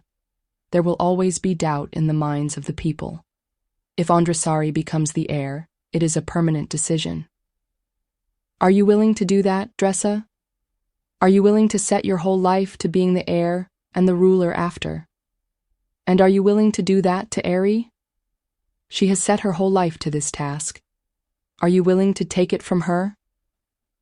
Dressa's fingers dug into her pant legs, part venting tension, part a tool to move this conversation in the direction she wanted, as Seor would see that tension. She had thought of all of these things, separately and in great detail.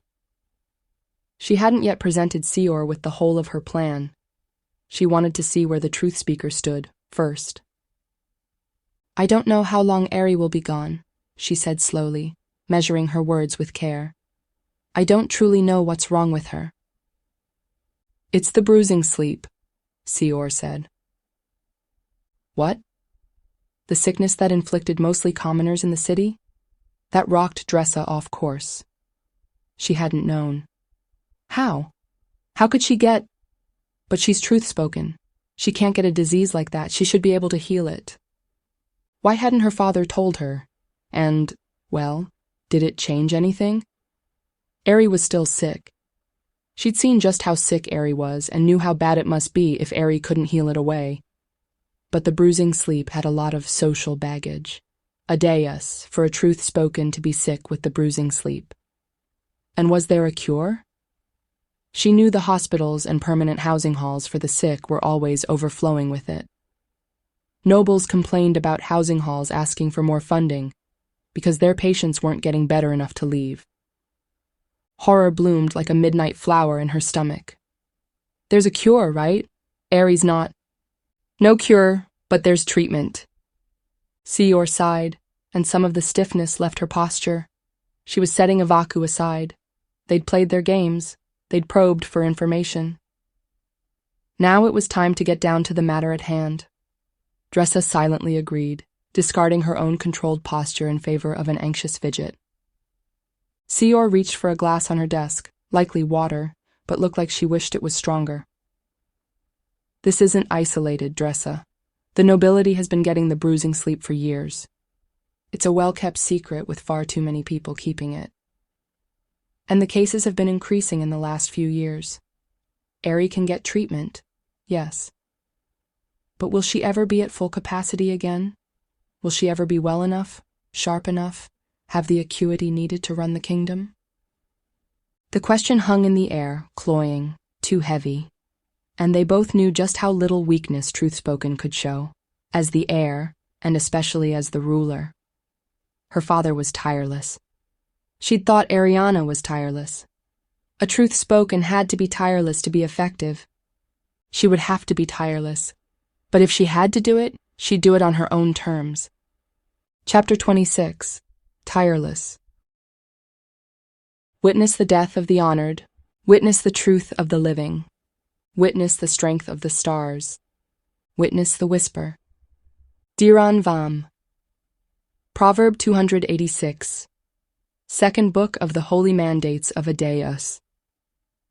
So, if Ari comes back, Dressa said flatly, she might not be able to be the heir anyway. Is that what you're saying? Truth speaker Seor set her glass down. We don't know. We simply don't know. She might be fine. With her truth-spoken abilities combined with treatment, she might cure herself. But we don't know. She eyed Dressa. And in the meantime, what you need to ask yourself and what I need to ask myself is, can the kingdom afford to wait? Can the kingdom afford, as you claimed, to have an unstable truth spoken masquerading as the heir? If that's the only buffer we have between the Ceratocracy and all the people of our worlds. Dressa's shoulders drew tight. So you agree with me that I shouldn't be Arianna? On that, yes, I do agree. But here's the choice at hand. Do you hold out these few months, be Arianna, buffer yourself for your mental health as best you can, but then be free of the duties of the heir the rest of your life after? And meanwhile, the kingdom is at the most vulnerable it's been in years. The Ceratarchus has only one Truthspoken at hand, and that one is not a viable resource for anything other than the task assigned. Or, Dressa leaned forward. Or, Andressary steps up, becomes the heir, and then, that's it. That's my life. But the kingdom has something stable, at least. I'm not the best choice. I know that, Sior. I don't want to rule the kingdom. It's not my first choice, at least. But if I'm me and I'm not trying to twist myself into knots to be Arianna, then I'm aware. I can do what the Truthspoken heir needs to do. And if Ari doesn't ever get well enough to be the heir again, then there's continuity. And now, while everyone thinks she's gone down with a magic or curse, people won't question if she steps down, will they? Not as much as if she'd have to step down later. Sior tapped the edge of her cup with one lacquered, violet nail. If the Ceratarchus declares Arianna unfit, which he won't, as that's a blow to his own power and pride, he'll need to state a reason. The Green Magicker's curse will be that reason, and the prejudice he's already stirred up against the Magickers will inflame if the people think a Magicker successfully took out their Truthspoken heir. She looked up. But you have a better plan than that. Or else, why would you still be in Arianna's form?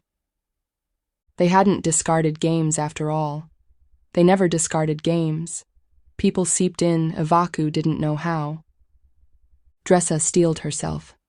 This was her life already, but as Dressa, as the second heir, she'd been able to forget the full weight of being Truthspoken for a time. To let Ari carry most of it. She'd immersed herself in her groups of friends, in palace parties, in the enthusiastic vapidness of her public persona. But when she became the heir, she wouldn't have the luxury of forgetting who and what she was. Every moment, absolutely every moment for the rest of her life, she would know that she was part of the force holding the kingdom together. That would be her role, played to the fullest. And still, the thought was better than forcing herself to be Arianna. She knew herself. She had so few barriers between who she was and who she would become in a role. She would lose herself in the role of Arianna, always suppressing her own self until there was nothing left but Arianna. She met Sior's gaze. This will only work best, if Arianna steps down herself. If she says she'll need a longer time to recover than she thought, and she doesn't wish to marry, and she's had the time to reflect that she would rather remove herself from the succession. She swallowed hard around the words. A deus, Ari would kill her, might literally try to kill her. There would still be pushback if she did this, people questioning why Arianna suddenly decided not to be the heir, if not just for the Green Magicker. There would still be pushback on the Green Magickers too, but not as much as if this didn't look like Arianna's own decision. I'll need you to witness, she said, when I do this. Witness that I'm Arianna and that I'm telling the truth. Sior looked away, and this was the biggest thing to ask. Sior's sacred duty was to tell the truth as it concerned the kingdom, the Ade and the Truthspoken. And yet, it was also her sacred duty to protect the kingdom and its rulers. Be Arianna in that moment, Sior said finally. Fully Arianna in that moment, and I'll witness that this is Arianna's truth. Chapter 27. The Truthspoken Heir. There are 10 rulers for every dynasty, 10 chances for a dynasty to rise to glory or write out history as an immense failure. We've yet to see a dynasty that did not, overall, rise to glory. And our 12th dynasty, I dare say, has been the most glorious of all. Lord Meinenjediar, from the Collected Speeches of the General Assembly, 4th edition. Dressa sat back, her whole body feeling shaky, wrung out. Sior would do it. If she gave her all for just those few moments, when Sior would need to confirm that she was, in fact, Arianna and telling the truth and not under coercion, Sior would do it. Dressa could do that too. Be Arianna, in truth. She could fully be Arianna for those few moments, and then never again. Dressa reached for a light healing trance to calm her body's responses, but it only soothed some of the pieces, not the whole of it. None of this was fair. It wasn't fair to Ari, certainly, but then it wasn't fair to Dressa. Why should her father punish her when it was Ari who was sick? No, that also wasn't fair. It wasn't Ari's fault, and she didn't know who to blame, and that was part of the problem. Why should Ari have to lose her position through no fault of her own? Why should Dressa have to be the heir when that was the very last thing she'd ever wanted? Was this the right choice? Couldn't she just hold out for a few weeks or months, be Arianna, and then resume her life? But what life, after those few months, would she have to resume? She couldn't make it that long. And Sior's arguments that Ari might not get better, or might always have a weakness for the nobility to exploit, were valid. Her father had also maneuvered hard for the marriage contract with the Javieris. It was vital that contract be signed. She couldn't marry Lysander as Arianna. Absolutely did not want that union to be poisoned from the start. She'd seen the results of a sour marriage with her parents and would never do that to Lysander if she could help it. So none of this was fair to Lysander either. Adeus, where did the unfairness end? She pressed her hands to her lips, holding in the tension, trying to think. She had thought of this before, in her prep room. No, Ari's prep room. No, it would be her prep room anyway if she became the heir, wouldn't it? That was always the heir's apartment. And she'd thought of it on the way to the Adeum, and she'd made her decisions. But Sior had given her information she hadn't had before. But was there truly enough time to think it all through? This was the rest of her life. This was the future of the kingdom. And if she was going to do this, she'd have to do it now before her father could stop her. What if Ari did recover? She'd come back to a life that no longer existed. And what of Dressa as the heir? She would assume all of Ari's duties, and she'd have to take up her Truthspoken training again in earnest. Her father had let her training lapse these last few years, given up on her as a useful Truthspoken, she'd thought, and that didn't speak well for any of this. She would, one day, rule the kingdom. She'd been trying not to think about that part of it. She'd set it aside as a problem that had years left to be solved. But here, in Sior's office, she couldn't ignore it, no matter what she'd said about this being temporary. She'd known it wasn't. Could she do that? Could she rule the kingdom of Valoris and its 187 worlds, and all their various nobles and people and everything? Adeus, how did she possibly think she could do that? Did she have a choice? If the only other choice was to traumatize herself so much she couldn't function, and the only other choice for the kingdom was to have an heir and ruler who had a vital weak point their enemies could exploit, and the only other choice was to break or poison an engagement contract with the person who would be half of the next generation of Truthspoken. No, she didn't have a choice. But it was wrong. All of it was wrong, as Rhys had said. The whole system was rotten. Why couldn't Ari come back and resume her place when she was well again? Why did they have to hide the fact she was sick? And why should weakness matter? Why were the nobles such sharks? And was Rhys right there too? Were they as bad as she'd been taught to believe? She had to think so. She and the kingdom couldn't afford to think otherwise. What about my father? She finally asked. This will go against his orders. Sior sighed. I won't formally contradict him, and there are, of course, no formal orders to contradict. This is between Truthspoken, and because of that, within my purview and mandate to alter his course here, though he certainly won't be happy about it. But again, publicly, there is little he can do. That was a lie. Dressa sensed it, and had to know Sior was trying to convince herself. This was a much, much bigger risk than it looked like on the surface of things. While Sior did have the power as Truthspeaker to gainsay a Truthspoken ruler, a Truthspoken ruler certainly had the power to make her life hell, and to undermine her in any way he could. He could make a bid to replace her as truth speaker with someone else, too, if he could bring enough public evidence to justify the move. He would need to have a lot of unsubtle evidence, and he'd be airing his own ills in the process, but it was possible. Dressa had learned long ago not to underestimate her father in anything. And her? How would her father retaliate for Dressa? She wouldn't be able to avoid him. They'd have the meetings on the direction of the kingdom and training, and she just knew he wouldn't be pleasant for any of it. But then, he never had been. A new thought took hold. A very dangerous thought.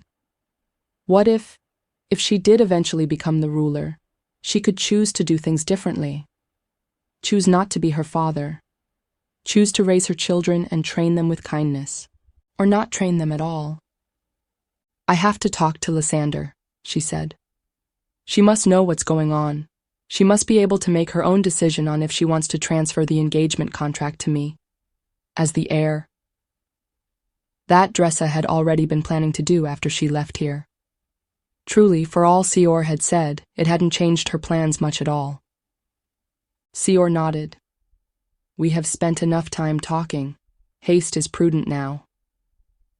She stood, picked up the heavy pendant, and slung the gold chain over her head with practiced ease, letting it drop into its authoritative place. And then, she was fully the truth speaker, the counterbalance to the ruler. The person seldom acknowledged to at times hold the most power in the kingdom.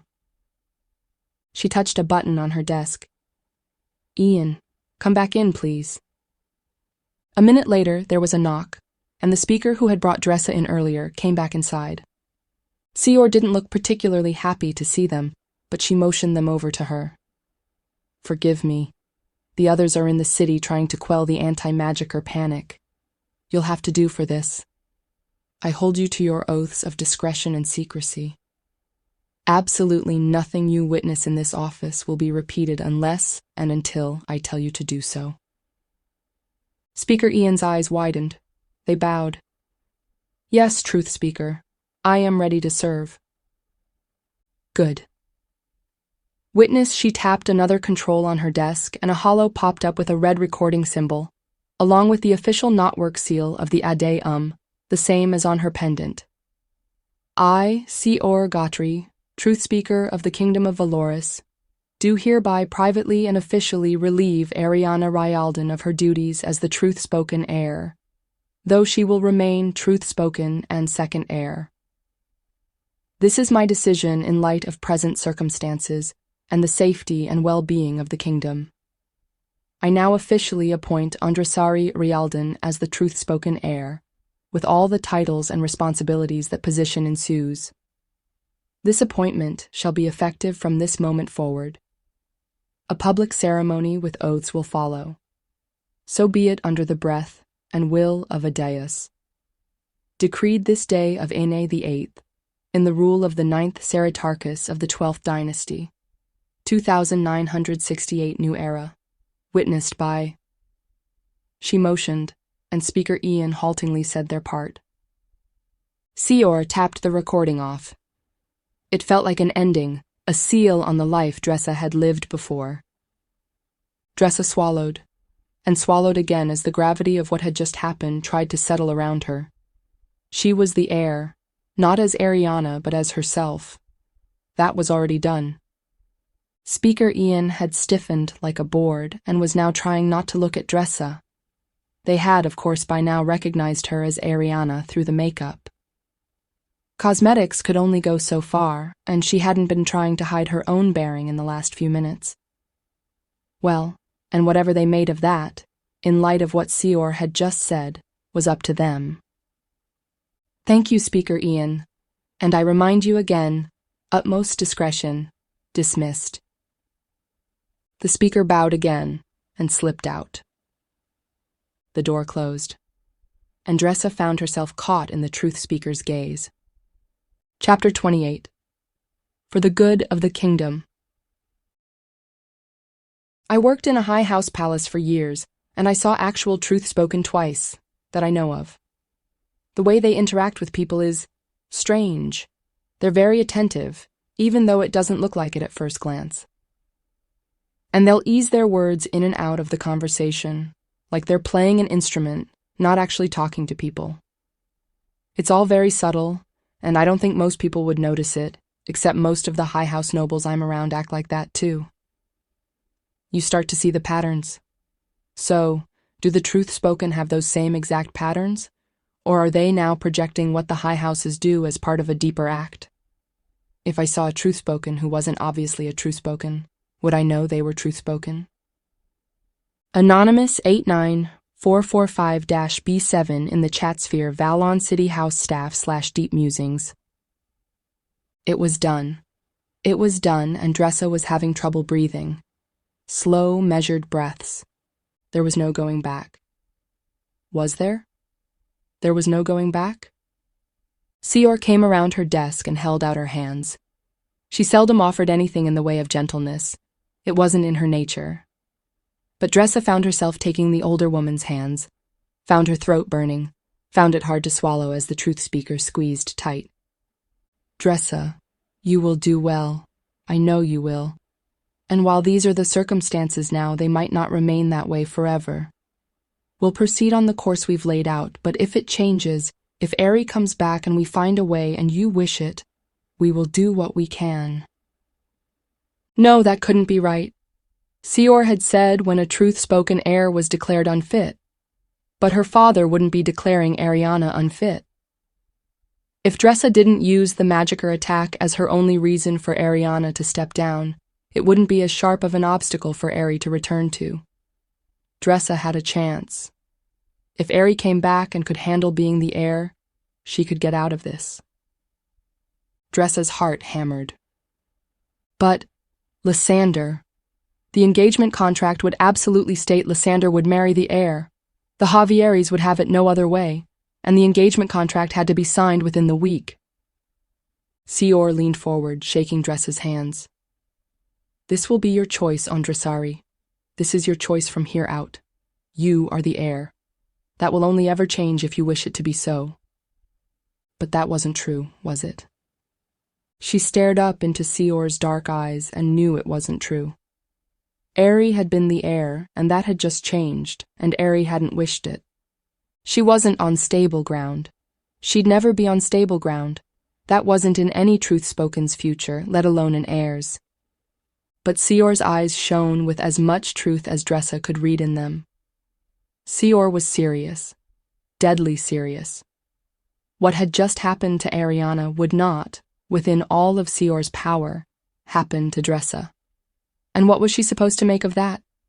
Did Heir actually favor her as the heir? No one favored her. She was hardly a functional Truthspoken, according to her father.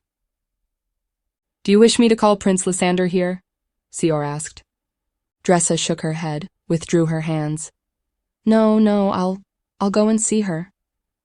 She took a breath, one more thought. I know the agreement with the Javieris is important politically, but how important?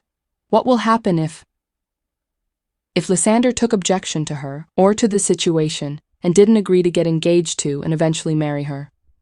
Her stomach clenched at the thought. But Lysander would have to agree, wouldn't she? Their families had negotiated this contract for weeks, or even months now, or even years. She had no idea how long her father had been planning this. And Dressa actually liked Lysander where Heir hadn't. They had maybe the smallest bit of a chance at happiness. Surely that would count for something. Oh, Adeus. What if Lysander said no? Heir leaned back against her desk. You haven't spoken to your father. Well, of course you haven't spoken to your father. The Javieri and Delore families have been consolidating their power for some time. It was my view, and your father's both, that one or the other in alliance with each other would make a bid to rule in the next 5 years if we did nothing to curtail it. Both high houses have the genetics for Truthspoken training.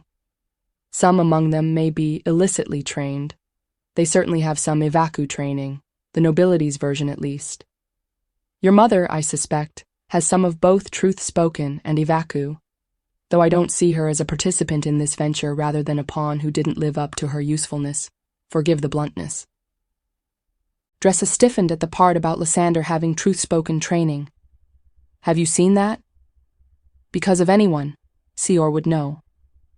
Lysander, did you see she has truth-spoken change training or evacu? She herself had watched Lysander's socialise and suspected the evacu. Lysander had adapted to compensate for Arianna's illness with effortless grace. It was unlikely any child of a high house wouldn't have evacu. Some evacu, likely. I don't know about truth-spoken change training. I haven't been able to read that yet either way. She's beautiful, but she doesn't have the perfect beauty of some of the nobles I suspect of cosmetic change training. If she does have any truth-spoken training, it will be much more subtle than that. She pressed her lips together. If the Javieris have gotten so bold as to send an heir with illegal truth-spoken training to be the next ruler consort, that is certainly something I will watch for. Did Ari know about this? The politics, I mean? Dressa hadn't paid much attention. Adeus, she hadn't thought she had to. She usually made a point of not paying as much attention as she should. And didn't that seem childish now, that small defiance of her father? Now, when she needed to hold all the threads, she found her hands empty. Arianna would of course have worked out about the evacu training, and would have been watching Lysander closely. It was part of our plan, the Ceratarchus and I, that this not have a chance to form into a love match, and so compromise her. Heir eyed Dressa, which I fear will be different for you. Dressa's pulse pounded in her ears. Oh, Adeus, and here was a wicked new twist. She liked Lysander, a lot. And yes, she knew it was a crush, and didn't know if it would become more. But how was she supposed to engage and then marry someone who could be trying to bring down her family? She had to think. No, had to trust that she'd be able to read Lysander enough as time went on to see if that was the case. She hoped it wasn't. She hoped so much that Lysander was just as miserable about marriage as Ari had been. That her family was only her family, and pushing her into something she didn't want. Which sounded implausible even in her own head. Whatever else, like Dressa herself, Lysander would be a product of the world she was raised in. And what would Dressa have to give up, too, in her private negotiation with Lysander? What would it take to make Lysander agree to marry her? If these were the stakes, she doubted Lysander would refuse her outright. But she could demand so much or threaten to drop the contract. Just how much of a shark was Lysander in this game, too? And how much of the future ruler's animosity was Lysander willing to risk?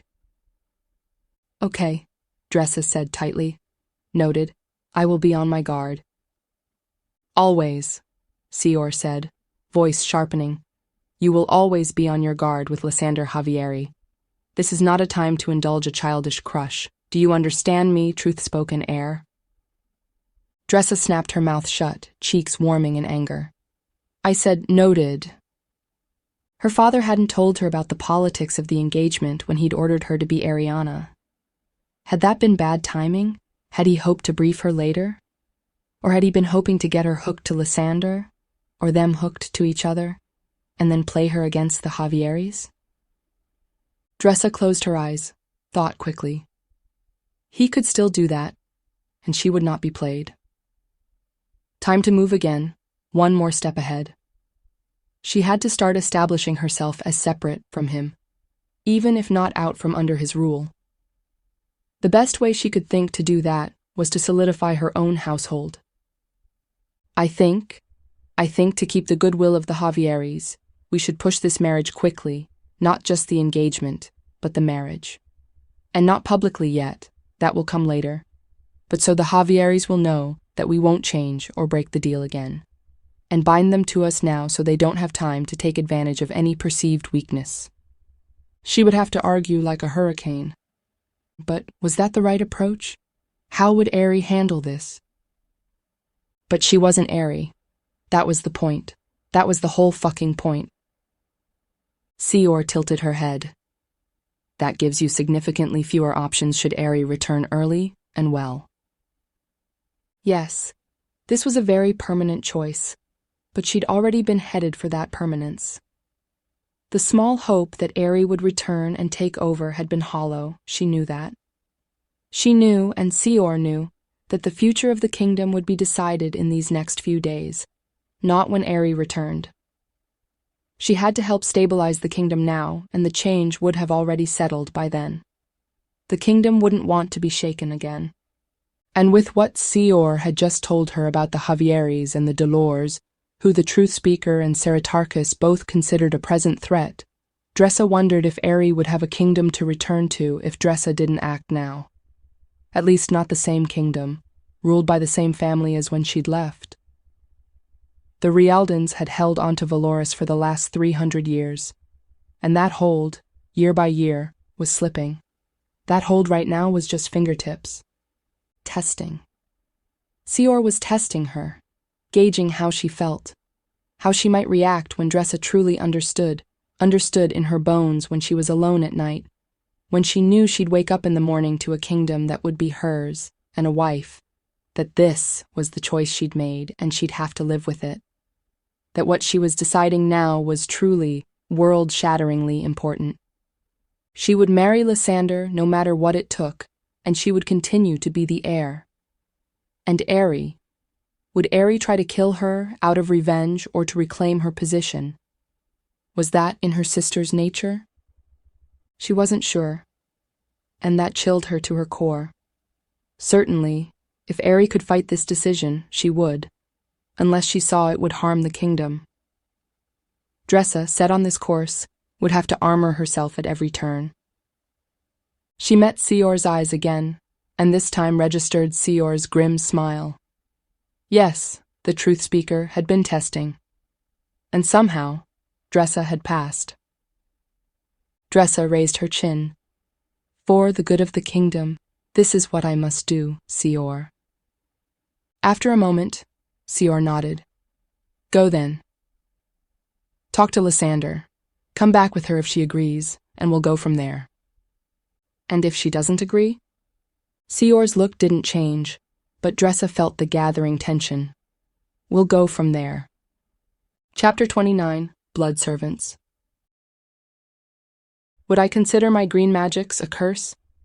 If you're talking about my own beingness and how I relate to the world, then no. I have extra senses, and that's how I see the world. Would you call one of your senses a curse? I can see and sense in a different way, that is all. It doesn't make me more or less. Etienne Tanaka, as quoted in the Change Dialogues. Homage Rialdan slipped through the back passage door to his bedroom, shutting it silently behind him. The panel blended back into the wall as if it had never been there. He glanced around the palatial room with its enormous bed, 2 large, overstuffed couches along one wall, and no windows. He reoriented himself back to a sense of familiarity, of safety. He paused, his breathing growing heavier. Homage could feel the exhaustion of the last. What, had it only been last night that Arianna had collapsed? And he'd been gone from the palace most of that night, and now the day after. He hadn't slept. He'd held the pain at bay and healed the worst of his injuries from the guards' beating, but he'd been unable to reach the thorough healing trance he needed while the Council of Magikers strode around him, arguing over how best to proceed, blaming each other, and never him, never openly, but he'd sat there among them, wearing the face and body of a person who'd just set the Magiker cause back so far, whose face and body still bore the visible marks of that fact. Oh no, they hadn't scolded the Seritarchus, who had been their greatest champion in centuries. They'd done absolutely everything but yell at him, and he'd heard that lack exactly as loudly as they'd wished him to.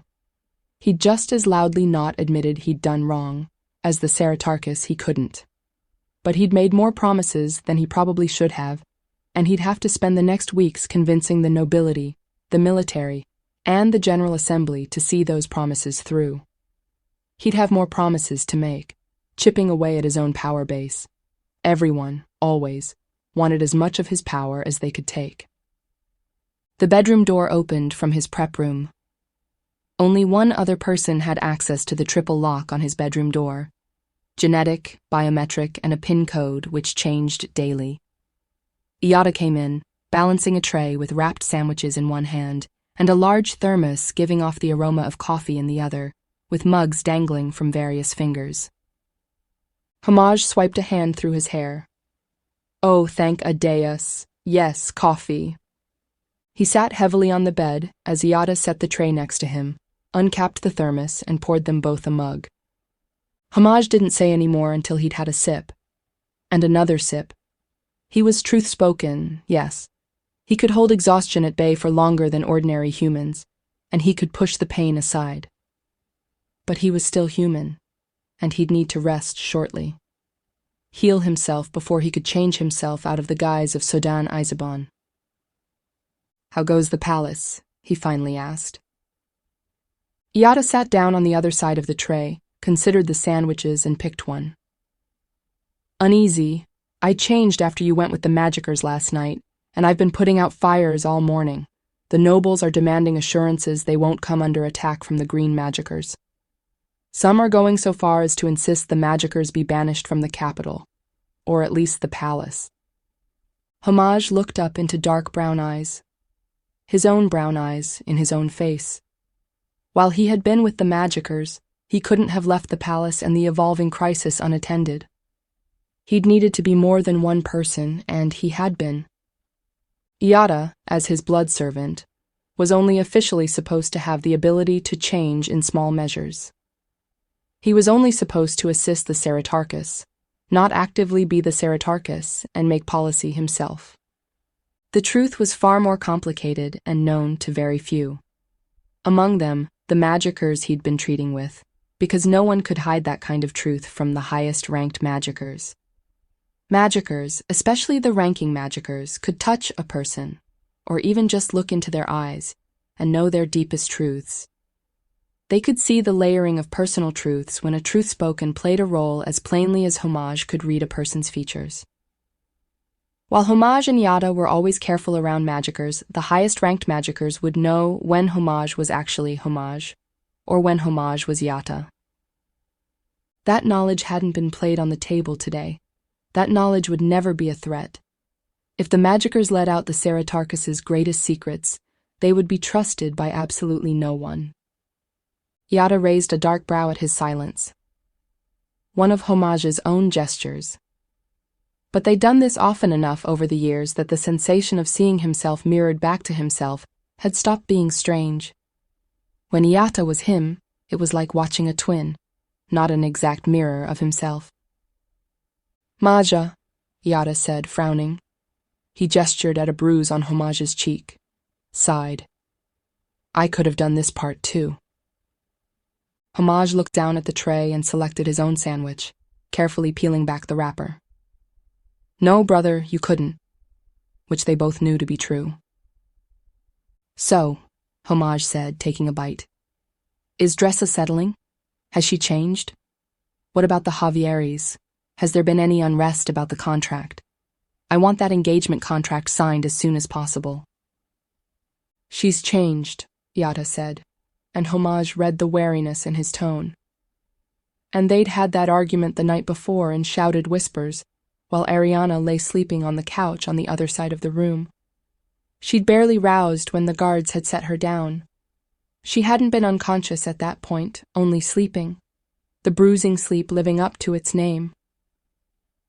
Dressa is trained, Homage had hissed to Iada. She knows her duty. You have no trouble being me. I'm not you without cease for weeks at a time, not usually. And we've made our choices. This will not go well, Homage, for her or the kingdom. She's changed, Homage repeated now, thoughts back in the present, echoing Iada's wariness. Have you seen her? Have you spoken to her? You know I don't like to do that. I have to bury deep to show your tells, not mine. Homage finished the last bite of his sandwich, started on another. Yes, fine. And Sior? Has Sior been to see you? Remarkably, no. Commander Jalava told me you spoke last night, and that she ripped you a new one. Iada didn't sound disapproving. His lips thinned. You were with the magickers for longer than I expected. He watched Homage carefully, watched with his Evacu-trained senses, and watched with senses every bit as acute as the magicker's Homage had been with that day. Homage set the sandwich down, faced his brother, faced the only person who knew the whole of things, the only person he could never lie to, not even when he was lying to himself. Iata was his blood servant, officially a distant cousin in a branch of the Rielden family raised into family service. But they'd found long ago that this truth was also complicated. There was no service branch of Rieldens, at least not anymore. Blood servants were the same children of their parents as the Truthspoken they served, every bit as capable of Truthspoken abilities. Genetically, they were full siblings, and Iata's truth had grown even more complicated 9 years ago. 9 years ago when Iata had manifested green magics. Chapter 30. Brothers. Who cut me most, my brother? Who healed me most, my brother? Chike Usman in fair popular song, Who is my brother? I'm sorry, Homage said, and knew Iata would see and feel and hear his sincerity. I am sorry for dragging the magickers into this. I'm sorry I asked you to test Arianna last night. I'm truly sorry for the outcome. He'd been in his prep room, finishing his cosmetics before he went to the ball as a minor noble. He'd gotten an alert from the guards that the Truthspoken heir had been attacked by a magicker. He hadn't asked for details, he'd just ordered her to be brought to his study. He'd known. Even then, he'd known that what he'd sent Iata to do had ended in disaster. Iata had returned quickly through the back corridors, shaken at what had happened. She has it, Homage. I saw it. She has the bruising sleep. You have to be me when she comes in, Homage said. Tell her you were me, as the magicker. She has to know, has to not be afraid of a magicker attack. A deus, he hadn't thought she'd collapse. He just wanted to see how she'd handle the situation and put doubt in the minds of the people as to why she'd looked fatigued. She'd covered it well, but the signs that something was wrong were too obvious for a nobility largely trained in some form of evacu. He'd wanted Iata to look at her with all of his magicker senses wide open, and see if there was any of the faint sludge in her aura that seemed to go with the bruising sleep. Not many magickers could see it, and Iata had only ever been able to detect it in others when he wasn't holding back his own forest green aura, which had posed a problem. Iata couldn't approach Arianna as himself with his aura visible, and as a magicker who wasn't himself, he couldn't very well ask that he scan her in public, having no position at all for that presumption. Not without far too much explanation.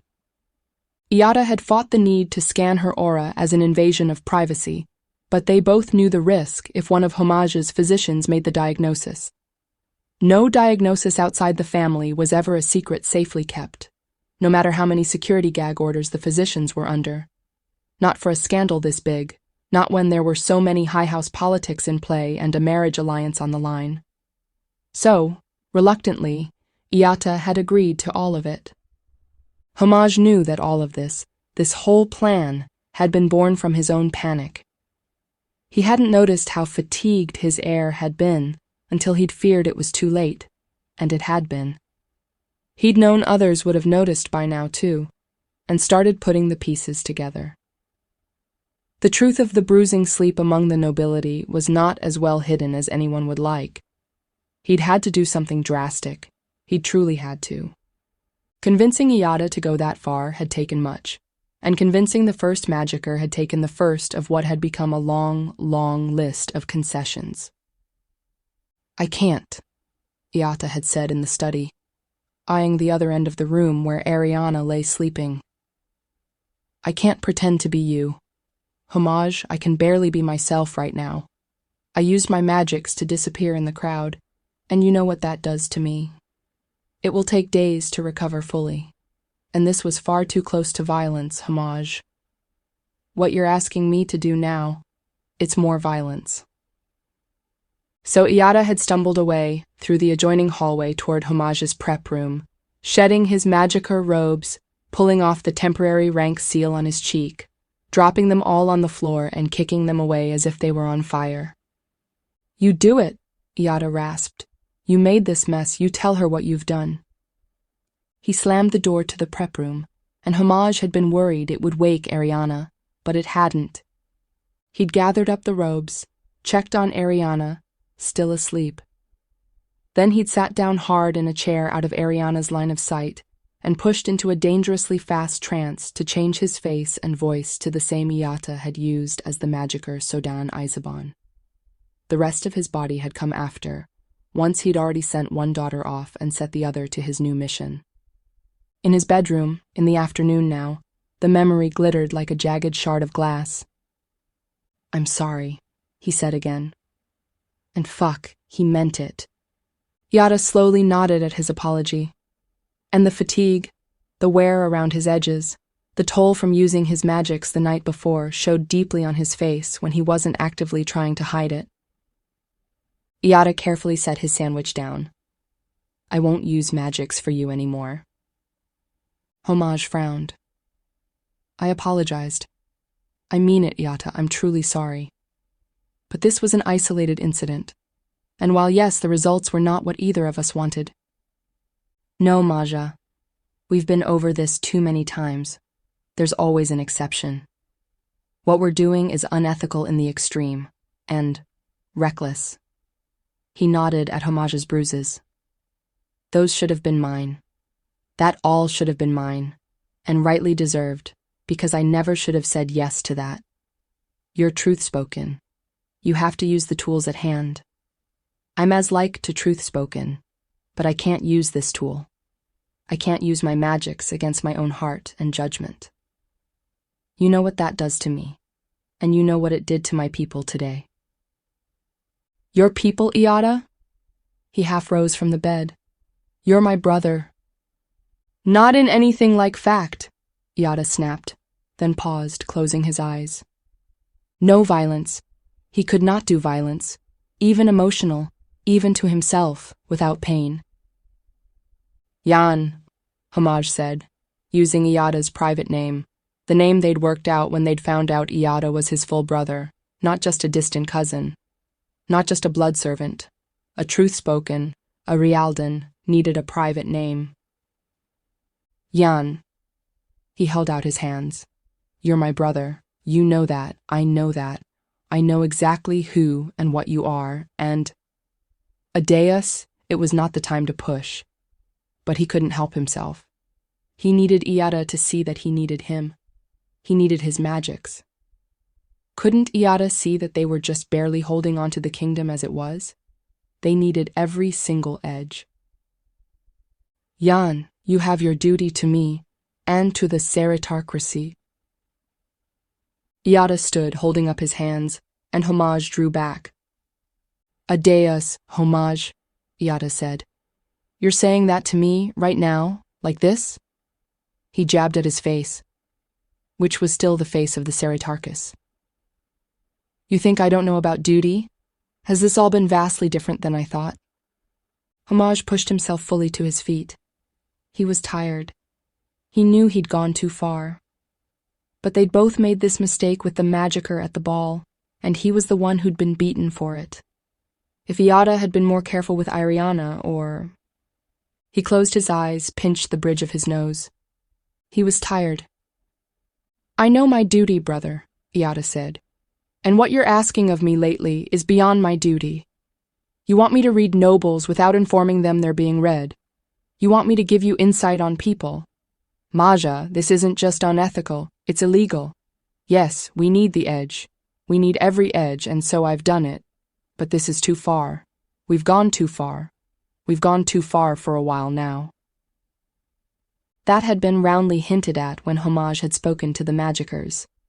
A pounding not lecture on the ethics surrounding the uses of green magics.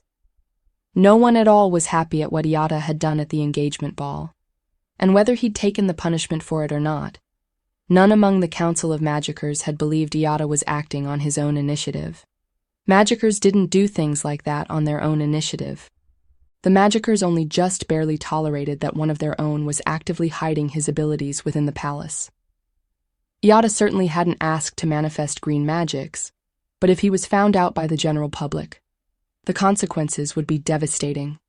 So the council tolerated it, Because having a green magicka at the Ceratarchus's side, a green magicka who was sometimes himself the Ceratarchus, was too valuable to outweigh the detriments and the risk. Homage reached into the pocket of his shirt and pulled out the rank seal and the aura projector. The projector he put back. Iada certainly wouldn't need that. But he handed the seal back to Iada. It was his own, after all. Not implanted as magicka seals were legally supposed to be, but made with bioadhesive, to be worn whenever Iada used magics in public, no matter what face he wore. That seal must at least show the truth of who he was as a magicka, and those among the council of magickers would know who he was. Iada stared down at the seal in his palm, swallowing audibly. He was distressed and not trying to hide his aura at the moment. It shimmered a thickening deep forest around him, dense enough it blended into the dark blue of his silk jacket. "All right," Homage said. "No more using magics, not unless it's your choice." "Not unless I'm wearing the seal," Iata corrected, closing his palm around the seal. "Then it's at least approved by the council, and I'm not reading anyone covertly. And I don't have to nearly swallow myself, not to let my aura show." Homage leaned back against the bed, his heart starting to pound with the adrenaline leaving, and his injuries still waiting to be healed. Iada saw and nodded. "I'll leave you. I have a meeting with Joint Command in half an hour. I didn't think you'd be up to that yet." "No," Homage agreed. "But are you Jan? Truly? I know it takes a few days when you make yourself unseen." Iada paused, struggling with his emotions, and Homage tried not to feel too much guilt at that. "The Ceratarchus must be present regardless," Iada said. "Of the two of us, at the moment, that means me." He gave a tight smile and reached a hand toward Homage's forehead. He hesitated only long enough for Homage to nod permission, before he pressed his cool palm to Homage's forehead, and the warmth of a summer breeze flooded into Homage. It wasn't healing in a physical sense, not like Truthspoken change healing. But the magics pushed back the worst of his fears, the gnawing stress, and he breathed out slowly. "Healing first," Iada said. "Then sleep, then change. I can certainly handle the rest of today. You can be the Ceratarchus tomorrow, and I don't envy you the task." Homage didn't protest, feeling his limbs growing heavy as he climbed into bed. "Jan," he said softly. "Thank you." Iada's aura slowly faded, suppressed again by his will. "Always, brother." Chapter 31. Not Yet. It has always been the Truthspoken heir's sacred duty to make an alliance through marriage, to create children who would one day rule, as they would one day rule. That sacred duty brought me so much grief. Arianna Rialdan, Melisori X in the Change Dialogues. The palace's secure back corridors were mainly in the residence and administrative wings, and since Lysander was not yet family, not yet, and was staying in the guest suites and not the residence itself, Dressa fit herself back into her servant's persona. Bag over her shoulder and stack of linens in hand, she wound her way through the service corridors of the guest wing, passing staff and the occasional guard. She held her emotions tightly contained, letting only a relevant amount show through her servant's persona so she would be believable. Her fear was turned into trepidation at being in the palace on a new job. Her frustration at the state of her life was turned into frustration that she was having trouble finding the right corridors.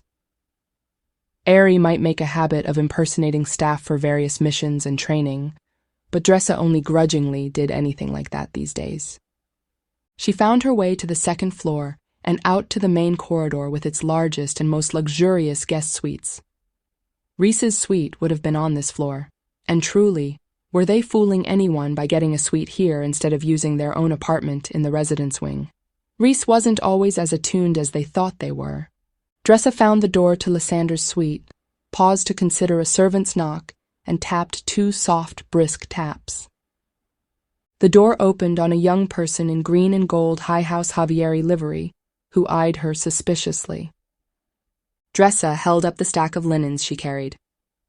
I have these for the prince's rooms, along with new toiletries and table linens.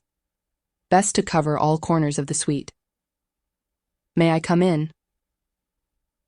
The cleaners don't come until 4, the young person said, but then shrugged and opened the door. We are almost out of towels. Just don't disturb the prince. She's in the study. Absolutely. Dressa hefted her bag and strode inside. She looked around at the suite, more like apartment in its own right, that rivaled her own in the residence wing. Yeah, Reese was absolutely not helping themselves if their own suite had been this luxurious. Through a sitting room with the curtains pulled back and afternoon sunlight streaming in, through a dining area that could host a small formal party, through a pantry and night kitchen, she'd taken note of the closed doors along the way, any of which could have been the study. The Javieri servant had gone back to whatever they had been doing before, and she couldn't ask them anyway. As a servant here, she should already know, even if it was one of her first days. She deposited some of the linens, tablecloths she'd stolen from her own pantry closet, on a pantry shelf here. She tried to think how best to approach Lysander if she wasn't supposed to disturb the prince. She turned and Lysander was there, and close. Dressa inhaled sharply, biting down hard on any other sounds of surprise. She stared up at Lysander, who was almost a head taller than she was now, and Lysander stared back down, a frown creasing between her brows. Her perfume was the same as the night before, juniper on an ocean breeze. A dais, Dressa could get lost in that scent. She was tempted to steal a shirt, a pillowcase, something, just to take that scent back with her. Recognition flashed in Lysander's sharp blue eyes, and her lips, a calmer shade of red than the night before, pursed. "In my study, please," she said and spun, leading the way. Dressa passed the young Javieri servant on the way, who stared back with trepidation. And what did that mean? Did Lysander have a temper? If so, that would be good to know now. "I brought towels for the bathroom," Dressa said, holding up the bag. It wouldn't be safe to talk in Lysander's study. It wasn't truly safe in the bathroom either. Microphones from other rooms could pick up sound, enhance and filter it. But the bathroom was safe enough for them to have a quick conversation at least, and for her to convince Lysander to go somewhere more secure. But Lysander said, "My study." She didn't turn, and waited for Dressa to enter before she shut and locked the door. She held up a hand, went to the desk, and pulled out a portable scrambler, a chunky gray box with an inordinate number of toggles and controls. And that was not a cheap piece of tech if Lysander knew it would thwart the palace's very aggressive surveillance systems. Would Dressa gamble her future on that tech defeating her father's surveillance? Her father absolutely could not know what they talked about here. Lysander turned the scrambler on, and the air grew tense with the static of signal cancellations. Then she crossed her arms, staring blandly at Dressa from where she stood behind the desk. "You're supposed to be sick, not traipsing about the palace like a servant." When Dressa didn't answer, Lysander sighed. "This box is military grade of the highest caliber, flag war room grade. I didn't come unprepared. There's nothing the Ceratarchus put in this room that will get out through this, or be able to make a recording. You have my word on that." "Okay," Dressa said. There was every sign Lysander wasn't going to budge, so she would have to give that small bit of ground and trust. She also had to walk the finest line between asserting her own authority and asking for Lysander's help. Trust worked both ways. "Okay," she said again. She kept her posture relaxed, but not open, held some of her truth-spoken presence in her stance and voice, but not an overbearing amount. "I'm not Arianna." Lysander tilted her head. The sun from the window painted a bright triangle across the pale skin of her neck, wisps of red hair curling around her ears. "No," Lysander said slowly. "You're not, but you also are, aren't you? So give over. Are you her blood servant? Are you on Dressary? Adeus, help me. Please don't say you're the Ceratarchus." "Oh, hell no," Dressa grimaced, banishing the thought with a wave. No, I'm Dressa. I'm currently the only truth-spoken heir on this planet. I am now, and from now on, the truth-spoken heir, confirmed by the truth speaker, but that's not been made public yet. I trust you will not do so. Lysander stiffened. What happened to Arianna? She's alive. Lysander narrowed her eyes. Did you hurt her then so you could take her place? Dressa narrowed her eyes too. I wouldn't do that to my sister. What the hell did Lysander think of her? Lysander stared, and she stared back. Had she thought this would be easy, that she'd throw herself at Lysander and proclaim herself to be the heir, and much more willing to marry her than Arianna, and they'd just fall in love or something? A deus, she'd watched too many vids. She was botching this. She was good with simple things, like working a crowd. She didn't know how to navigate things like this, where emotions were high and the stakes were dire. And her heart, as she watched the sun play on Lysander's gleaming hair, was doing weird things in her chest. Lysander tilted her head. My family's not happy that we don't yet have a formal engagement. They want those mining rights to Madad's system the Ceratarchus promised. Dressa's mouth drew tight. That broke the spell. Bought for fucking mining rights. And Lysander sold for fucking mining rights. And was Lysander even concerned for Ares' well-being? But then she saw Lysander was watching her just as avidly as she was watching Lysander, watching her body language, every twitch of her face.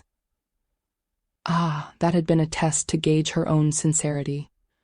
Seor had been right, and her own observations had been right. Lysander absolutely had Ivaku. May I sit? Dressa asked. It's your palace. Not yet, Dressa said quietly, and sat very deliberately on a low teal couch.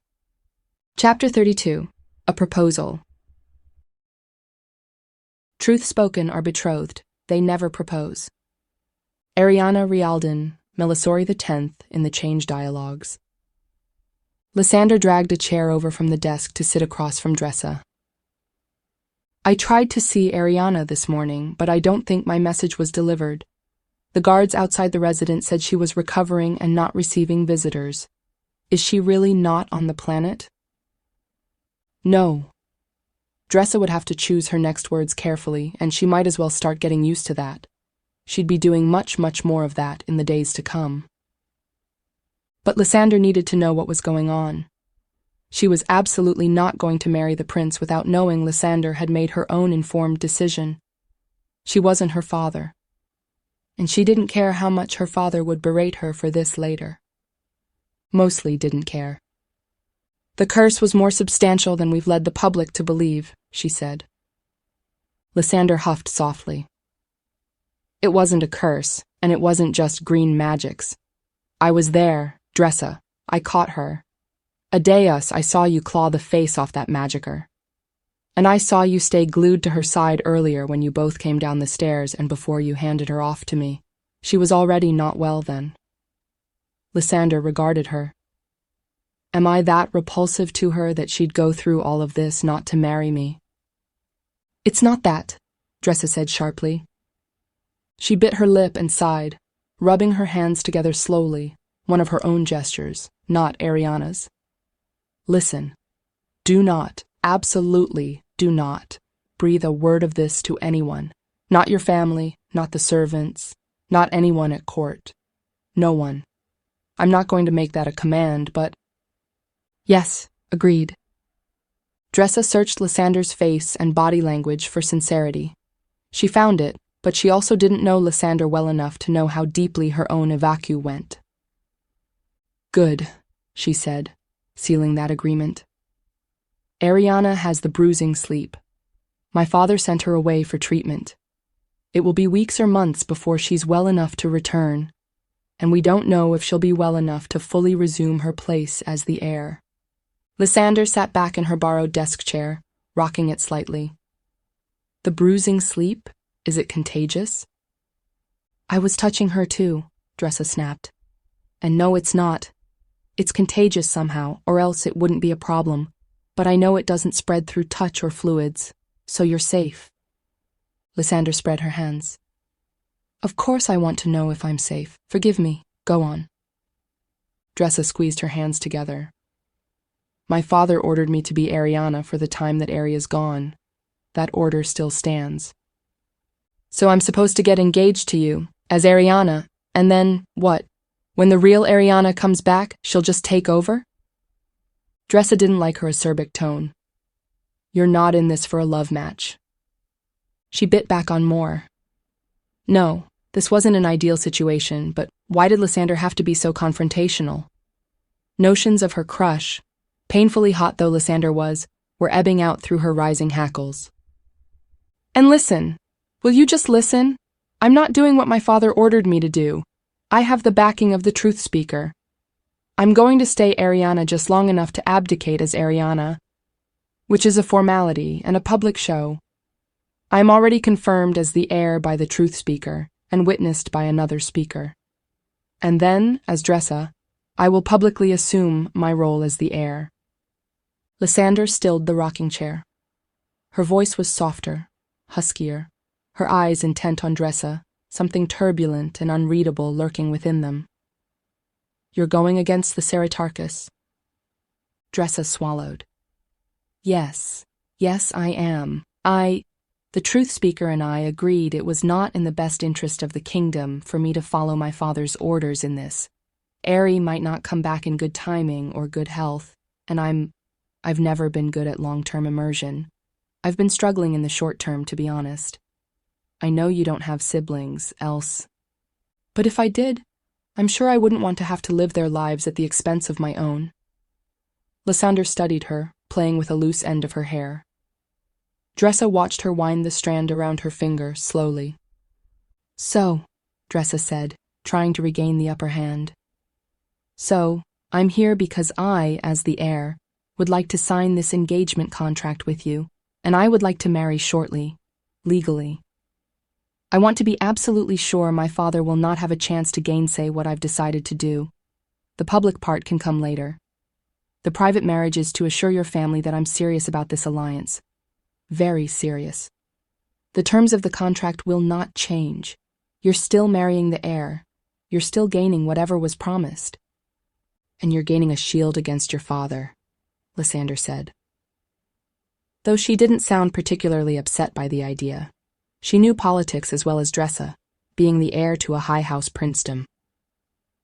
I'm assuming I can't contact my family to consult with them about this. No, any communication like that would get back to my father, and we have to move quickly if you're willing. My father will catch on that there's something amiss soon.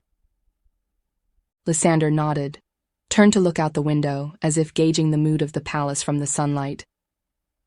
Well, you at least seem to want to marry me, or aren't as against the match as Arianna. I'm not happy about the turbulence, but that seems unavoidable. She shrugged, but Dressa marked the tension in the gesture. My family won't be happy I didn't consult them, but they also won't be able to drag out the process with concessions over you not being the heir originally promised. Right, Dressa said. My father will kick up a fuss in private, but he won't do anything to destabilize the kingdom in public. And again, I already have the support of the truth speaker. If you are willing, we'll go to the Adeum now, and she'll marry us. Lysander kneaded her hands together, her knuckles quietly cracking. Her lips were too pale around the edges. I wish I could give you more time to think it over, Dressa said, feeling the awkwardness of the moment. She swallowed on a suddenly dry throat. This wasn't how she'd ever thought she'd propose to her future wife. You're hardly giving me a choice. Marry you, or go back to my family in shame for failing to marry Arianna Rialdan. But you have a choice, Dressa said. And if you don't want to go back to your family, I'll set you up as best I can in court. So then I'd live my life as the prince who spurned the Truthspoken's hand? Lysander's smile held bitter irony. I don't think so. I don't know you, Andressari. But then, I hardly know Arianna beyond one night where she was trying her hardest not to fall over. And I knew what I was getting into, marrying into the Rialdan Truthspoken. I knew my life would be complicated. I still judge it worth the cost, for my family and for the kingdom. So she hadn't just been sold into this by her family. That was encouraging. and she knew what this alliance meant to the Rialdans as well. She knew her family was angling toward the rulership and that this marriage would, at least in part, hold that in check for now. If she knew all that, then she'd be aware of politics in the palace and willing to play them. She was absolutely playing them now, Dressa realized. Every single movement a calculation, just like her own right now. Adeus, could Dressa possibly hope to gain a partner in all of this mess and not just a wife? Lysander was meant to be a match for Arianna. She'd known her father wouldn't choose someone who would drag Arianna down, but challenge her. Ari met social challenges with the same stubborn doggedness she gave to everything in her way. Dressa might have to strain to keep up. "You'll be my consort," she said slowly, "as Truthspoken heir, and eventually, when I become the ruler."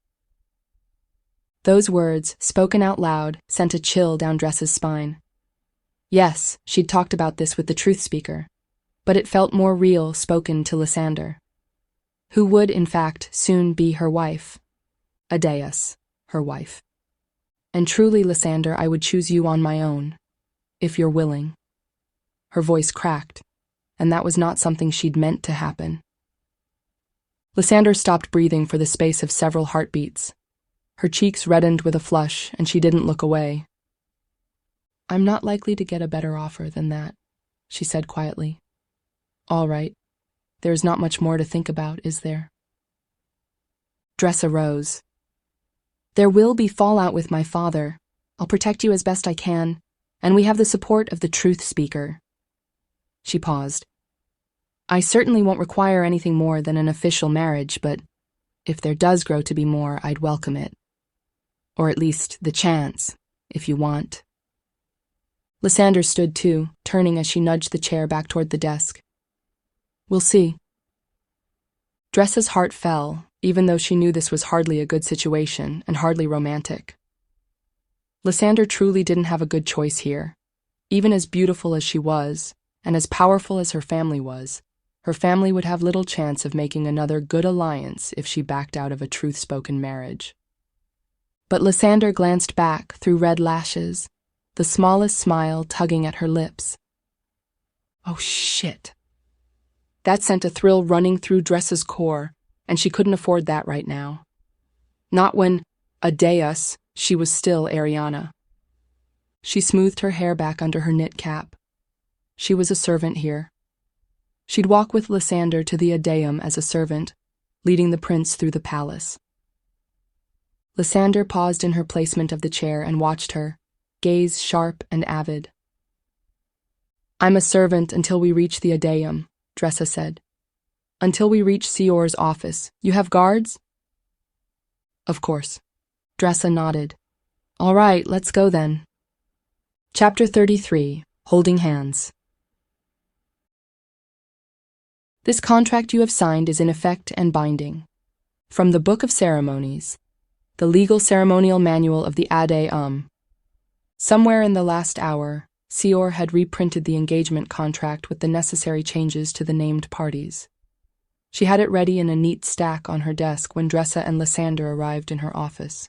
The signing was over quickly, officiated and sealed by the truth speaker, and witnessed again by Speaker Ian. Speaker Ian would be in the history books, whether they liked it or not. Then the wedding. They held hands because the ceremony required it. They looked into each other's eyes because they both knew they had seconds to understand more, to try to grasp so much they didn't know before they were bound for life. Lysander's hands, despite her outward calm, were clammy. Dressa was smoothing away her own cold sweat by pulsing a light healing trance. It had occurred to her, halfway through the truth speaker reading from the Book of Ceremonies and Speaker Ian waiting like a nervous statue by the door, that yes, Lysander would be permanently attached to her life from now on. And no, beyond the crush, she knew little about Lysander, beyond the broadest strokes. She knew Lysander had a vacu, had an eye for politics, and would have been a match for Arianna. That she knew. She'd seen Lysander compensating for Ari's weaknesses the night before, and that spoke well of her compassion. But that could also speak of her ambition. Lysander was charismatic and could skillfully navigate society, but that was only the most basic bar to entry the Saratarchus would have considered. Lysander had been wary of Dressa in her suite, and Dressa would have been worried if she hadn't been. But who was Lysander, really? What did she dream about? What did she want in life? Was she moving with her family's plans or her own? Was she after power and position, or did she, like Dressa, want something more? Did she have any hobbies, and how was she with children? Adeus. They would have children. And not long now, either, Dressa was sure of it, not with the kingdom as unstable as it was. They'd be meeting with the genetic techs as soon as the public wedding was official. 9 months later, their children would be ready from the incubators, and they would both be parents. Would Dressa have to raise and train their children as the sole parent, as her father had with her and Heir, while their mother wanted little to do with them? She didn't want that. Andresari Rialdan, do you, in the eyes of Adeus and before those witnesses present, pledge to carry out the full measure of this contract with the whole of yourself and the strength of your house, to make one house united with Lysander Javieri? Yes, Dressa whispered. She couldn't say it any louder.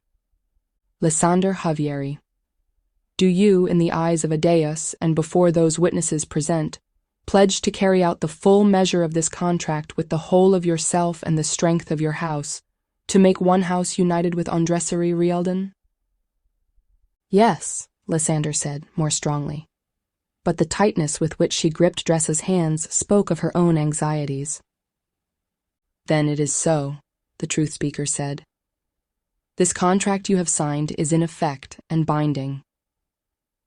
She turned and removed her pendant of office from around her neck, placing it face down at the top of the signature page of the contract on a circle meant for the marriage seal. The engagement seal was already glowing softly beside it. Sior murmured a few quiet words, and the metal pendant gave a soft pulse of light. White light marked the contract paper again in the knotwork seal of the Ade. Now both marked seals radiated light out along the words on the legal paper, the document taking on the particular lines and patterns of a complete and binding official Ade document. The document would send a copy of itself to the Saratarchus, Dressa knew. That was unavoidable. But it wouldn't go further than that before they could make all of this public, signing an unofficial copy at their public engagement and wedding. But her father would know. Maybe was already reading this message and understanding its import. Her name was on the contract, not Arianna's. Her name and her title as the Truthspoken heir. Sior hung the pendant back around her neck, looked at them both still holding each other's hands for dearest life, and sighed. Congratulations, she said quietly, with all the various nuances and edges that word could bring. Dressa took a shuddering breath and finally let go of Lysander's, her wife's, hands. Sior pulled something from her pocket, a box with 2 simple platinum rings, the kind you could buy anywhere in the city. Adeus, she had been busy this last hour. Sior's brows rose. I keep them here. Nobles occasionally decide they must be married immediately while they're at the palace, usually after they've had far too much to drink or are in the throes of some scandal or other. I keep stacks of annulment documents, too. She glanced back at the contract, its legal lines faintly pulsing. They'd always pulse from now on, the legal heartbeat of this alliance.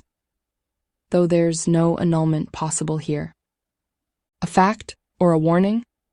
She handed a ring to each of them, then produced thin chains.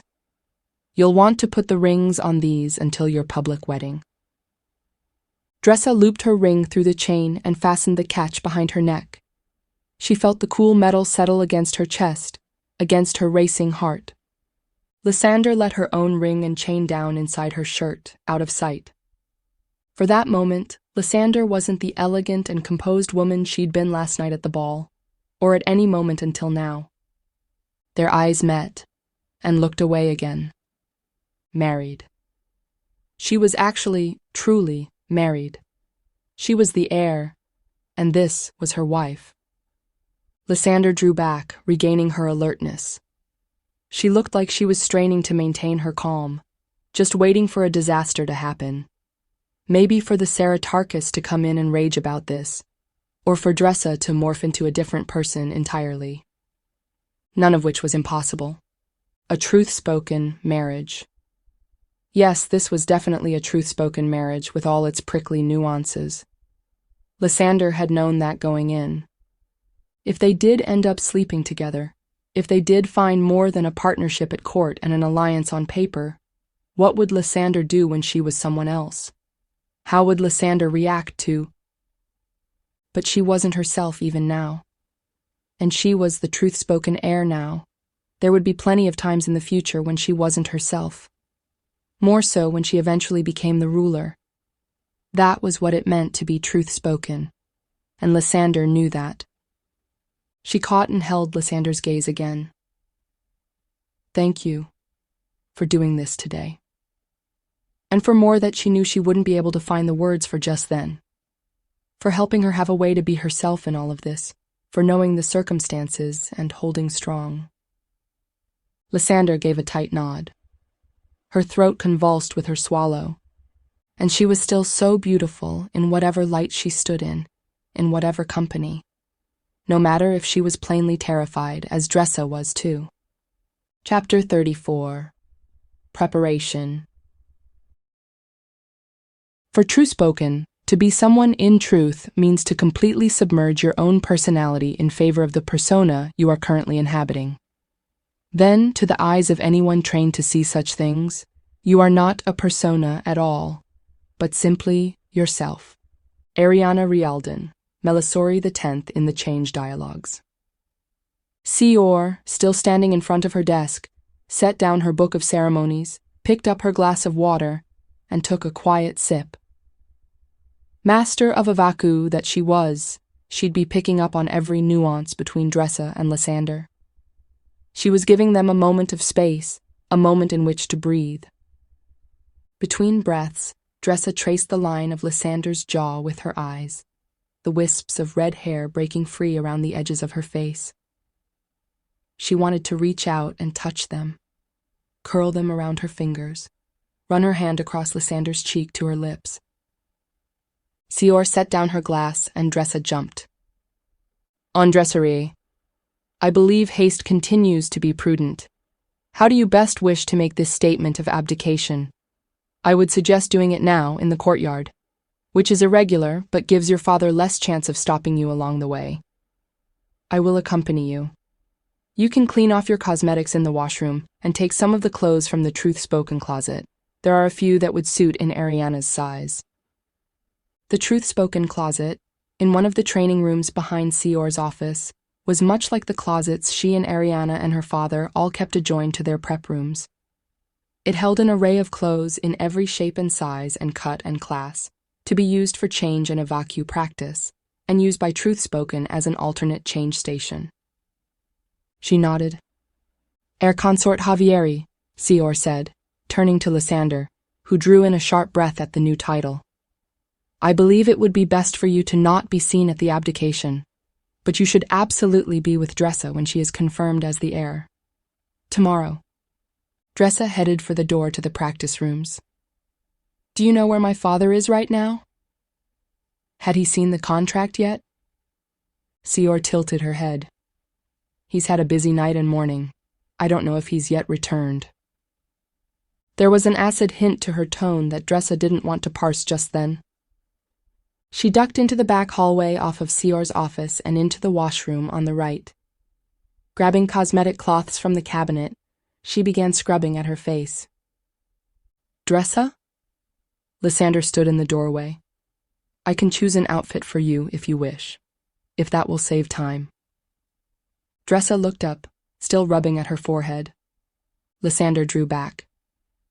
Adeus, without the makeup, you look so much like Arianna. Well, you'd be identical, wouldn't you? Dressa glanced at herself in the mirror and away again. One more day, and she'd never have to look like this again. I'll change tonight. She hesitated, lowering the cleaning cloth. I think it'd be best if you stayed with me in the residence tonight, though. We don't have to. We can be totally professional, but I want you near me. I'm your protection. Until I'm officially confirmed as the heir tomorrow, and until we officially sign the engagement contract. Lysander leaned against the doorframe.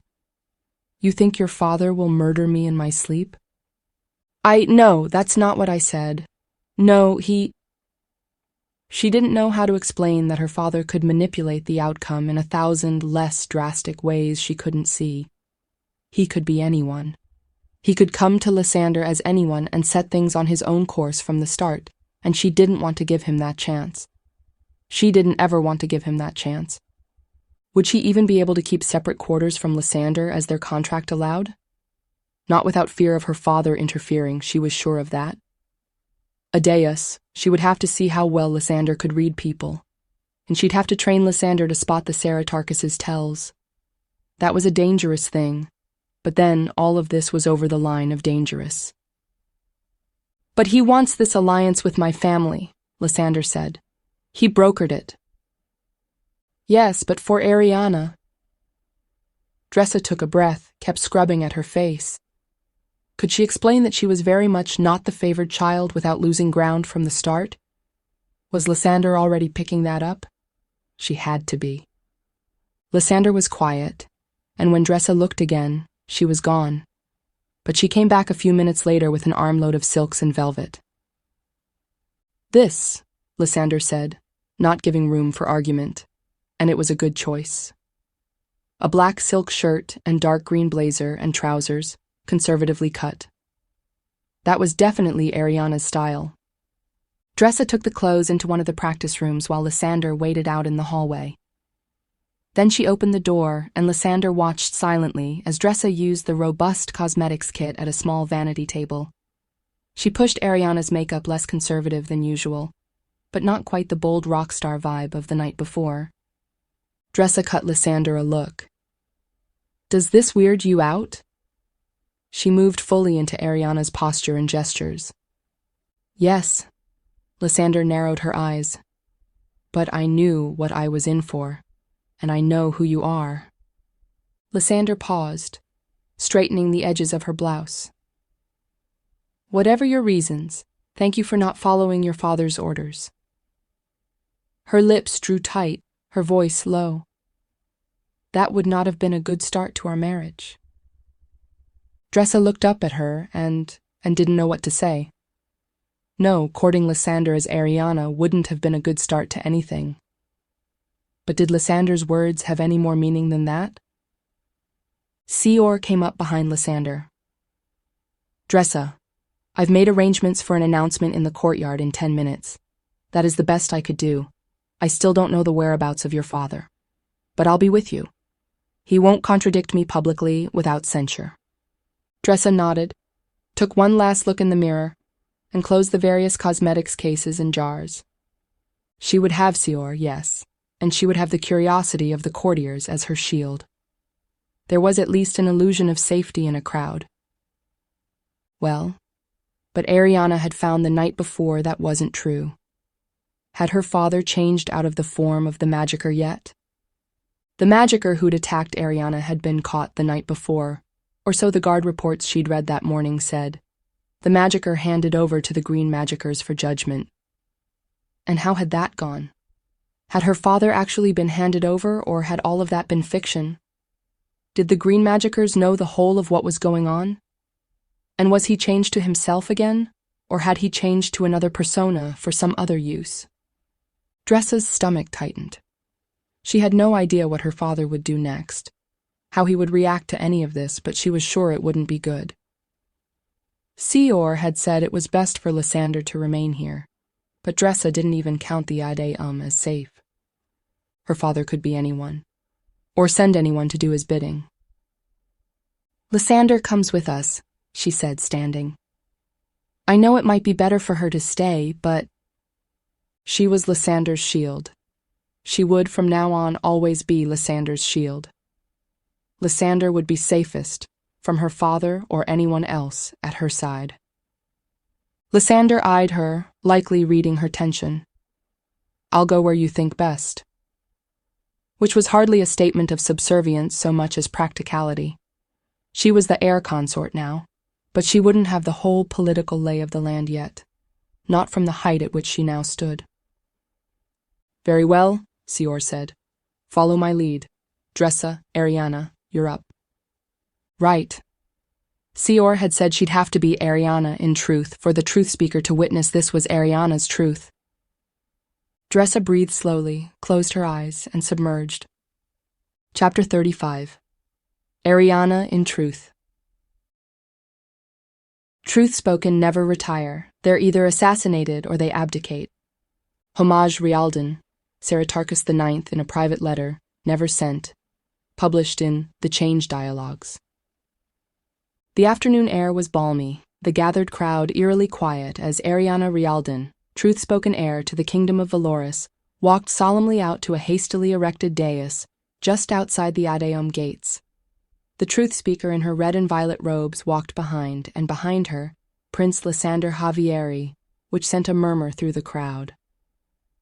There had been rumors, of course, that the whole business the night before had been a Javieri plot to get out of the engagement, or a Rialdan plot to screw the Javieris over, or a plot from another high house angling for power who did not want to see that alliance happen, or... Arianna took the center of the dais, Heir stepping up to her left. Lysander took her place at her right, and Arianna turned to her, clasping her hand formally, her smile warm, a smile between colleagues. Another murmur ran through the crowd, quickly dying as Arianna raised both hands. She touched the amplifier on her throat that Heir had given her. A pigeon landed nearby, cooing in the silence. "People of Valoris, I, Arianna Rialdan, am your truth-spoken heir. I have been honored and pleased to serve you as such. Keep it short." Heir had said to keep it short. Less to pick apart later, less to tangle herself in. "I'm here to inform you that I am stepping down as truth-spoken heir. I failed you last night. I failed to repel an attack to my kingdom and my person." "Take the fall," Lysander had whispered to her, as they'd walked out through Heir's office into the AUDIOBOOK. And she'd wanted to argue, of course. It made her stomach burn to think of taking the blame for this, for something out of her control. But that was the point, wasn't it? She was truth-spoken. She had been conditioned only and ever for strength. And she'd been conditioned, too, to put the strength of the kingdom above all. Lysander had said to take the fall, and it wasn't as if she hadn't been thinking it, too. It was the best positioning at that moment to preserve the strength of the kingdom. The crowd did rustle now, a sway with gasps and rising voices. Arianna held up her hands again. "I do this with much sadness, but also knowing that my best position is to support the truth-spoken heir, who will be my sister, Dressa Rialdan. I formally abdicate now to second truth-spoken, witnessed by you, by the truth speaker, and by Prince Lysander Javieri, who will sign the engagement contract with Dressa as the truth-spoken heir." A movement farther up the courtyard caught her eye. A lone figure with far too many heads turning to follow his approach. Arianna's throat tightened. Her sense of herself wobbled, and she strained to pull it back tightly around her. She met the eyes of the Seritarchus, and he nodded. He stood a pace back from the back of the crowd, his hands behind him, nothing in his expression or posture conveying anything but that this was supposed to happen. Slowly she eased the unconscious tightening of her shoulders. Heir touched her amplifier. "I, Heir Gatri, truth speaker to the AUDIOBOOK of Valoris, witness Arianna Rialdan's sincerity and truth. I confirm her abdication as truth-spoken heir, witnessed by you, by truth-spoken Arianna Rialdan, and by Prince Lysander Javieri, and by Seritarchus Homage Rialdan." She nodded to the Seritarchus, and he nodded back. "I confirm Arianna Rialdan as second truth-spoken to the kingdom of Valoris. I will also confirm Dressa Rialdan as the truth-spoken heir when she returns tomorrow." She turned to Lysander. "Prince Lysander Javieri, do you agree to sign the engagement contract with the truth-spoken heir Dressa Rialdan, with no terms but her name changed?" Lysander touched her own amplifier. "I agree, truth speaker. Javieri agrees." Then it will be so, Seor said. She clapped her hands once, the sound echoing off the walls of the courtyard. We are finished. Thank you all who have gathered to witness. She nodded again to the Ceritarchus and then turned and stepped down from the dais. Arianna gave the barest glance to her father, who still stood solemn and unmoved. The storm would come, though. She had no doubt it would come. They crossed the threshold of the Aedeum, crossed into the sanctum. Past gawking penitents for the second time that day, past the office suite and its workers busily trying not to look interested, shut the door to Seor's office. Lysander eyed her, then slipped her hand into hers, warm fingers sending frissons up her arm. Dressa gasped, feeling the weight of Arianna's personality slip away from her, not just playing the role of Arianna, but being Arianna in truth. Seor watched her, uncharacteristically subdued. My father, Dressa said. She shook her head, still shaking off Arianna. She'd been trained, if a mission required, to bury herself so deeply that she could pass almost any close examination by someone trained in a vacu. She'd always hated that technique. She found the sensation of floating apart from herself while almost all of her was someone else nauseating. But here, it had been necessary. I will handle your father, Seor said, settling into her chair with a sigh. Dressa wanted to say with equal and rising horror, my sister. She'd taken the fall. No, she, as Arianna, had taken the fall, and she hoped to everything Ari would understand why she'd had to do that. Pin it not on the Magicker specifically, but on her inability to stop them. Of anything she'd done as Arianna, that had been stretching the bounds of probability, but Arianna knew her duty. She had always done her duty, and her father had seemed to agree in that moment. Dressa, do you want to change here? I suspect after that you will want to change as soon as possible. Lysander is safe here. Lysander, you can stay in the other practice room. If the Ceritarchus comes, I will not let him enter the change areas while Dressa is changing. I have the right to invoke that privacy. Lysander, with what Dressa was coming to recognize as her, I don't like this, but I'm going to do it anyway face, nodded. Dressa, I'll send one of the speakers for our dinner. How long will you be? Dressa did rapid calculations. She could push a change faster, but not be ready to deal with much on the other side. An hour. Seor nodded. Go then. Dressa headed for the back rooms, into the practice room she'd used earlier that day. Lysander followed, looking around at the space. There was the vanity to one side, near the double doors leading into closet space. 2 wing-back chairs against the wall beside the entrance. A double bed with a generic-looking but finely made quilt. Dressa opened the closet and took off one of the generic, shapeless robes hanging on the back. She couldn't wear what she was wearing now to change back to herself. The clothes would be too small and too tight. Lysander turned around without her asking, and Dressa quickly stripped out of Arianna's clothes and into the robe, belting it loosely. She strode to the bed and pulled back the covers, took off her shoes. Her heart was pounding. Too many nerves from the day? Her head felt tight and stuffed with wool.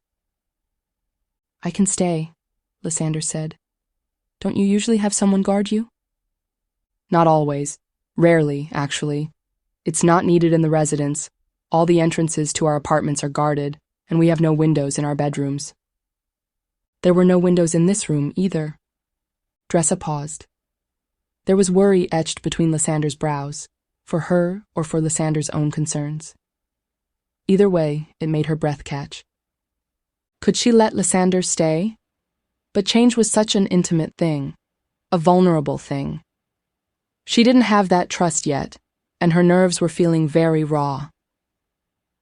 I won't be long, she said. Seor is good for her word. Of anyone in the capital, trust Seor. Lysander inclined her head, her face closing. Yes, of course. I'll wait in the other room, as she said. Dressa grimaced. A deus, no. She couldn't start this off with mistrust. Absolutely couldn't. not when her own position was so unstable. She scooted to the far side of the bed. There would be just enough room for the two of them. She patted the empty side of the bed. "Okay, come. Those chairs are hardly comfortable." Lysander hesitated, her mask fading again, then slipped off her own shoes. The bed creaked as Lysander climbed in beside her, not graceful now that her place, the situation, was uncertain. Dressa half turned to look at her, and she was so close. Her perfume, a palpable aura around her. And Dressa was supposed to put herself in a change trance now, with her wife beside her, in name only. She had to tell herself it was in name only. They had nothing more between them than that. But Dressa reached for Lysander's hand, held it loosely but securely. She might have needed Lysander's help earlier, to marry her and seal that part of her plans. But now that they were well and truly in this, it was Lysander who needed her help now, to navigate, to know what to do next. "I know you haven't seen a truth-spoken change," she said. "It will be. It's odd to watch. It doesn't look like anything's happening, but if you look away, the next time you look, it might be a little different. And then next time again. That's what will happen. All that will happen. I'll change back to myself, and then I'll wake up and we'll return to the residence." Her blood servant, Priya, should be done with her own change by then, and Adeus she'd have to change right back. Another mess to untangle. Lysander shifted, her palm damp in Dressa's. "You're sure you're okay that I'm here? The chairs are fine, truly." Dressa bit her lip. She had never liked people around her when she changed. Not even Priya. "I'd rather have you beside me and turned away from me than watching me from across the room." Lysander let go of her hand and shifted to lie down, not quite fully turning away. Dressa lay back, too. Their eyes locked, and they both stilled. Dressa felt her heart start to pound. The slightest crease formed between Lysander's brows. "I'm not what you expected, am I?" Dressa asked, her stomach tightening. Lysander rolled back over to face her, emotions flickering across her face until she finally said, "No." She leaned forward and carefully pressed her lips to Dressa's forehead. Dressa suppressed a shudder, heat shooting through her. Lysander was so close. Her lips so close, and she didn't want to put herself into a trance for the next hour. She wanted to kiss Lysander, kiss her thoroughly. She wanted to do more in this bed than just change while Lysander kept watch. But her lips were not yet her own. Had she just misread the guarded hunger in Lysander's eyes? No, it was still there, simmering just beneath the surface. But that hunger had to be for Dressa as herself. It had to be. And she'd have to make sure before she crossed that particular line. It would only entangle them further. "I'll keep watch," Lysander said, and turned back on her other side to face the door. Dressa watched the soft movements of Lysander breathing for several of her own long breaths. Then she closed her eyes and slipped into change. Chapter 36. Landing. The Xylenia Sky Deluxe Model convertible car with dual hover engines is guaranteed to be good as new for 10 Valon standard years after purchase. Advertisement for Xylenia hover car. Aerie stepped off the Jade Crescent's ramp to the gray pavement of the landing pad. The air was hot and metallic so near the engines. The engines pinged as they shed heat from the landing, though the hull itself would be relatively cool, the worst of the atmospheric entry having been deflected by the ship's shields. There was a breeze in the sunlight, the smell of grass and flowers. Batea shouldered both of their duffels, nudging another hard case with clothes and cosmetics with fair toes. "The estate said their car will be by soon to pick us up." Faye leaned forward to peer around the ship to better look at the other pads near them. Theirs was on an edge facing the forest, and of the 20 or so landing pads Aerie could see, most were occupied by small crafts of varying designs and builds. Most would have been classified as shuttles or small trade craft like theirs. But she saw a few that looked like racing craft and one at the far end, taking up 2 pads, might have been a pocket freighter. Ari brushed her short hair out of her eyes, adjusted her sunglasses. Ever so casually, she rested a hand on Batea's shoulder, steadying her unsteady legs. Batea shot her a look, but fair only comment was to smile tightly. "There," Ari said, pointing to where the sun was glinting on moving metal across the field. "Is that the direction of the house?" Batea squinted. "Maybe. I think so." The car shot straight toward them, hover engines blowing the grass around it like the wake of a boat. Then it banked, slowed, and stopped a few meters away from them. The car was open-topped, the dark red hull pocked and bug-streaked. A person jumped out over the side, neglecting the door, holding onto a large-brimmed hat. They straightened, looked toward Ari and Batea, and for a moment, froze. Ari watched the tension of their muscles, the way they seemed to hunch in on themselves. What had they seen? Had they recognized Ari? Were they attracted to her, intimidated by her? She hadn't thought she was that intimidating as Imri, not as much as Arianna, anyway. What did this response mean? But the person took a breath and started forward, as if bracing themselves, eyes on the ground. "I can get your bags," they said, and reached for the case next to Batea. Ari's hand twitched toward it. There was nothing incriminating in there, nothing at all in her possessions here that one Imri Rialdan Meron Quevedo, contract member of a minor branch of a major house, shouldn't have. "You're from the estate house?" Ari asked. "Windvale Estate?" The person nodded. Looked up, and closer now, Ari saw they were young, maybe around her own age. Pale skin, short, scraggly dark hair, scruff of dark beard. The person hesitated, looking at her, their head tilted. That weird tension was back. Well, and if they were about her age, maybe it was an attraction thing. She was an attractive person. Whatever else she and Batea had done to her appearance, that certainly had not changed. She offered a smile. "I'm Imri Quevedo." She'd been about to say Rialdan, to lean into that as she'd planned, but at the last moment gave her other name. It seemed weird and pretentious, in front of this person, who was obviously intimidated by something about her, to proclaim herself a Rialdan here. She and her.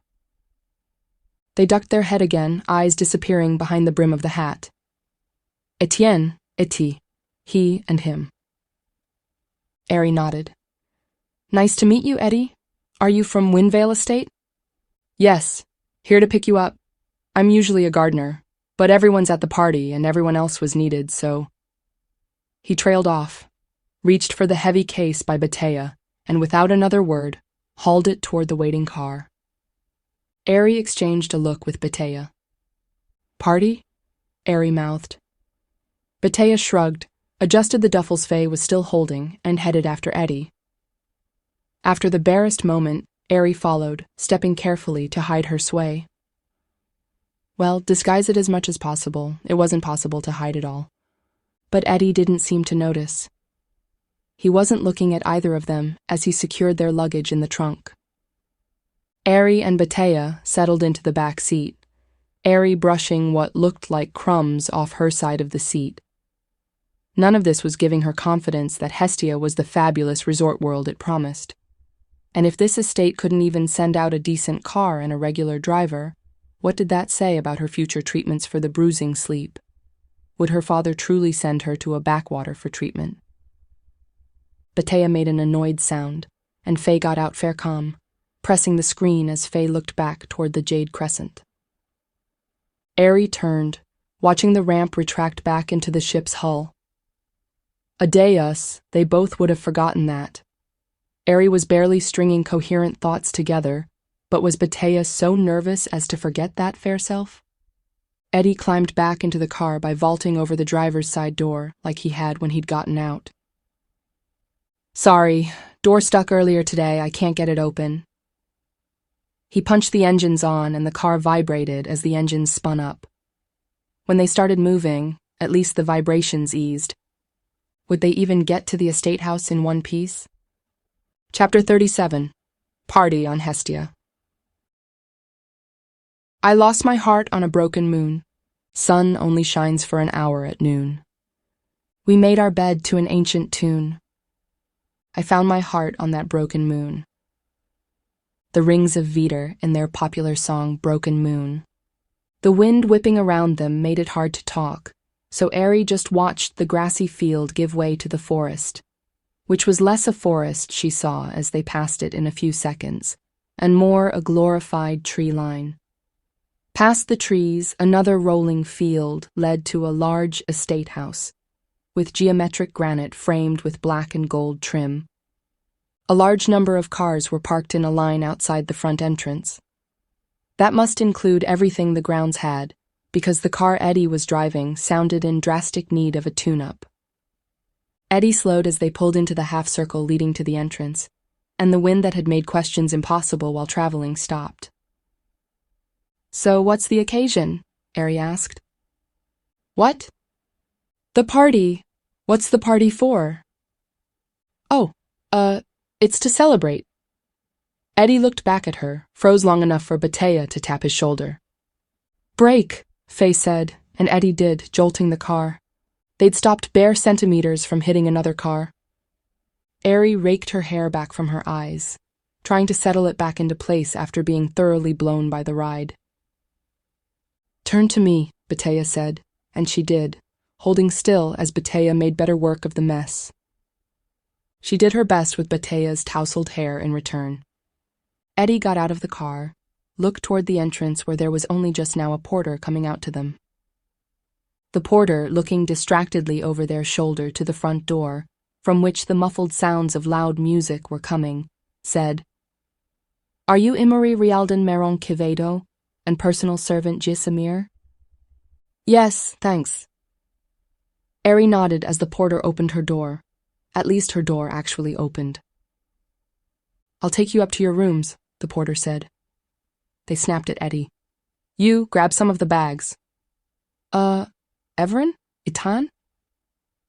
"Etienne," Etty said, taking a duffel over one shoulder. The porter shoved the heavy case at him too and took the other duffel themselves. "Sorry," the porter said, walking quickly back toward the entrance. "There's a party happening just now. You'll probably want to drop your luggage and come down. Count Bottom and the rest of the guests are all there, as well as some from the neighboring estates. It'll be loud once we get inside, though they'll probably carry the party out to the patio in an hour or so when the sun isn't as high." The porter opened the front door, and Ari was blasted with a wall of sound. An ear-splitting wail about lost love on a broken moon. A Deus. Was that a Rings of Heir song? Ari's head throbbed into an instant headache. And this was a place where sick people went to get well? Did they have any actual sick people here just now? Besides her? Batea read her mood and hustled them along, following the porter up a flight of stairs to a closet-sized lift and up to the third floor. The sound wasn't nearly as loud up here, but it was still working on her nerves. "Do the rooms have any sound-dampening systems?" she grated out. "Of course," the porter said. "And as I said, they'll be moving outside in an hour or so." They paused at a door halfway down the corridor and waved their key at the lock pad. "Here, press your hand here to add your biometrics, please." Ari did so and then stepped aside to let Batea press Fair's too. Another grating few seconds of the porter fiddling with the pad controls. Then the door clicked open. The apartment itself was spacious enough, the ceiling vaulting up from the windows to a half peak at the corridor wall. A sitting room was the main room, and Ari saw a short hallway leading to more rooms with open doors and sunlight showing. Eddie set down the bags he carried, glanced around, and then waited awkwardly. Ari wondered if Imri should thank someone like Eddie, who was obviously out of his comfort zone even as hired help, but she shrugged inwardly and said, "Thanks." For however long she'd be here, it would do her well to at least be friendly to the staff. The porter took it as their own thanks, nodded, and conducted them on a short tour of the apartment. A small kitchen and dining area, 2 bedrooms, a small bathroom. I'd best get back to the party, the porter said, though they weren't clear on if they were working at the party or planning to join it. What are you celebrating? Ari asked, not liking how Eddie had evaded her question before. That was odd. Why keep the subject of a party secret? It certainly wasn't a secret party with how loud it was. Oh, the porter said, heading for the door. We're celebrating the engagement of the Truthspoken Heir. Ari missed a step, and Batea steadied her. Well, and she'd known that would happen. She'd known Dressa as herself, would have to continue the engagement with Lysander. Her throat tightened. What would she come back to, and how well would Dressa get to know Lysander? Just how much of a gap would she have to bridge as herself? She couldn't pretend to be attracted to Lysander, as she knew Dressa was. She was so seldom attracted to anyone. The porter was still talking, and the next words caught Ari's attention like a knife to the gut. We were all a little worried about how that would work out after the abdication, but I've been watching the vids, and there actually seems to be a genuine spark between Andressari and Lysander. Batea had stopped too now, and Fair grip was painfully tight on Ari's arm. What? Faye breathed. You said Andressari? Dressa is engaged to Lysander? The porter's brows knit. You got the news, right? About Arianna's abdication? Ari made a sound that she couldn't help, not at all, somewhere between a protest and a growl. The porter stepped back. Sorry, Batea said. Sorry, she's a contract member of High House Rialdan, a minor one. We know Arianna, from a distance. At least we've met her once, Emery did. Ari clamped her fingers on Batea's wrist, dug in. Batea shut Fair mouth. And how much work would Ari have to do to divert suspicions from herself after that little confession? Ari felt something touch her other arm and jumped. Etienne, laying a tentative hand on her arm. She felt warmth in that touch, reassurance. She felt strangely better able to think through this new disaster. No, this catastrophe. Dressa, as Arianna, had abdicated. Had that been her father's wish all along? Had he shown up at the ball as a magicer to get her out of the way? Had she disappointed him so badly? Eddie's grip was firm but not tight on her arm.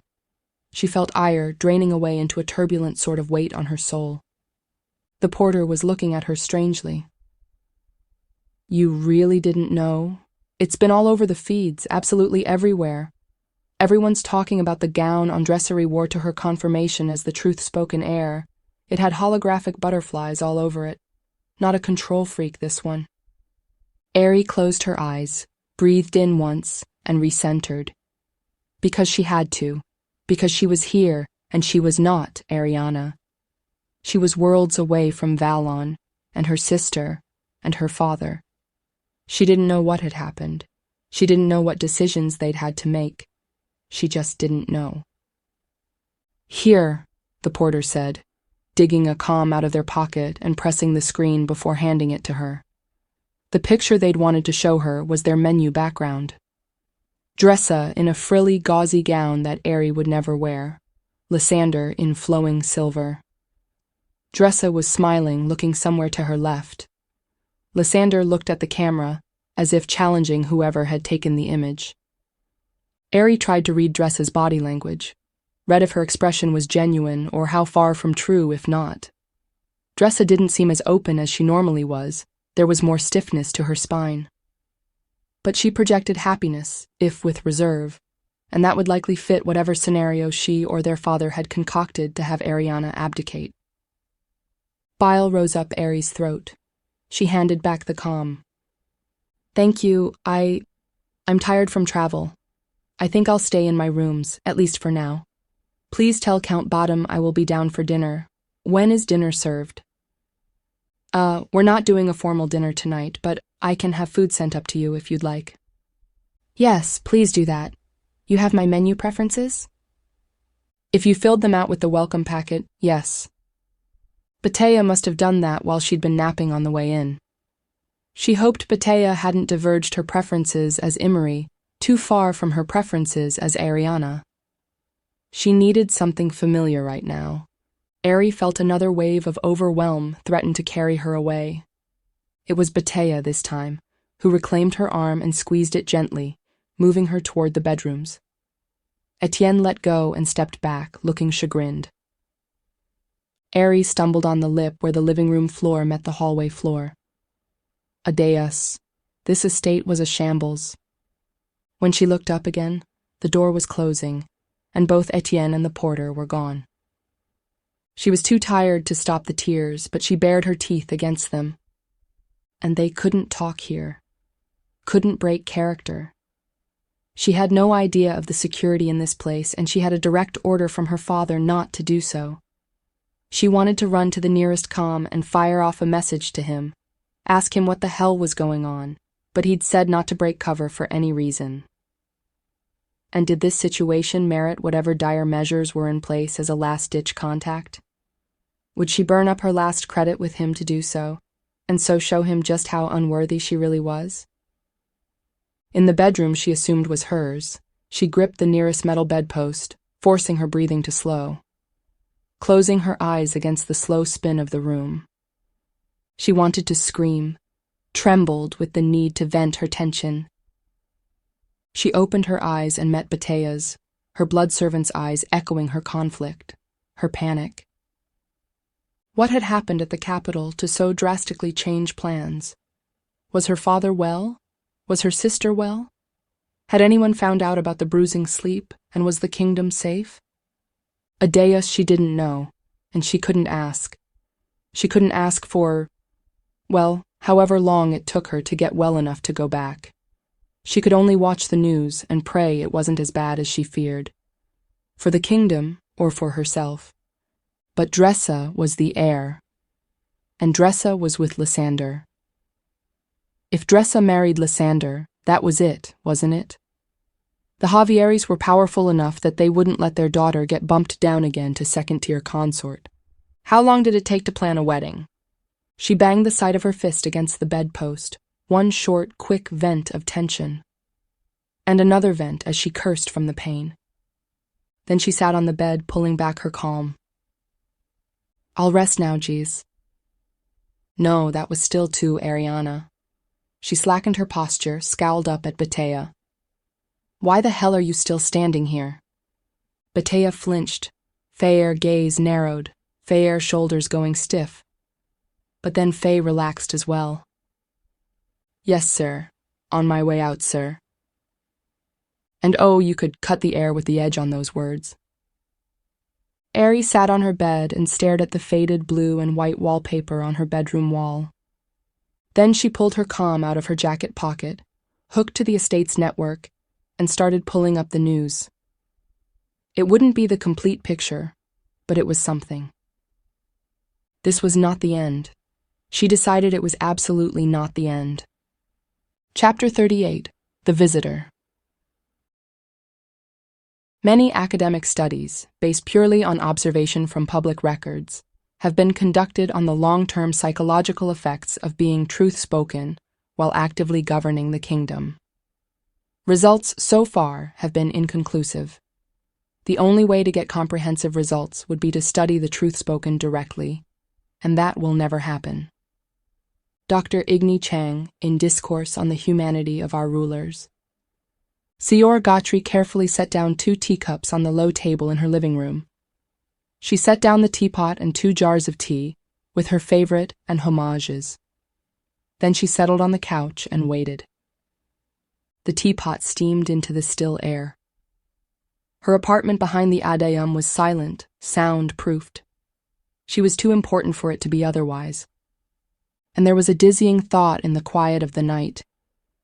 It had always terrified her, in the moments when she paused to think about it, which weren't many, how little there was between her and the fate of the kingdom, how actively she could shape it.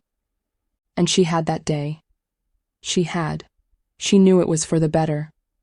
Would Homage see it that way? The entry door gave a low chime. Come in. It opened, and a moment later one of her guards came in, followed by Homage. "Thank you, Lin, you may go," she said to the guard. "I verify." Lin bowed and quietly shut the front door on their way out.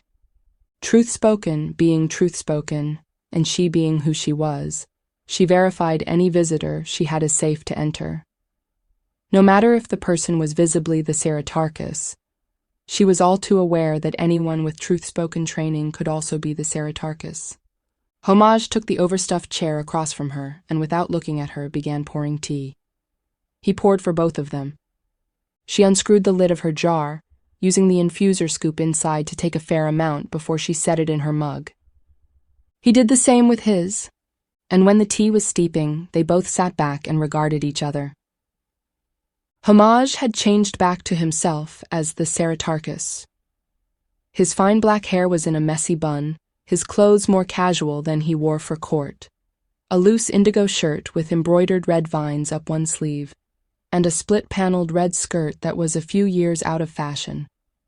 She recognized his comfort clothes, knew the signal they gave, that this meeting wasn't to be formal, that he wanted to talk to his friend, not the truth speaker. And thank Adeus for that. It was what they usually did after a day that would have been particularly hard for both of them. A mutual debrief or mutual way to vent. But she'd been worried this time. It had gnawed at her gut that he'd think she'd gone too far. "I am furious with you," he said calmly, holding his steaming mug to his chin. She let her own steam on the table. "I expected as much." He regarded her, and she saw the exhaustion around his eyes. Had he slept at all since the night before, or had he just changed, which gave a dubious sort of rest? He set his mug back on the table. "I found I've gained a different heir, without my knowledge or permission." She arched a brow. "Have you talked to Dressa?" She knew he hadn't. He'd never found it easy to talk to Dressa. "And I've gained another daughter as well." He narrowed his eyes, stared at her. "I saw the marriage contract. Does Dressa know Lysander is truth-spoken?" "I've told her enough to keep her wary. I thought it best not to tell all. Dressa can't lie with her soul wide open." He reached again to remove the infuser from his tea, and she did as well. She pulled her mug to her lips and inhaled. Hibiscus, vanilla, and cardamom. "Seor," he said, and she heard the quaver in his voice. Paused to look up at him. He met her gaze. "Seor, am I truly that off course? That you'd have to do this? Countermand my orders and go those steps further?" She considered. He had been, yes. He'd also still been acting in earnest. He'd truly believed that ordering Dressa to be Arianna had been the best course to go. But then, he'd always favored Arianna because she was more like himself, and she'd always been eager to please.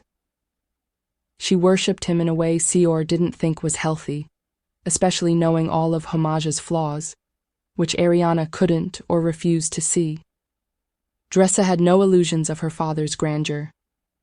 And Homage had always struggled to understand Dressa's very different personality, but Seor wondered sometimes if he'd also attached to Arianna because she took him at face value when Dressa didn't and never would. He could be challenged by Seor, and sometimes by Iada, but being challenged by both of his children might topple the facade he'd given everything to maintain. "You don't see Dressa," she said. "If you did, you wouldn't have set her an impossible task which would have harmed the kingdom in so many ways." He spread his hands, wincing as hot tea splashed on his sleeve. "She's truth-spoken trained. She can play the role of anyone I ask her to. She has her duty." Seor pressed her lips tight. "Dressa knows her duty. She knows it so well she just took up a position she never wanted, and married a prince who she knows might turn out to be her enemy." "Of course she was jealous of Arianna," Homage scoffed. "I'm surprised you can't see that, Seor. And she has a crush on Lysander. That will turn into a love match, which we don't want." "Don't try to antagonize me, Homage," she said softly. "I'm not going to fight tonight." He clamped his teeth shut, his jaw working. He looked away, had another sip of tea. She took her first. Maja, she said, using his private name, not the name of the Seritarchus and his public persona. She knew better. He might have grown far closer to his public persona in this last decade than when he'd started, but he wasn't, at heart, the controlling bastard he made himself out to be. He closed his eyes at the name and the tone as if he was bracing himself. Maja, she continued, you started your journey all those years ago, bending yourself into a shape that didn't come easily. Do you truly want Dressa to do the same? His personality had been much more suited to an Iolorius style of rule than Seritarchus, ruling with fluidity and the ability to assess and adapt instead of with the rigid grip of control. He'd assessed the state of the kingdom at that time and decided that the kingdom would best be served by a Seritarchus, which was ironically a very Iolorius thing to do. She hadn't liked that decision. Rulers who bent themselves against the grains of their personalities weren't always successful. But he had been, for the most part. And, she thought, with much of Iata's help. Iata more solidly fit the mold of a Seritarchus. I've done my duty, Homage said. I expect no less of my children. And they've given you no less. She kept her voice soft, though she felt a surge of anger at his stubborn refusal to see. Then he drew in a ragged breath, and she saw all the little signs he'd been so carefully hiding. The faint tremor to his hand, the pinched lines around his mouth, the rigid posture, and holding his limbs closer to his body than he normally did. She sat forward. Maja. He waved the name away, and she held up her palm in apology. Homage, are you still injured? I've healed myself. He stared down at his mug, swirling it slowly. But he couldn't heal the mental injuries, could he? She'd been appalled at his state in the jail cell, but he'd been lively enough in Jalava's office that she hadn't thought the wounds sustained that night ran as deep as they had. There were many layers at work here, and she thought now too many had culminated in that night in the palace guard jail. He'd already been running scared, and the guard's beating had driven it all deep. His hand was shaking again, more noticeably now, and he scowled at it with a dark fury. I've healed myself, he said again, as if the words themselves could make it true. And as the Seritarchus, his words often could make things true. And then, on top of the injuries he'd sustained in the jail, and whatever had happened with the green magicers, and she couldn't imagine that had been pretty, he had somewhere in there realized his daughter and the truth speaker had staged a mild coup. She didn't regret it. It had absolutely been the right choice, and how he was acting now solidified that choice. If Dressa had remained Arianna, Homage wouldn't have made anything easy for her, because she could never live up to his picture of who Arianna should be.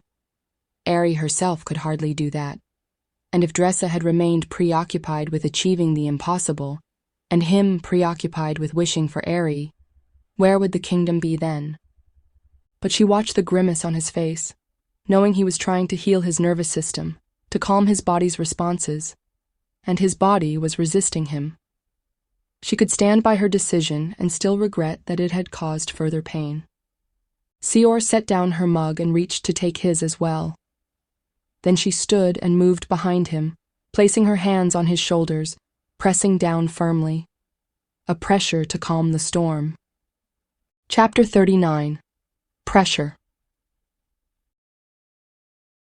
A truth-spoken ruler doesn't just bear the burden of the kingdom, they bear the burden of the many versions of themselves who rule that kingdom, all the good and all the bad. Homage Rialdan, Seritarchus IX in a private letter, never sent, published in the Change Dialogues. Seor pressed down on Homage's shoulders, a steady, constant pressure. Homage had been in his early 20s when he'd ascended to the Seritarcracy, not much older than Dressa was now. Seor had been young for a truth speaker, too. They'd both come into far too much responsibility before they were ready for it. There'd been a few times in those early years when he'd trip over into panic attacks, and this had helped. the pressure, the sense of stability had helped. His breathing, which had grown more erratic, started to calm. He was trembling, though. His whole body was trembling, and she knew if he could stop it, he would have. The Truthspoken had the finest team of loyal physicians in the kingdom, a few trained as well in psychology, but the Truthspoken were Truthspoken. They couldn't afford weakness, even the ordinary, so very human things that weren't weakness to anyone else, like recovering from a trauma. He needed help, and while she had psychological training, it wasn't of the sort that could easily help him now. Sior gently let go of his shoulders, came around again. Go and change, Maja. Go be someone else for a few days. Take your guard captain, Zhang. Go into the city. Or the countryside, doesn't matter. Go and be someone other than the Ceratarchus for a few days. Iata will manage while you're gone. It wasn't ideal, especially with everything in flux from Dressa's announcement as Arianna, but Iata was excellent at being the Ceratarchus. He was steady and firm. If he didn't quite have the same strategic mind as Homage, he also wasn't as volatile. And maybe, just now, the kingdom needed that steady and firm hand. Homage was quiet for a long, long moment, and she thought with a wonder that he might actually take her suggestion. I need to train Dressa. You don't have to be gone that long. She's already highly trained. A week won't make the difference there. He rubbed his face in his hands. And this situation with the Kidda on the border worlds, potentially with the Kidda, if they're possibly attacking worlds, if it's possibly not a ploy from warring houses, if they've decided they're not, in fact, culturally impervious to violence, then we have a problem. That was the sharpest understatement. If the only non-humans they'd met, whose technology was so advanced that no human had yet been able to explain any of it in 200 years, decided to go to war with Valoris, or with any of the human nations, the results could be catastrophic. And another noble left court this morning, he went on. Iata said in his notes, all the signs are pointing to another case of the bruising sleep. It's becoming an epidemic, Sior. No, it already is. How do we fight against that when no one can come up with a reason for the illness to begin with? Sior, it took down my heir. How long before it claims me, or you, or one of the high house princes or lords? How long until it runs among us unchecked because the cases have been accelerating this last year? And yes, we can treat it, but we don't know why it's happening, and we don't have a cure. She felt his shoulders bow under her hands, collapsing under so much weight. Maja, you are one person. You can't hold it all together. You have Iata. And that's a blessing most rulers never have. Someone capable whom they trust who can spell them for a time so you can rest. You have Dressa, who is also highly capable, if in a different way than you're used to. And you have me. He reached up, placing a hand over one of hers. I promised Ari I would keep her life safe for her to return to. I failed that promise. Sior's lips tightened. He'd otherwise failed Dressa by promising that in the first place, but she wasn't going to say that again now. He sighed, and as the air left him, it seemed as if his spirit left him too. The tension left his shoulders, but so did the fight. All right, he said. All right, a week. She let go of his shoulders, coming back around to sit, to face him. She hadn't expected him to say yes. Her senses sharpened, evacu-trained instincts gauging every nuance of his posture, his expression, his voice. From the start of his rule 23 years ago, he'd been in constant motion, always steps ahead of whatever was happening at court, or at least reacting with a speed she found dizzying. All while giving the illusion that he was a steady pillar of control, not a kaleidoscope of complexities and movements. What he really needed was to publicly change his style of rule to Ilorius. He needed space to unbend and embrace his strengths, not repress them. But she wasn't sure, with all she could see of him and all she knew, that he'd even be able to unbend at this point. Not without disaster to himself and the kingdom. He should have made stronger protests to her suggestion that he take a break. His protests were almost rote, a fulfillment of an obligation. And maybe, truly, he'd come tonight for permission. Maybe he'd known he couldn't safely run the kingdom in this state, and not just because of the night in the guards' jail. He'd been working so hard from so many angles this last year, managing and averting disasters before they could fully take hold. Arianna's collapse was just another in a string of crises that were chipping away at the kingdom and its ruler, and those crises were looking to ramp up, not calm down.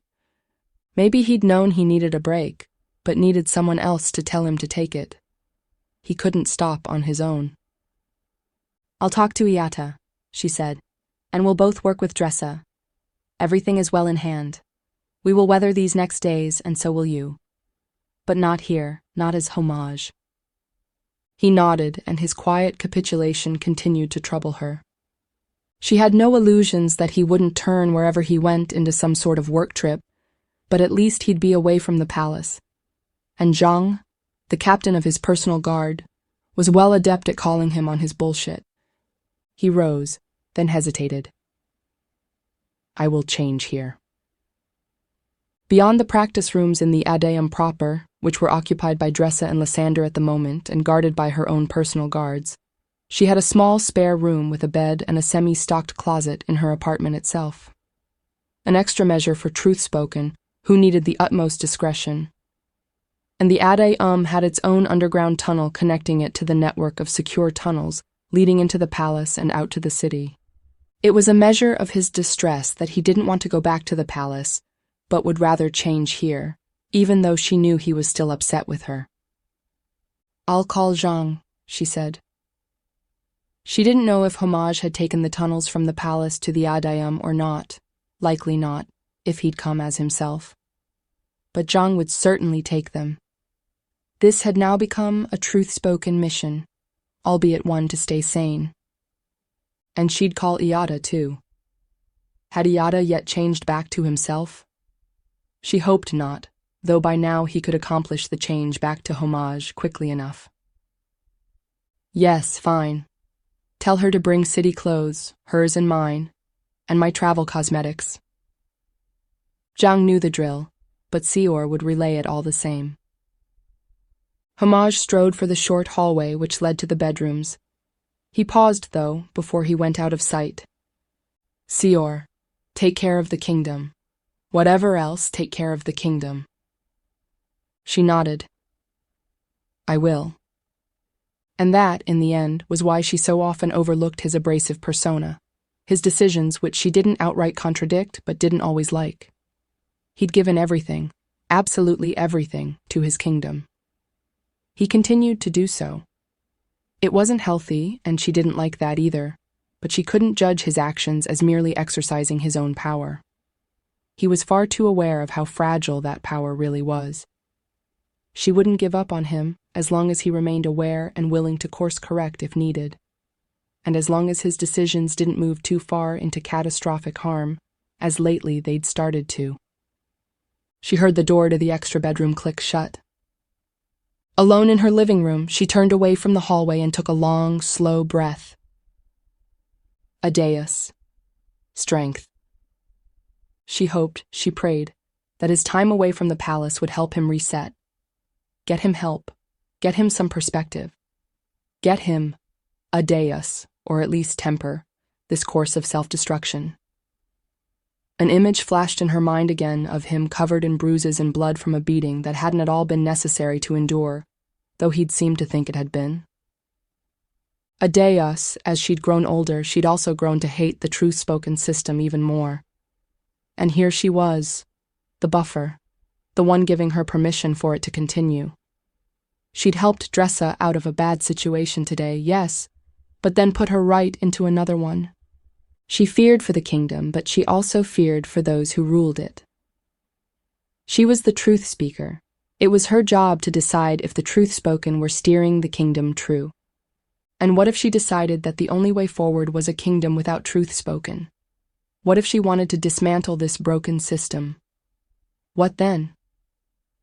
She closed her eyes against that dangerous, absolutely impossible thought. The Rialdans would never stop being truth-spoken. She herself would never stop seeing everything through the lens of Ivaku.